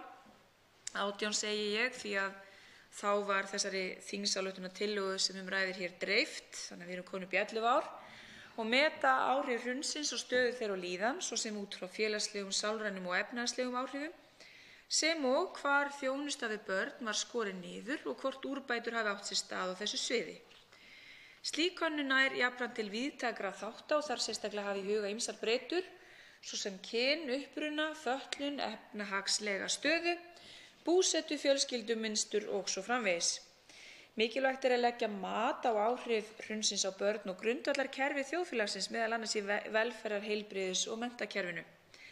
Aðgerðir samkvæmt þingsályktunartillögu þessari eru jafnframt mikilvægt framlag til þess að nýta tímamótin nú þegar 10 ár eru liðin frá hruni til að safna saman reynslu sem fengist hefur á framangreindu tímabili og til þess að líta fram á veginn og meta hvort og þá hvernig áhrif hrunsins geti mögulega haft á líf þessarar kynslóðar, það er barna fæddra á árunum 1990 til 2011, til dæmis innan skólasamfélagsins og vinnumarkaðarins. Til eru ýmsar rannsóknir og greiningar sem gerðar hafa verið á stöðu og líðan barna á undanförnum árum sem þó virðist aldrei hafa verið lagt heildstætt mat á með þeim hætti sem hér er lagt til. Ég vil þó nefna rannsóknarskýrslu lífskjör og fátækt barna á Íslandi 2004 til 2016 sem unnin var af Kolbeini Stefánssyni félagsfræðingi fyrir Velferðarvaktina og kynnt var í febrúar síðastliðnum.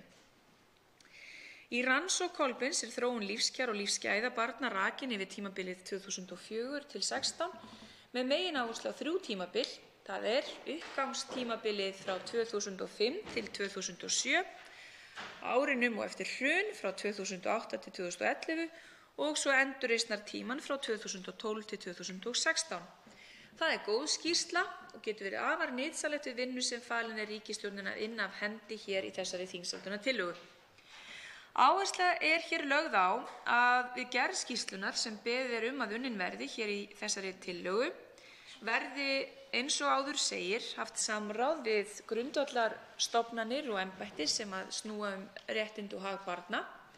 Þá verði líka horft til rannsókna hagi og líðan barna og ungmenna á vegum rannsóknarmiðstöðvarinnar Rannsóknagreining, alþjóðlegar rannsóknar heilsu og lífskjör skólanema eða með leyfi forseta á ensku heitir Health Behaviours in School Age Children frá HBSC, skýrsla UNICEF frá 2016 börn sem líða efnislegan skort, rannsókna og skýrsla rannsóknarstofnunar í barna- og fjölskylduvernd við Háskóla Íslands, upplýsingar frá Hagstofu Íslands, kannan og athuguna umboðsmanns barna- og Barnaverndarstofu og að auki skýrslna eða upplýsingar sem hafa farið fram á vegum velferðarsviða sveitarfélaga, svo sem rannsóknir velferðarsviðs Reykjavíkurborgar hagi og líðan grunnskólanemenda. Herra forseti, ég kannski vil vekja athygli á því að þessi þingsályktunartillaga bætist í hóp góðra tillagna hv. þingmanna á yfirstandandi þingi sem snúast hag barna og réttindi þeirra. Og þar nefni ég þingsályktunartillögu hv. þingmanns Björns Levís Gunnarssonar undirritun og fullgildingu 3. valfrjálsu bókunarinnar við barnasáttmála Sameinuðu þjóðanna og þingsályktunartillögu hv. þingmanns Oddnýjar G. Harðardóttur aðgerðaáætlun fyrir árin 2019 til 2022 til að styrkja stöðu barna og ungmenna. Og ég held að sú þingsályktunartillaga rými mjög vel sem framhald af þessari ágætu þingsályktunartillögu sem hér mælt fyrir.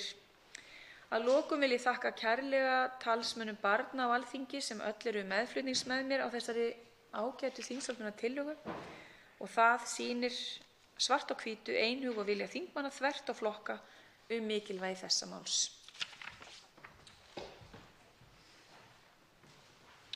Þá heitir andsvar hv. 4. þingmaður Norðausturkjördæmis, Hjálmar Bogi Hafliðason. Já, hæstv. forseti, ég sá mig knúið til að standa eins og fætur hérna. Kom upp í ræðustól, hins vegar bara svona til gamans, svona í upphafi. Þegar maður stendur í kennslustund og segir yfir nemendahópinn, já sko, fyrir hrun, nemendur og börn í dag, þau gera sér enga grein fyrir því, sko. Þau miða ekki við eitthvað fyrir hrun, sko. Þannig að ég vil aðeins koma því á framfæri við séum drögum úr því að búa til of mikla hrunumræðu. Ég aðeins að ýja að því hér. Ég ekki að draga úr áhrifum hrunsins, ég veit því athygli. Svona því að þingmaður orðaði það nú held ég lauslega, við heyrðum hafa sagt það í sinni upptalningu, rannsóknir og greining, og ég vil skora á þingheim að kynna sér þær niðurstöður sem þar eru.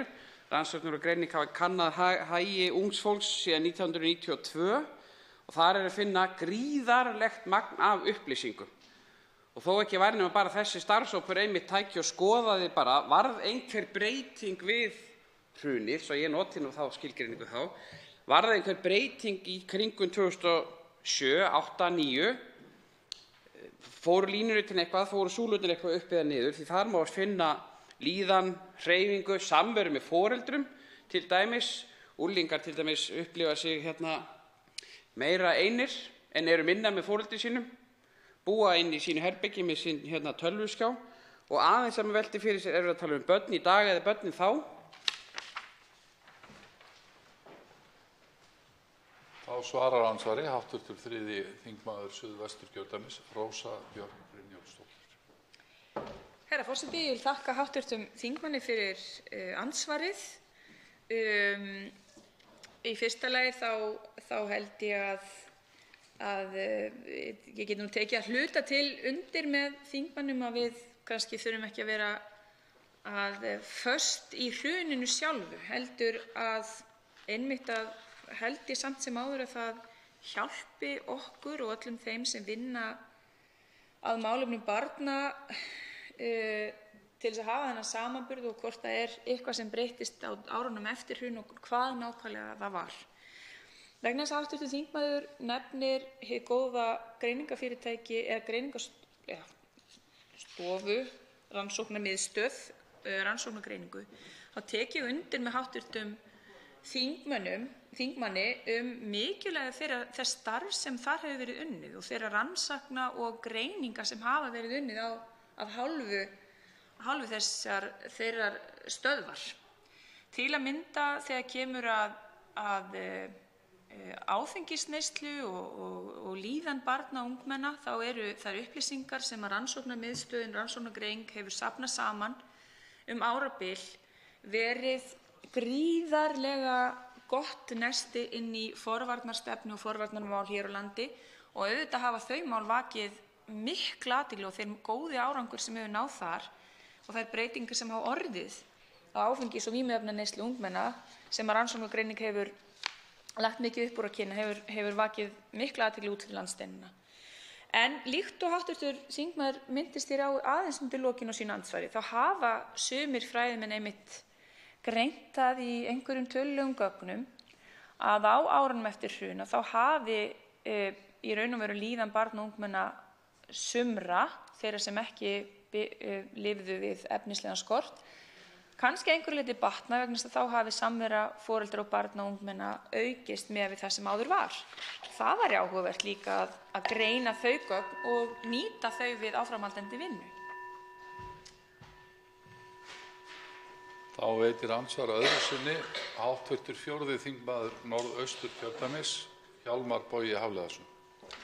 Já, hæstv. Forseti. Ég að velta fyrir mér í hverju samanburðurinn ætti að fela, því að eins og þingmaður benti réttilega sjálfur á, þá ekkert víst að hagir ungs fólks hafi endilega verið betri fyrir hrun heldur en jafnvel eftir hrun, Og af því að þingmaður nefndi réttilega neyslu á vímuefnum áfengi, þá til dæmis hefur sú tala fallið úr 42% árið 1995 yfir unglinga í 10. bekk sem hafa drukkið síðastliðin 30 daga niður í 3% árið 2016. Því að ég túlka þá þennan vinnuhóp þannig að hann að rannsaka bara tíðarandann þá og tíðarandann í dag. Og þá spurning hvort að hópurinn ætlar að koma með einhverja tillögu til úrbóta, því það verið að rannsaka menningu. Það verið að rannsaka tíðarandann og menningun eins og hún er hjá ungu fólki og foreldrum og samfélaginu öllu gagnvart hagsmunum barna. Ég sjálfsögðu fagna því að þessi hópur komi hér fram og rannsaki hagi ungs fólks áfram, og að lokum vil ég hvetja þingheim allan til að fara inn á rannsóknir.is og kynna sér hagi ungs fólks. Það gríðarlega áhugavert að skoða allt það gagnasafn sem þar Þá svarar andsvari síðara sinni hv. 3. þingmaður Suðvesturkjördæmis, Rósa Björk Brynjólfsdóttir. Herra forseti, ég vil aftur þakka fyrir seinna ansvar frá hv. þingmanni og þann áhuga sem hann sýnir hér, og ég vona sá áhugi smittist líka á aðra þingmenn á því að kanna nánar og ítarlegar hagi barna og ungmenna. Af því að hv. þingmaður nefndi hér áfengis- og vímuefnaneyslu og hversu ofboðslegum stakkaskiptum þau mál hafa verið síðustu árin, að það má líka alveg halda því til haga að sá árangur hefur náðst fyrir nánast grettistak skóla, foreldrasamstarfs og svo opinberra stofnana. Og sá árangur held ég að við verðum að varðveita og passa vel upp á, vegna þess að það hefur sýnt sig að líðan barna og unglinga hefur batnað þegar kemur að neyslu áfengis og vímuefna og hefur að sjálfsögðu gríðarlega mikil áhrif á hag barna. Sá árangur hefur líka, eins og myndist á áðan, hann hefur líka vakið mikla eftirtekt erlendis, og ég held að við ættum í raun og veru að velta því fyrir okkur hvort við ættum ekki að bera þann boðskap svolítið hressilega út, af því við viljum nú oft stæra okkur á ýmsum hlutum hér á Íslandi, en sá gríðarlega góði árangur sem að Íslendingar hafa náð í forvarnar og lýðheilsumálum þegar kemur að neyslu áfengis og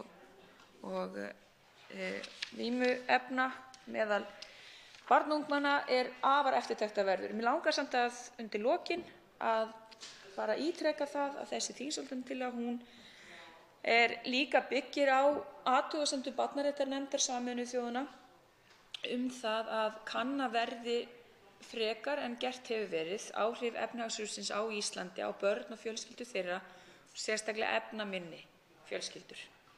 Og í þeim athugasemdum þá lögð líka áhersla á mikilvægi þess að á þeim árum eftir hrun sem við höfum blessunarlega verið að upplifa núna að undanförnu, að ríkissjóður hefur verið farið vænkandi, og ég veit að herra forseti það gleður hann að heyra þetta, að við sjáum þann góða hag ríkissjóðs líka birtast í velferðar-, heilbrigðis- og menntamálum og í málefnum barna og ungmenna.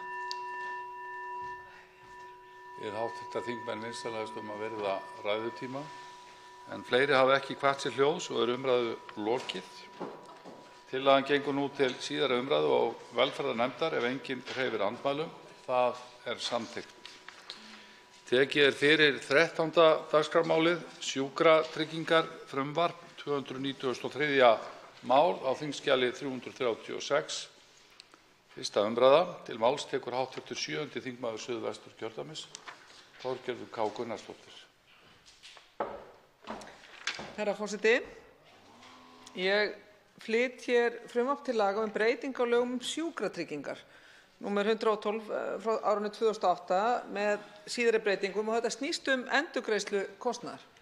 Þetta við fyrstu sýn þá væri hægt að segja að þetta svona eitthvað tæknilegt mál en þetta bara ein grein sem að breytingartillagan snýst og það á eftir 1. málsgrein 38. grein laganna þá kemur ný málsgrein og hún svohljóðandi: Uppfylli sjúkratryggður skilyrði 23. greinar A til að sækja sér heilbrigðisþjónustu í öðru aðildarríki EES-samningsins skal honum greiddur kostnaður við þá þjónustu hér á landi þótt samningur heilbrigðisþjónustu sé ekki fyrir hendi, samanber 4. kafla. Skilyrði endurgreiðslu að þjónusta sé veitt af aðila sem uppfyllir allar kröfur sem til slíkrar þjónustu eru gerðar og kostnaður við þjónustuna sé ekki meiri en henni myndi fylgja í öðru EES-ríki. Sjúkratryggingastofnun skal síðan gefa út reglur framkvæmd þessa ákvæðis. Tæknilegt mál? Já, að vissu leyti, en hápólitískt. Því þetta mál snýst einmitt endurgreiðslu vegna sjúkrakostnaðar sem að sjúklingar sem eru á biðlista, og þetta eru vel að merkja einstaklingar sem eru búin að vera á biðlista til þess að komast á biðlista til þess að hugsanlega geta komast til læknis hérna heima.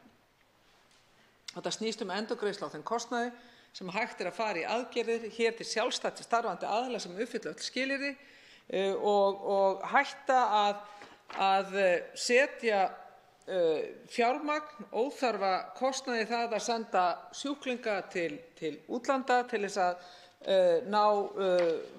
að fá þá þjónustu sem að þeir eiga skilið. Þetta mál snýst það að reyna að minnka á biðlistum sem allra fyrst. Ég geri mér fyllilega grein fyrir því að þetta mál snúið meðal ríkisstjórnarinnar. Þetta mörg mál eftir þennan dag í dag eru snúið meðal ríkisstjórnarflokkanna.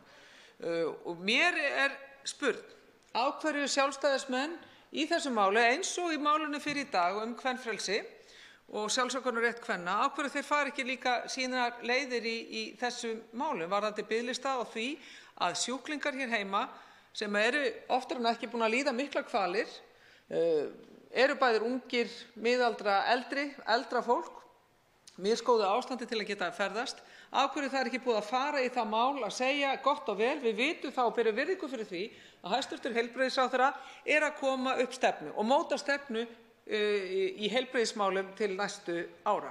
Gott og vel. Við vitum alveg hverjar áherslu Vinstri grænna í þeim efnum. Þeir vilja ekki leita til aðila utan opinbera kerfisins og það pólitísk hugsun út af fyrir sig sem ég ætla að bera virðingu fyrir þó ég sé ekki sammála. En meðan að þessi ágreiningur ríkisstjórnarflokkanna ekki leystur, hvað eigum við þá að gera? Eigum við bara að bíða? Eru skilaboðin þau, kæru vinir, okkur finnst leitt, bryðjið í pillur en bíðið þið? Þangað til að vera búin að leysa úr þessum ágreiningi. Þess vegna höfum við í Viðreisn ásamt fleiri þingmönnum lagt fram þetta mál, en vel að merkja af því að ég lagði þetta fram 2. nóvember á síðasta ári. Þetta umdeilt mál, hefur ekki fengið að komast á dagskrá fyrir núna, síðla kvölds í miðjan maí, en það engu að síður þakkarefni að hafa loksins fengið náð fyrir forsætisnefndinni að fá málið á dagskrá. Já, að hér skiptir máli að hafa það hugfast að við í Viðreisn lögðum einnig til breytingartillögu á fjárlagagerðinni til þess að koma strax til móts við nákvæmlega þessi sjónarmið. Því við vissum það og við skynjuðum það að það var ekkert rosalega mikill vilji hjá öllum stjórnarflokkunum til þess að ræða þessi mál. Og við lögðum fram breytingartillögu við fjárlögin upp á 200 milljónir, fullu fjármagnaðar, 200 milljónir til þess að koma strax til móts við þennan vanda. Til þess að hægt sé að auka lífsgæði fólks og fara í þessar aðgerðir og greiða hjá sjálfstætt starfandi læknum sem uppfylla skilyrðin, sama hvort það sé á klíníku eða annars staðar, að það sé hægt að fara í þessar aðgerðir hér heima fyrir. Og við lögðum fram tillögu upp á 200 milljónir meðan að ríkisstjórnin væri að koma sér saman aðferðafræðina í þessum efnum, en allir þingmenn stjórnarflokkanna, bæði þeir flokkar sem að kenna sig við sósíalisma en ekki síður þeir flokkar sem hafa kennt sig við frelsi einstaklingana á góðri stundu.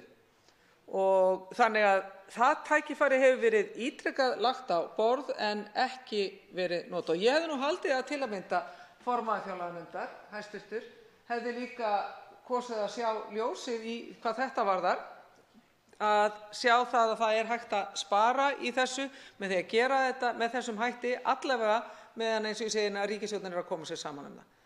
Að vera ekki að loka fyrir augum með það að það hægt sé að leita til sjálfstætt starfandi aðila hér, því við vitum það og það er enginn að tala hér að það eigi að ekki vera jöfn tækifæri til heilbrigðisþjónustu. Það er enginn að tala það.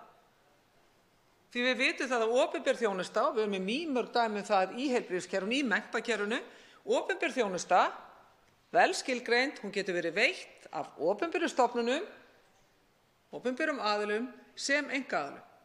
Og við sjáum það í heilbrigðiskerfinu víða núna í dag eru því betur fyrir tannlækninga til að mynda, greiddar upp að 18 ára aldri.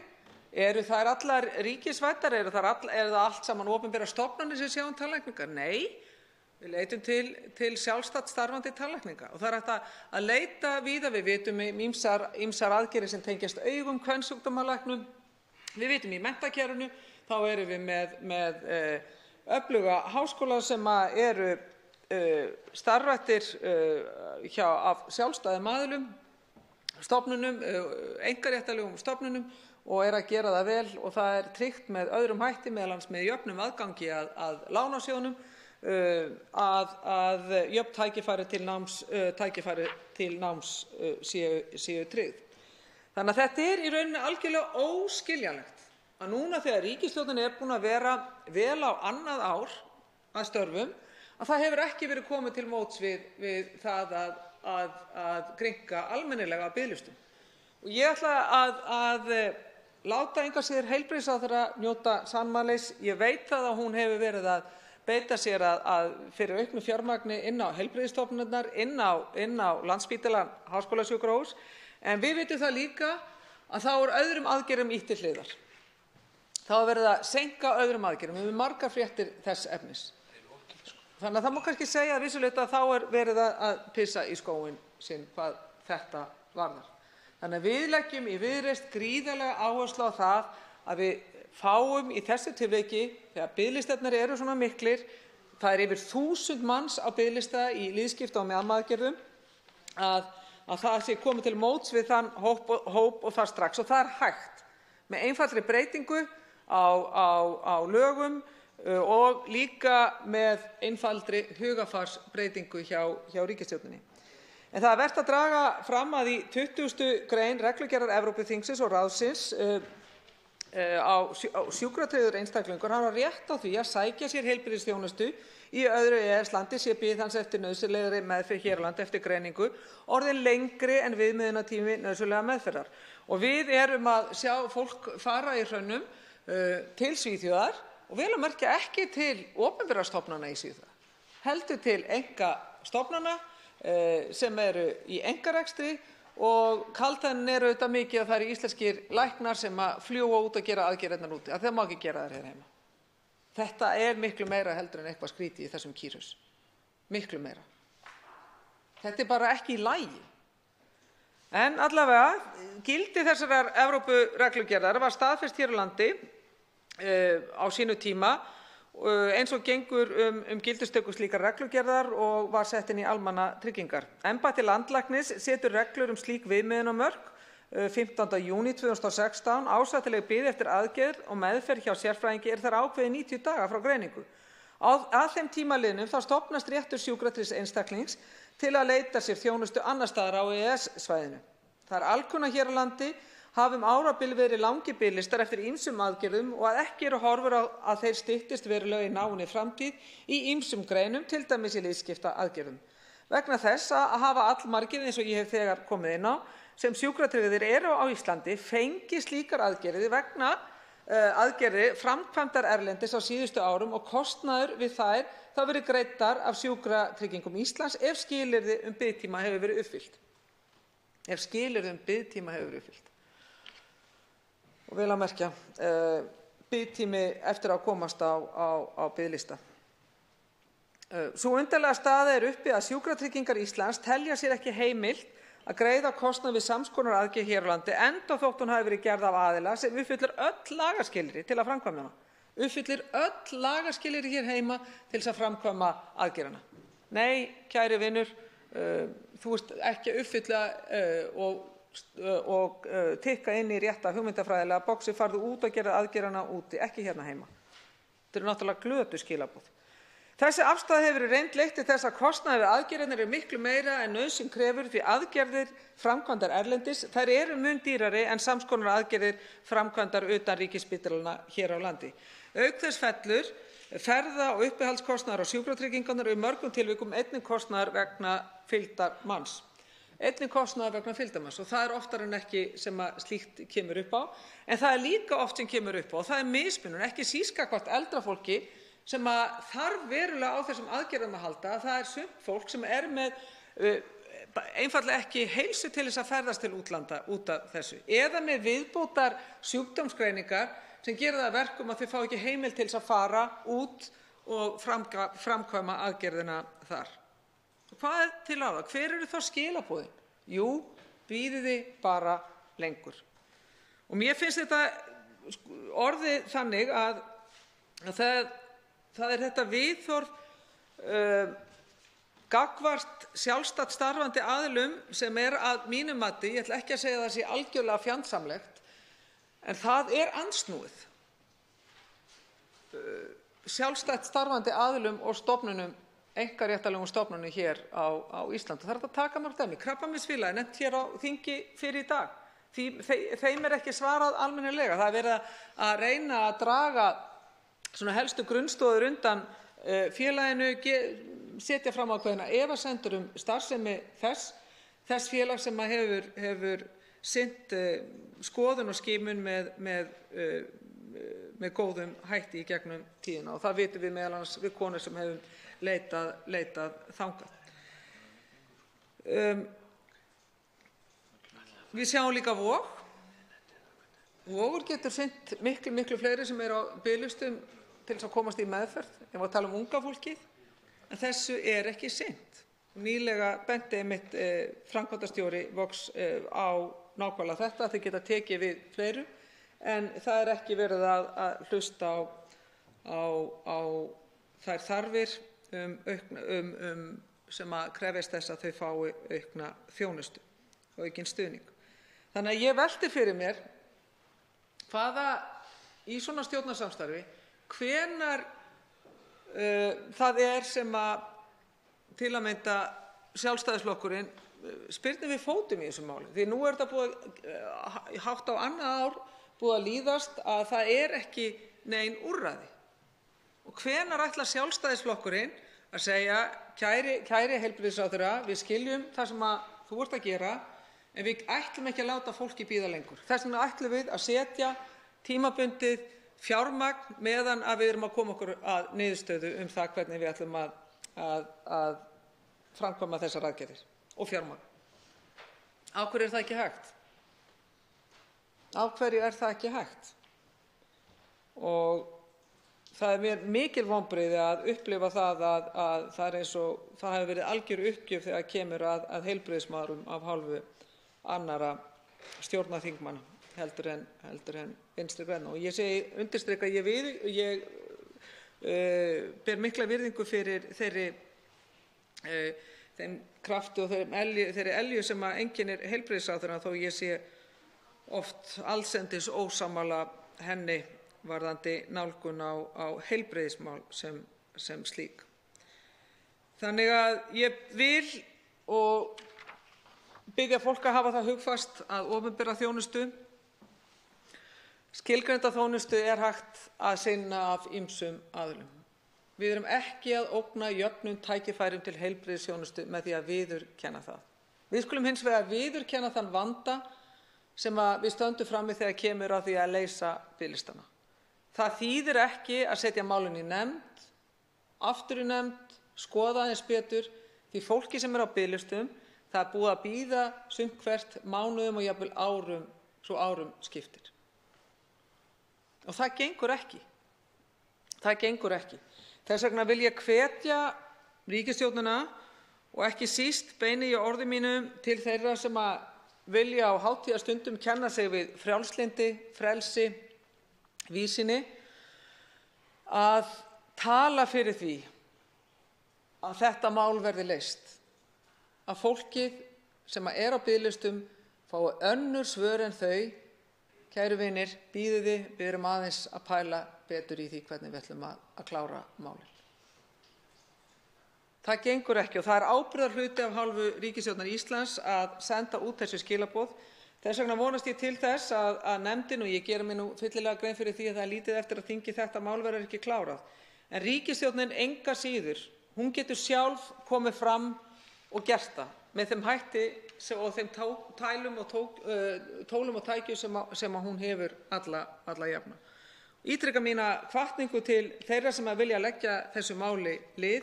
Það er hægt að breyta þessu, það þarf viljan til og kraftinn. Við í Viðreisn erum tilbúin til að styðja ríkisstjórnina og þá flokka innan hennar sem vilja tala fyrir þessu máli með ráðum og dáð, og við hvetjum alla þá sem eru hér á þingi að ýta við því að þetta mál fara af stað þannig að við sjáum biðlistana minnka og fólk fá úrlausn sinna mála. Ekki einhvern tímann í skilgreindri framtíð, heldur sem allra fyrst. Fleiri hafa ekki hvatt sér hljóðs og umræðu lokið. Frumvarpið gengur nú til 2. umræðu og velferðarnefndar ef enginn hreyfir andmælum. Það er samþykkt. Tekið fyrir 14. dagskrármálið fræðsla og meðferð við vefjagigt, þingsályktunartillaga 249. mál á þingskjali 264. Fyrri umræða. Til máls tekur hv. 7. þingmaður Norðvesturkjördæmis, Halla Signý Kristjánsdóttir. Virðulegi forseti, ég flyt hér þingsályktunartillögu fræðslu og meðferð við vefjagigt. Þar sem ég sem hér stendur fyrsti flutningsmaður ásamt Ólafi Þór Gunnarssyni, Bryndísi Haraldsdóttur, Guðmundi Inga Kristinssyni, Þórunni Egilsdóttur. Alþingi ályktar að fela heilbrigðisráðherra að beita sér fyrir fræðslu til almennings vefjagigt og láta fara fram endurskoðun á skipan sérhæfðrar endurhæfingarþjónustu með það að markmiði að styrkja greiningarferlið og bjóða upp á heildræna meðferð byggða á niðurstöðum gagnreyndra rannsókna. Í greinargerð segir: vefjagigt er langvinnur sjúkdómur sem samanstendur af fjölmörgum einkennum frá ýmsum líffærakerfum. Helstu einkennin eru langvarandi og útbreiddir stoðkerfisverkir, stirðleiki, yfirþyrmandi þreyta og svefntruflanir. Önnur algeng einkenni eru fótapyrringur, kuldaónæmi, órólegur ristill, ofurnæmd þvagblara, dauðir fingur, einbeitingarskortur og depurð. Árið 1993 var vefjagigt formlega skilgreint sem sjúkdómur af Alþjóðaheilbrigðismálastofnuninni. Töluverðan tíma tók sjúkdómurinn öðlaðist almenna viðurkenningu innan læknasamfélagsins, en framan af var algengt að litið væri á vefjagigt sem eins konar ruslakistugreiningu. Í gegnum tíðina hafa fordómar verið tengdir sjúkdómnum sem mikilvægt er að eyða með markvissri fræðslu hann. Vefjagigt mælist hvorki með blóðprufum né röntgenrannsóknum og er það vafalaust ein helsta ástæða fordóma í garð sjúkdómsins. Vefjagigti getur lagst mjög hart á fólk og dregið verulega lífsgæðum og færni til daglegra athafna. Vefjagigt hrjáir fólk á öllum aldri en er algengust hjá konum á miðjum aldri. Margar erlendar rannsóknir sýna að lífsgæði þessa einstaklinga eru oft mjög slök eða talsvert fyrir neðan það sem almennt gerist í samfélögum. Birtingarmyndir sjúkdómsins eru margvíslegar. Hjá sumum eru einkenni tiltölulega væg og koma fram seint á ævinni, en hjá öðrum eru það hastaleg og koma fram strax á unglingsárum. Á vægistigi er fólk með verki sem það ræður að mestu við sjálft og getur haldið nær fullri færni og vinnugeti, en þegar sjúkdómseinkennin ágerast leitar fólk gjarnan til lækna með verkja og þreytu og svefnleysis. Þegar sjúkdómurinn er á slæmu stigi er fólk undirlagt af verkjum frá morgni til kvölds og færni þess skerðist verulega. Það er oft ekki fyrr en að fólk fær fulla athygli lækna og kerfisins að brugðist við vandanum að festu. En því miður er hætta á að einstaklingur með vefjagigt á slæmu stigi nái minni bata og allt of margir eru óvinnufærir. Í desember 2017 voru 1738 einstaklingar skráðir með vefjagigt sem orsaka þátt í 75% örorku samkvæmt tölum Tryggingastofnunar ríkisins og var meðalaldur þeirra 50 ár. Á sama tíma voru 268 einstaklingar á endurhæfingarlífeyri með vefjagigt. Konur á 75% örorku sem höfðu greinst með vefjagigt voru 91,7% tilvika. Vefjagigt er talið meðvirkandi þáttur í 75% örorku hjá 14% allra kvenna sem voru á örorku. Tekið skal fram að örorka vefjagigtarsjúklinga orsakast oft af samverkandi þáttum vefjagigtar, annarra stoðkerfissjúkdóma og geðsjúkdóma. Heildstæðar upplýsingar um fjölda einstaklinga sem greindir hafa verið með vefjagigt á Íslandi liggja ekki fyrir. Samkvæmt íslenskri rannsókn frá 1998 má áætla að tæpi 14.000 einstaklingar 18 ára eldri séu með vefjagigt sem er talsvert meiri fjöldi en erlendar rannsóknir sýna. 90% þeirra sem greinast með sjúkdómum eru konur. Flestar eru á aldrinum 30 til 60 ára en umtalsverður fjöldi yfir 15% innan við 30. Kostnaður einstaklingsins, heilbrigðiskerfisins og alls samfélagsins af vefjagigt er því mjög mikill. Enn sem komið hefur ekki verið gerð heilsuhagfræðileg úttekt á kostnaði vegna vefjagigtar á Íslandi. Þó hafa evrópskar rannsóknir sýnt að 80–90% af útgjöldum er óbeinn kostnaður vegna veikinda, fjarvista og endurhæfingarlífeyris vefjagigtarsjúklinga sé að lágmarki 4–6 milljarðar króna. Framreiknaður kostnaður samfélagsins vegna þeirra vefjagigtarsjúklinga sem voru með 75% örorku í desember 2017 er því 1.040 milljarðar króna ef óvinnufærni helst út starfsævina. En virðulegi forseti, meðferð og úrræði á Íslandi. Flestir einstaklingar með vefjagigt eru greindir hjá heilsugæslulækni en í mörgum tilfellum er leitað eftir frekari staðfestingu hjá gigtasérfræðingi. Einstaklingar með væg einkenni fá flestir þjónustu gegnum heilsugæsluna en þeir sem eru með meðalslæma eða slæma vefjagigt þurfa á fjölþættri endurhæfingu að halda með aðkomu fagteymis heilbrigðisstétta. Hérlendis bjóða nokkrir meðferðarstofnanir upp á slíka meðferð og má það nefna Þraut, Reykjalund, Heilsustofnun Náttúrulækningafélags Íslands og Kristnesspítala.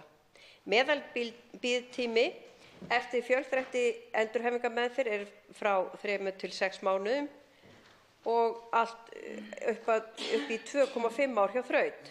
Bið eftir tíma hjá gigtarlækni getur verið mjög löng og hreyfingarstjórar á heilsugæslunni og sjúkraþjálfarar gegna mikilvægu hlutverki í meðferð vefjagigta og bið eftir meðferð hjá þeim eru alla jafna stutt.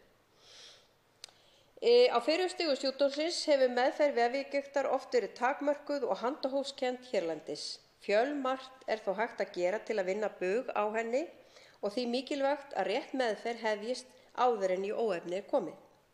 Til að svo verði þarf formleg greining og mat á stöðu sjúklinga að eiga sér stað snemma á ferlinu og einstaklingum þarf að standa heildræn gagnreynd meðferð til boða, bæði á heilsugæslustöðvum og hjá stofnunum sem veita sérhæfðri endurhæfingarmeðferð. Flutningsmaður sem hér stendur telur brýnt að núverandi skipulag heilbrigðisþjónustu vegna vefjagigtar verði endurskoðað með það í huga að sjúkdómsgreining og aðgerðaáætlun vegna vefjagigtar liggi fyrir í sjúkdómsferlinu en nú tíðkast og að meðferðarþjónusta verði samhliða því efld.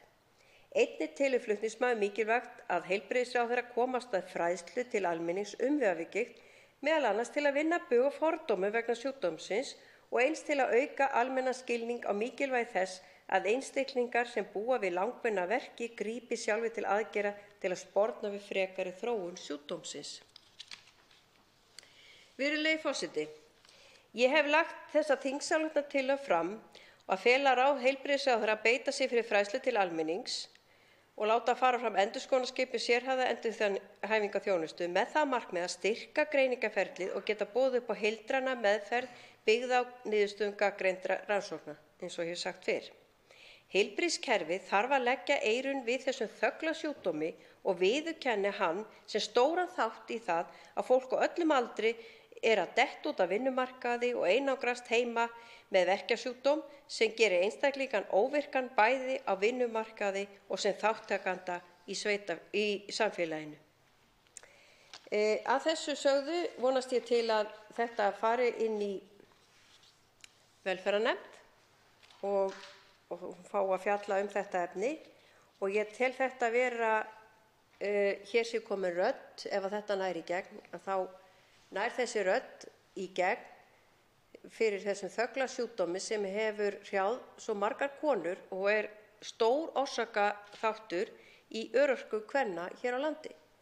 Og því skiptir gríðarlega miklu máli og það er ekki bara það að það sé haldið utan þennan hóp og hann fái rödd, heldur að það skiptir gríðarlega miklu máli í að koma sem fyrst til meðferðar svo þær komist aftur út á vinnumarkaðinn og það er náttúrulega bæði konur og karlar sem eru með þennan sjúkdóm en þó sérstaklega konur. Takk. Til máls tekur hv. 11. þingmaður Suðvesturkjördæmis, Ólafur Þór Gunnarsson.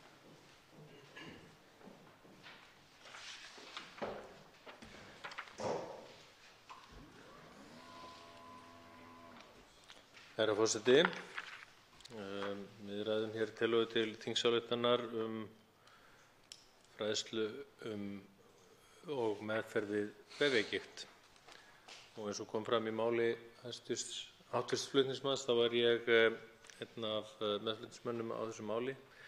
Hér er ágætismál að ræða og mikilvægt að við lyftum aðeins upp umræðunni þennan sjúkdóm og í rauninni kannski ekki bara þennan sjúkdóm heldur marga aðra þessa sjúkdóma sem eru sem að falla svolítið undir radarinn. Og það er ágætt að byrja þarna að því eins og hv. flutningsmaður kom inn á að þá er vefjagigt á Íslandi andlag töluvert stórs hluta þeirrar örorku sem að sérstaklega íslenskar konur glíma við. Þær búa oft á tíðum við fordóma gagnvart sínum sjúkdómi, eru oft á tíðum kannski ekki á yfirborðinu sjáanlega veikar eða veikindalegar, bera þess vegna oft harm sinn í hljóði og fá kannski ekkert alltaf þann stuðning eða samhygð sem þær þyrftu vegna sinna vandamála. Það er kannski einhverju leyti vegna þess að greiningin á þessum sjúkdómi er fyrst og fremst það sem við köllum klínísk greining, það er að segja að það er ekki einhver sértæk blóðpróf eða myndgreiningar eða eitthvað þess háttar sem getur hjálpað til. En þetta leggst á stóran hluta þjóðarinnar og af þeim hluta er langstærsti hlutinn konur. Sjúkdómur skerðir lífsgæði þessara einstaklinga sem að búa við sjúkdóminn og einkenni geta verið allt frá því að vera mjög væg einkenni sem kannski eru fyrst og fremst einhver slen- og þreytueinkenni yfir í það að vera það alvarleg og það valdi algjörri óvinnufærni og örorku. Ég tel að það sé mikilvægt að fá einhvers konar heildstæða mynd af þessum sjúkdómi sem vandamál í íslensku heilbrigðiskerfi. Það sé mikilvægt að samhæfa meðferðarúrræði og bæta aðgengi sjúklinga alls staðar á landinu að meðferð og þessi þingsályktunartillaga er liður í þessari vitundarvakningu sem hv. fyrsti flutningsmaður talaði að þörf er á og ég tel að tillagan geti ýtt við mörgum, vonandi við ráðuneyti heilbrigðismála og heilbrigðisstarfsmönnum yfirleitt, að taka þétt utan þann hóp sem að býr við þennan sjúkdóm í þeim tilgangi að reyna að finna lausnir og hjálpa fólki að ná þeirri heilsu og búa við eins góða heilsu og það mögulega getur. Fleiri hafa ekki kvatt sér hljóðs og umræðu lokið. Tillagan gengur nú til síðari umræðu og velferðarnefndar ef enginn hreyfir andmælum. Það er samþykkt. Tekið fyrir 15. dagskrármálið hagsmunafulltrúi aldraðra, þingsályktunartillaga 825. mál á þingskjali 1303, fyrri umræða. Til máls tekur hv. 8. þingmaður Reykjavíkurkjördæmis suður, Inga Sæland.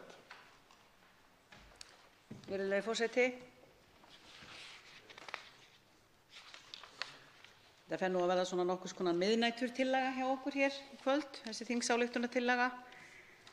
Ég er nú afskaplega stolt að við skildum fá að taka þetta mál út úr nefnd og mæla fyrir því, þó að ég búist nú ekki við því að það fari mikið lengra frekar en önnur mál sem að við í Flokki fólksins höfum sett inn í hv. velferðarnefnd. Við höfum í Flokki fólksins beitt okkur fyrir því frá upphafi og verið hugsjón okkur frá upphafi, ekki einungis að berjast gegn fátækt, heldur að taka utan um þá þjóðfélagshópa sem að búa við erfiðar aðstæður. Og í þessu tilviki þá erum við hér að tala aldraða, þá sérstaklega með tilliti til þess að komið hefur í ljós við athuganir og rannsóknir á aðbúnaði aldraðra, sérstaklega þeirra sem hafa verið inn á sjúkrastofnunum og síðan farið heim og vilja fara heim, að aðbúnaður þar hefur verið virkilega ábótavant allt og oft. Og til dæmis var ung kona sem skilaði skýrslu, ég man nú ekki alveg hvað hún heitir núna, hún dotti úr mér, en hún gerði rannsókn á því í sinni, hún var að gera rannsóknarritgerð í Háskóla Íslands í sambandi við aðbúnað, næringafræði og annað slíkt, hvað lýtur að öldruðum sem bjuggu einir heima og hefðu útskrifast úr sjúkrameðferð, að af þeim 13 einstaklingum sem hún heimsótti og skoðaði aðbúnaðinn hjá, þá í raun og veru þjáðust þeir allir af mismiklum næringarskorti og ekki bara það, heldur var allur aðbúnaður í rauninni algjörlega, honum var algjörlega ábótavant. Ísskápurinn var tómur og oft var viðkvæðið þetta: ég bara treysti mér ekki út, það er enginn til þess að hjálpa mér í búðina, það er allt of hált, ég geti dottið, ég geti brotnað. Það er á þessum tímapunkti, og ég veit að það er sannarlega ekki fyrsta skipti sem okkur finnst nauðsynlegt að koma á fót einhverjum fulltrúa, hagsmunafulltrúa aldraðra sem heldur utan hagsmunamál þeirra á hvaða toga sem er. Og þess vegna hef ég nú sem flutningsmaður og minn ágæti samflokksmaður Guðmundur Ingi Kristinsson lagt fram þessa þingsályktunartillögu sem felur það í sér að fela félags- og barnamálaráðherra að leggja fyrir árslok núna fram á Alþingi frumvarp til laga embætti hagsmunafulltrúa aldraðra. Og með leyfi forseta þá ætla ég að lesa hérna þessa stuttu greinargerð. En með tillögu þessari þá er lagt til að fela félags- og barnamálaráðherra að undirbúa og leggja fram frumvarp til laga embætti hagsmunafulltrúa aldraðra. Þjónusta við aldraða dreifist á hendur ríkis, sveitarfélaga, félagasamtaka og einkaaðila. Lög og reglur málaflokk aldraðra eru flókin, ekki síst á sviði skatta, almannatrygginga og heilbrigðismála. Aldraðir eru stór og fjölbreyttur hópur og misjafnlega fær að gæta eigin réttar og hagsmuna.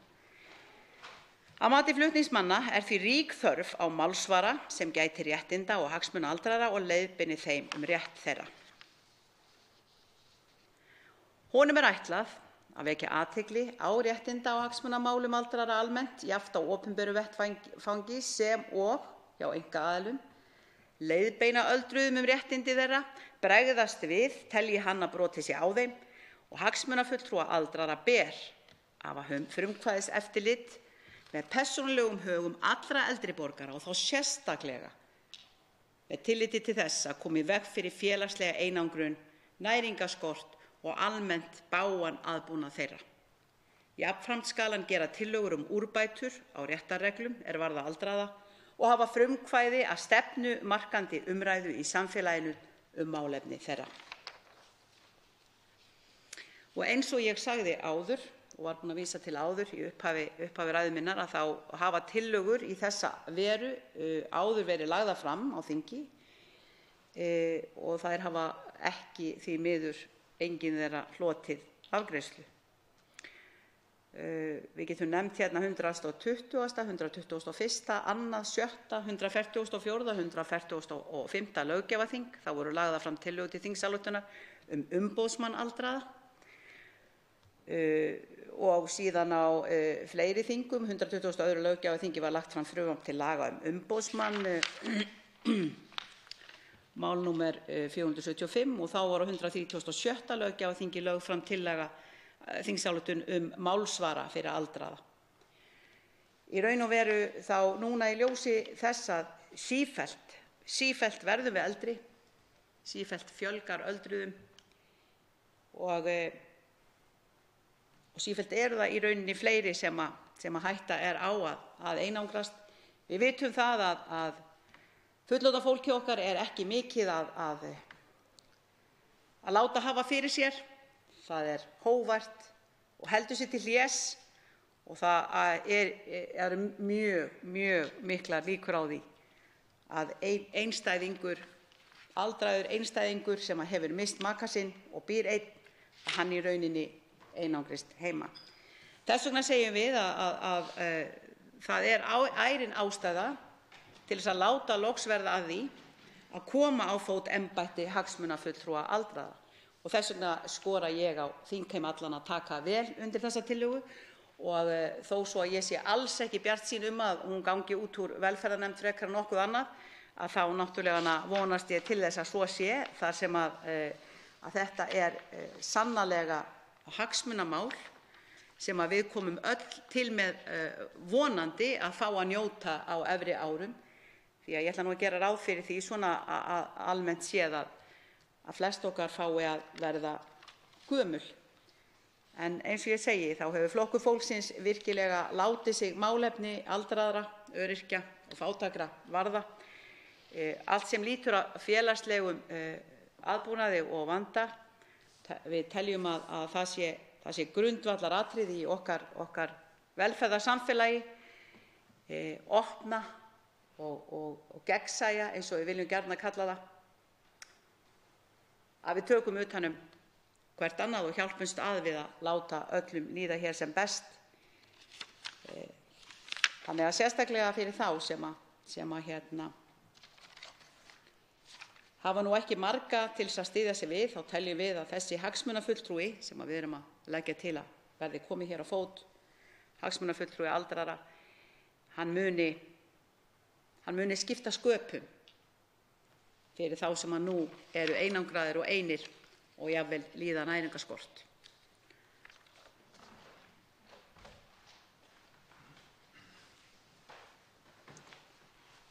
Fleiri hafa ekki hvatt sér hljóðs og umræðu lokið. Tillagan gengur nú til síðari umræðu og velferðarnefndar ef enginn hreyfir andmælum. Það samþykkt. Útbýtt á fundinum þingskjal 1511, réttur barna sem aðstandendur, nefndarálit velferðarnefndar. Þingskjal 1512, réttur barna sem aðstandendur, breytingartillaga velferðarnefndar. Þingskjal 1513, hagsmunatengsl almannatengla, fyrirspurn flutningsmaður Ólafur Ísleifsson. Þingskjal 1514, starfsmenn á launaskrá forsætisráðuneytis, fyrirspurn flutningsmaður Sigmundur Davíð Gunnlaugsson. Þingskjal 1515, innleiðing á stefnu opinn og frjálsan hugbúnað, fyrirspurn flutningsmaður Björn Leví Gunnarsson. Þingskjal 1516, biðlistar eftir hjúkrunar- og dvalarrýmum á Vesturlandi, fyrirspurn flutningsmaður Halla Signý Kristjánsdóttir. Þingskjal 1517, endurgreiðslur, ferðakostnaður frá Sjúkratryggingum Íslands, fyrirspurn flutningsmaður Anna Kolbrún Árnadóttir. Fleira liggur ekki fyrir á þessum fundi. Boðað verður til næsta fundar með dagskrá. Fundi slitið.